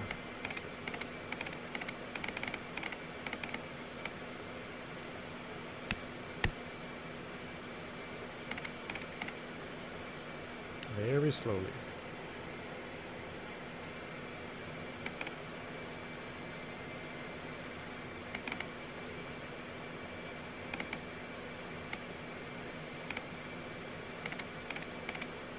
Actually, let's go ahead and dial you back to 350 now.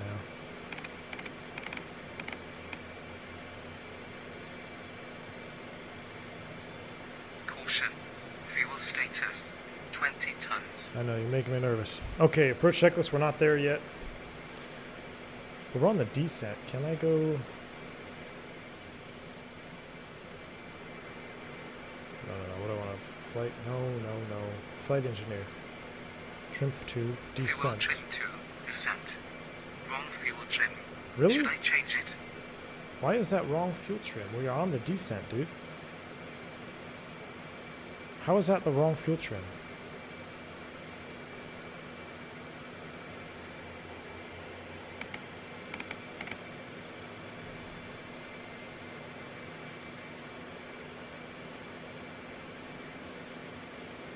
Earthmaster hides the 3090. Hey man, I was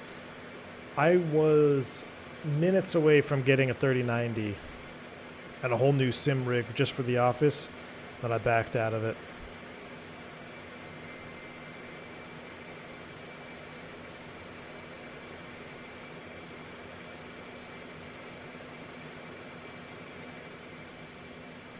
We'd be flying from, I don't know where we're going to be going to from, or to after we get into Haneda. The world is our oyster. Okay, so now this is what we need to do. I need to go IS off. I need to go idle on the thrust. And we need to get down because now we're starting to play with being high. So 10, let's go ahead and set 4,000 feet here. All right, we're at 34 miles out from Haneda. I want to dial up 250. 33 miles, 10 miles from joining the arc. Seatbelt signs are on, nav lights on, everything is on. Auto ignition. We're looking good. We're looking good. Okay, so how we're going to do this, we have to arc 90 degrees outbound. So we are in track mode. Basically, a 90-degree turn is going to be looking about 195. We also have to look at our nav 2. So what's our approach? Oh no, what's our approach course again? It was 337. Have that over on the FO side so I can see his loc. We're 28 miles. I'm going to go ahead and start the turn.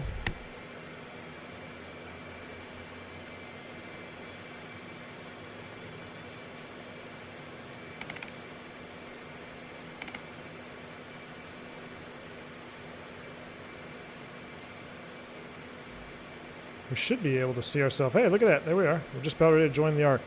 So we're joining the arc now. We're descending to 4,000. We are slowly but surely getting behind the 8-ball here.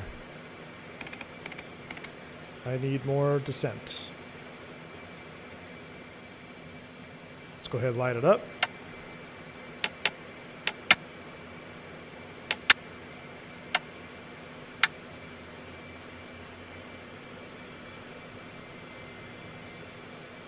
Okay, now we gotta turn it outbound. A little bit far, we're 25 miles. We're gonna set 305 there. A little bit far. We're about 2 miles, 3 miles outside of the arc. That's okay though. I'm totally okay with that because we are going really fast and we're high. We're at 10,000 feet. The 147 is when we should start our turn inbound from the arc. So 147 is right about there. There's 140, 145. So when the tail is at 147 and centered up, we know we need to start. We know we need to start our turn inbound to intercept. So let's go ahead, keep coming down. I'm probably going to be not paying too much attention to chat right now. But there she is entering the clouds. We're 250. We're looking good. There's 305, just about centered. Let's go 315. We're going to stay on this heading. We're slowly but surely clicking it in. What's my VREF here? 196 seems hella fast. That cannot be right. That seems fast, doesn't it? 196 seems pretty fast. All right, so we're 250 altitude or speed hold. We're descending to 4,000 with altitude hold. We're about to center up the arc. Of course, we're doing this IMC. We're arcing at 24 miles. That's fine. I'm fine. 2 miles. It's Japanese radar is probably not that accurate anyway. So we're 24,293, almost centered. So what I'm going to do is I'm going to stop this on 147 outbound would be the 327 inbound. So that's the center needle. So now I'm going to spin 327. Now I know 327 inbound, 147 outbound. Once I hit that, that's my endpoint to start my turn inbound. I'm actually going to keep this heading. It seems to be doing good. We could cheat inbound maybe 5 more degrees. Did a pretty good arc here at 24 miles. All right, we're 5 descending 4,000. Wow, getting ready to break through the clouds. This is awesome.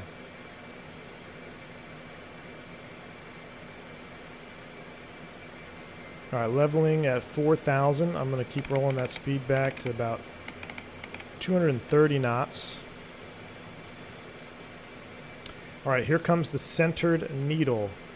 So what I'm going to do now, we're in track mode. We want to track 337 inbound for the loc. So I'm going to go ahead and start the turn. I'm going to go 108.9 and 337 course. We're turning inbound. Probably going to overshoot it a little bit.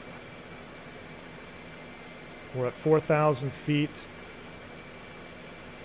And let's get ready to run a checklist. Fuel trim to landing. So here we go.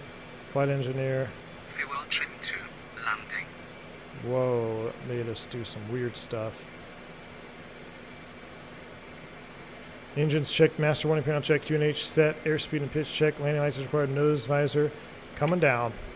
And then we'll lower the gear. We're still 20 miles out. There we go. So we're on a heading to intercept the localizer. Let's get rid of that chart. Let's go here, and we can go ahead and hit a land, or actually we'll go view our loc. So it should capture. Visor's down. 180 is the sweet spot I found. Andy, perfect. Thank you, sir. I'll come back to 200 knots now. So we're tracking the loc inbound.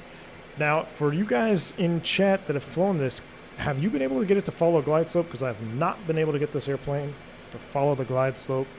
I always end up off glide slope, and it screws up my whole approach.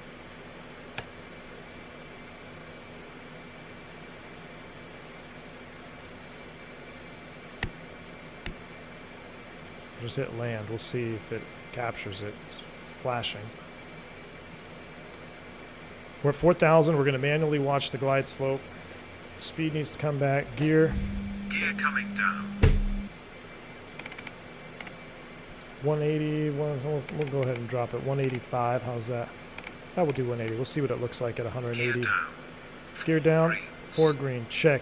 Approach checklist is complete. Final and touchdown. Fuel trim to landing. Check. Autopilot, auto throttle off. Airspeed and pitch. Check. Throttles to idle shortly before ground contact. And hopefully we don't crash. All right. We aren't slowing down. Oh, I never hit acquire. Crap. Come back. Uh-oh, it's too late now.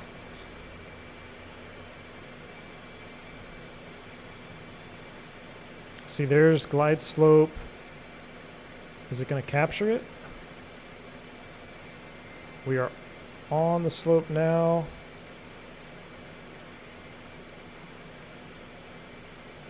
VOR, loc, and glide.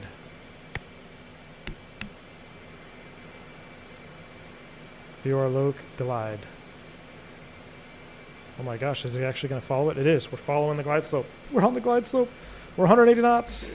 Enjoy the landing. Oh my gosh. Screenshot. Screenshot. This is wild. Good morning, Tokyo. All right. I'm going to put this away.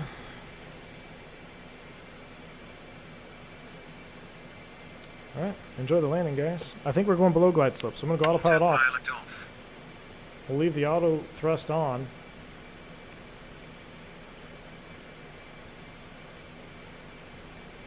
I'm going to kill the flight director because I'm not following it. We're definitely low. And auto throttle's not seem to be working, so manual control. It's not doing what you want it to do. We're going to take control.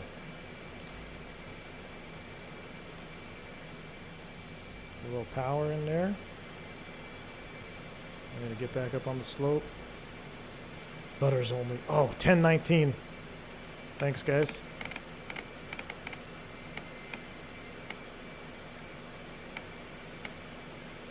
.1019 is set.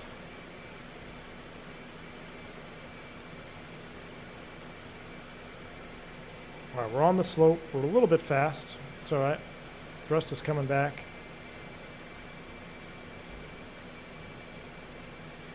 Alright, we're on the slope. We're on speed. Let's go ahead and get these power levers right where they need to be. Looking for about 180 seems to be pretty good. So I like that. A little bit more power, a little bit more power. I love this Bravo, man. Actually, 190, you know, to be fair, 190 does seem pretty good. 180 might be a little slow. That just sounds so fast for this weight.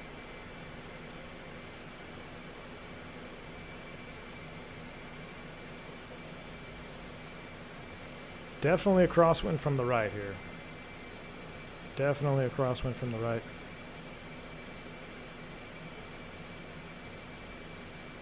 Got her locked in there, about 8.5 in the Eeper. 190 knots.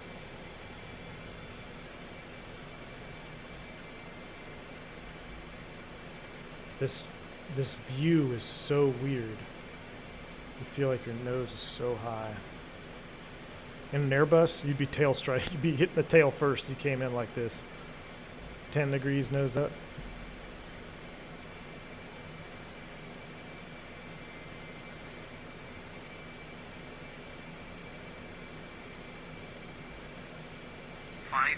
Feet.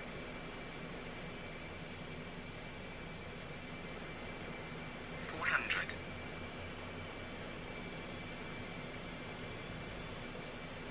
300. 200 feet. Inner marker. 100. 30. 40. 20. Contact. Oh, we bounce. Get the nose down. And here we go. Reverse. Ladies and gentlemen, welcome to Tokyo. Definitely need more sound than that, but hey. Brakes would be nice. 80 knots. Reverser retracted. Woohoo! We're going to take the last one. We are going to take the last one. Well, now it says 326. What? It said like 2 something, didn't it, initially? Well, replay will have to tell. Man, right on time. 417. Whew. All right, let's go ahead and clear it, and we'll start doing some checklists here. After landing, taxi and turn off lights as required, so we'll go ahead and kill these. Reversers off, fuel trim to ground. Fuel trim to ground. Fasten seatbelts and smoke, and we'll get that at the gate. All right, let's figure out where we're going. Terminal 1, Terminal 2. Let's go to Terminal 2 via Echo. That works for me. Whew.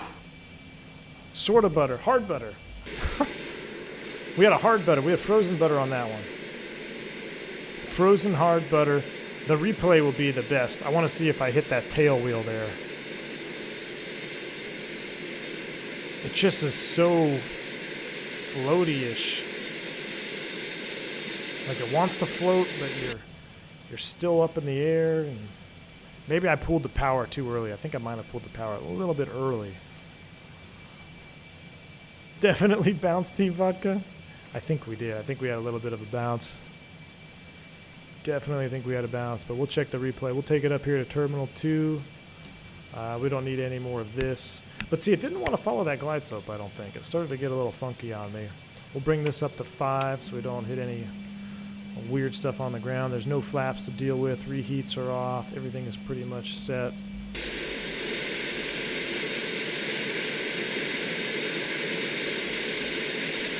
Taxing all over the place. You know what sucks is it doesn't have flyby sounds on the ground. That's one thing that's annoying.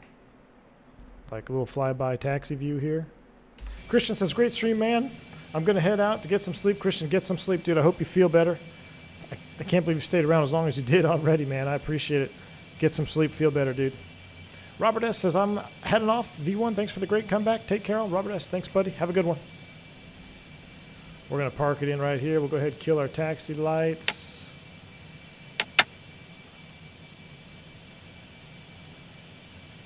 And we'll kill the turnoff as well, coming into the ramp.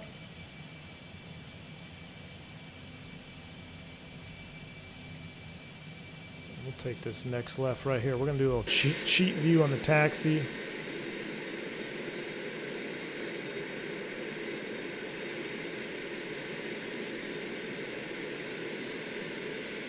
There is no EPU.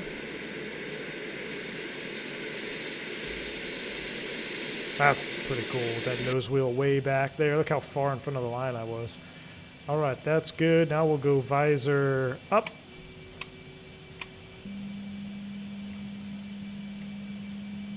We don't have any marshalers, so we're going to do the cheat view here as well.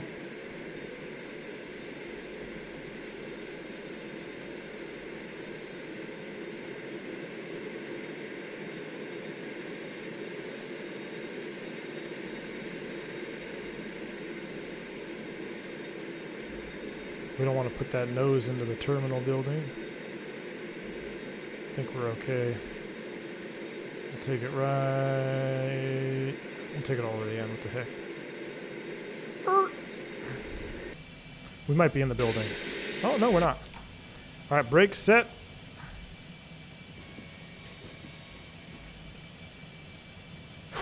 Ladies and gentlemen, we have done it. We have done it. Flight prep. I don't even know where I'm at.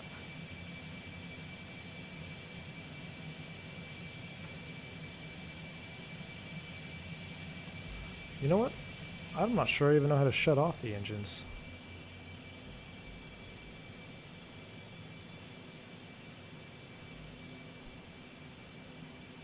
Isn't that something?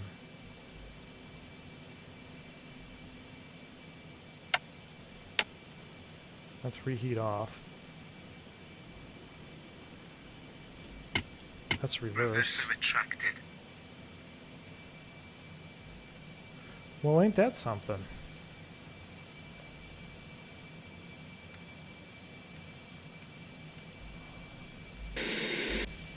Oh, you know what? I do. I was going to say, I don't think I've ever shut the engines down.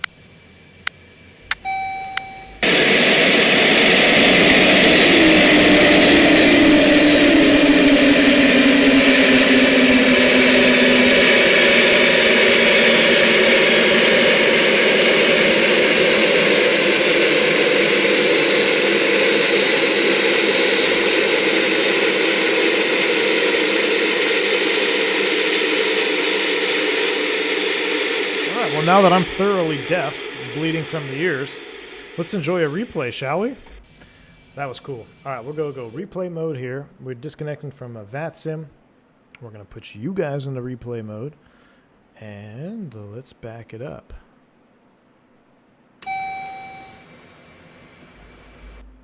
Yeah, a little bit wonky. Oh, maybe I shouldn't have shut the engines down because now we're not going to have replay sounds. We have flyby sounds.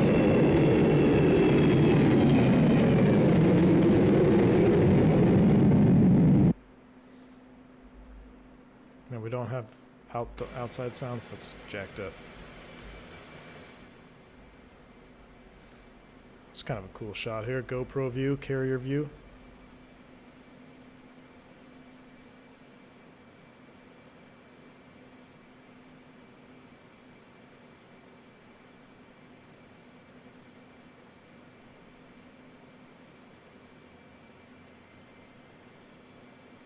Let's go back.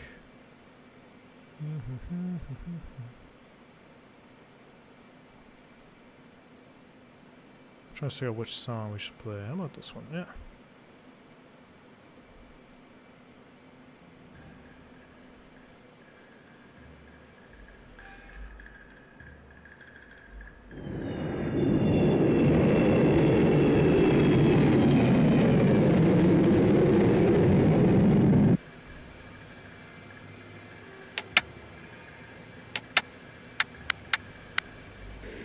There we go.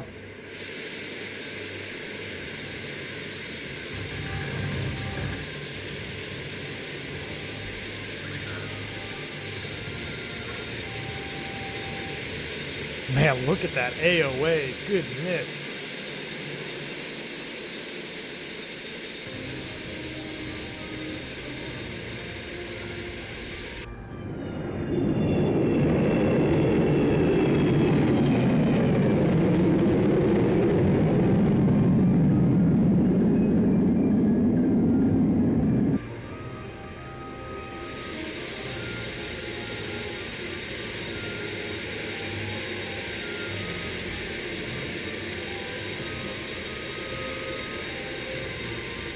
Ooh, yeah. Oh, definitely bounced.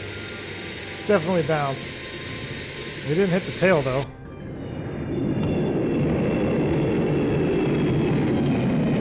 Definitely bounced that one. That's all right.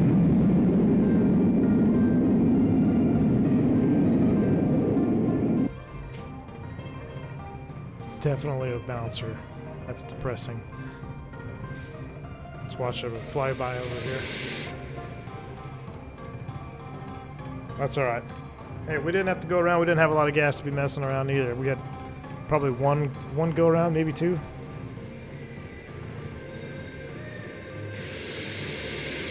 There was just no flare, you know. I should have flared it. Look at the wind pushing me too.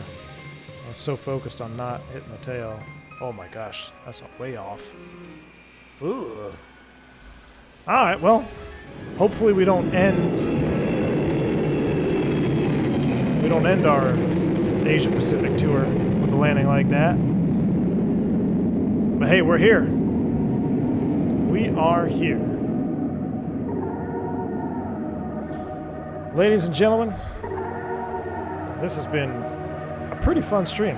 I enjoy the challenge. Look at that. Look at the descent. Look at this bird coming. It's like you're trapping on a carrier, man. I appreciate all the support, you guys hanging out with me on this lengthy stream. But we are finally here. We are in Tokyo, Japan, on the Asia Pacific Tour 2021. I look forward to our next stream. I don't know if it's going to be a short flight, long flight, and maybe in the A340. Who knows? It'll probably be next week. If not, there may be a short one in the next coming days. So make sure you have your notifications on. Make sure you subscribe to the channel. Mods, thank you so much for hanging around with me all day today, being here in the stream. Sponsors, thank you for all the members, the new memberships, all the donations, super chats. Everyone else just hanging out.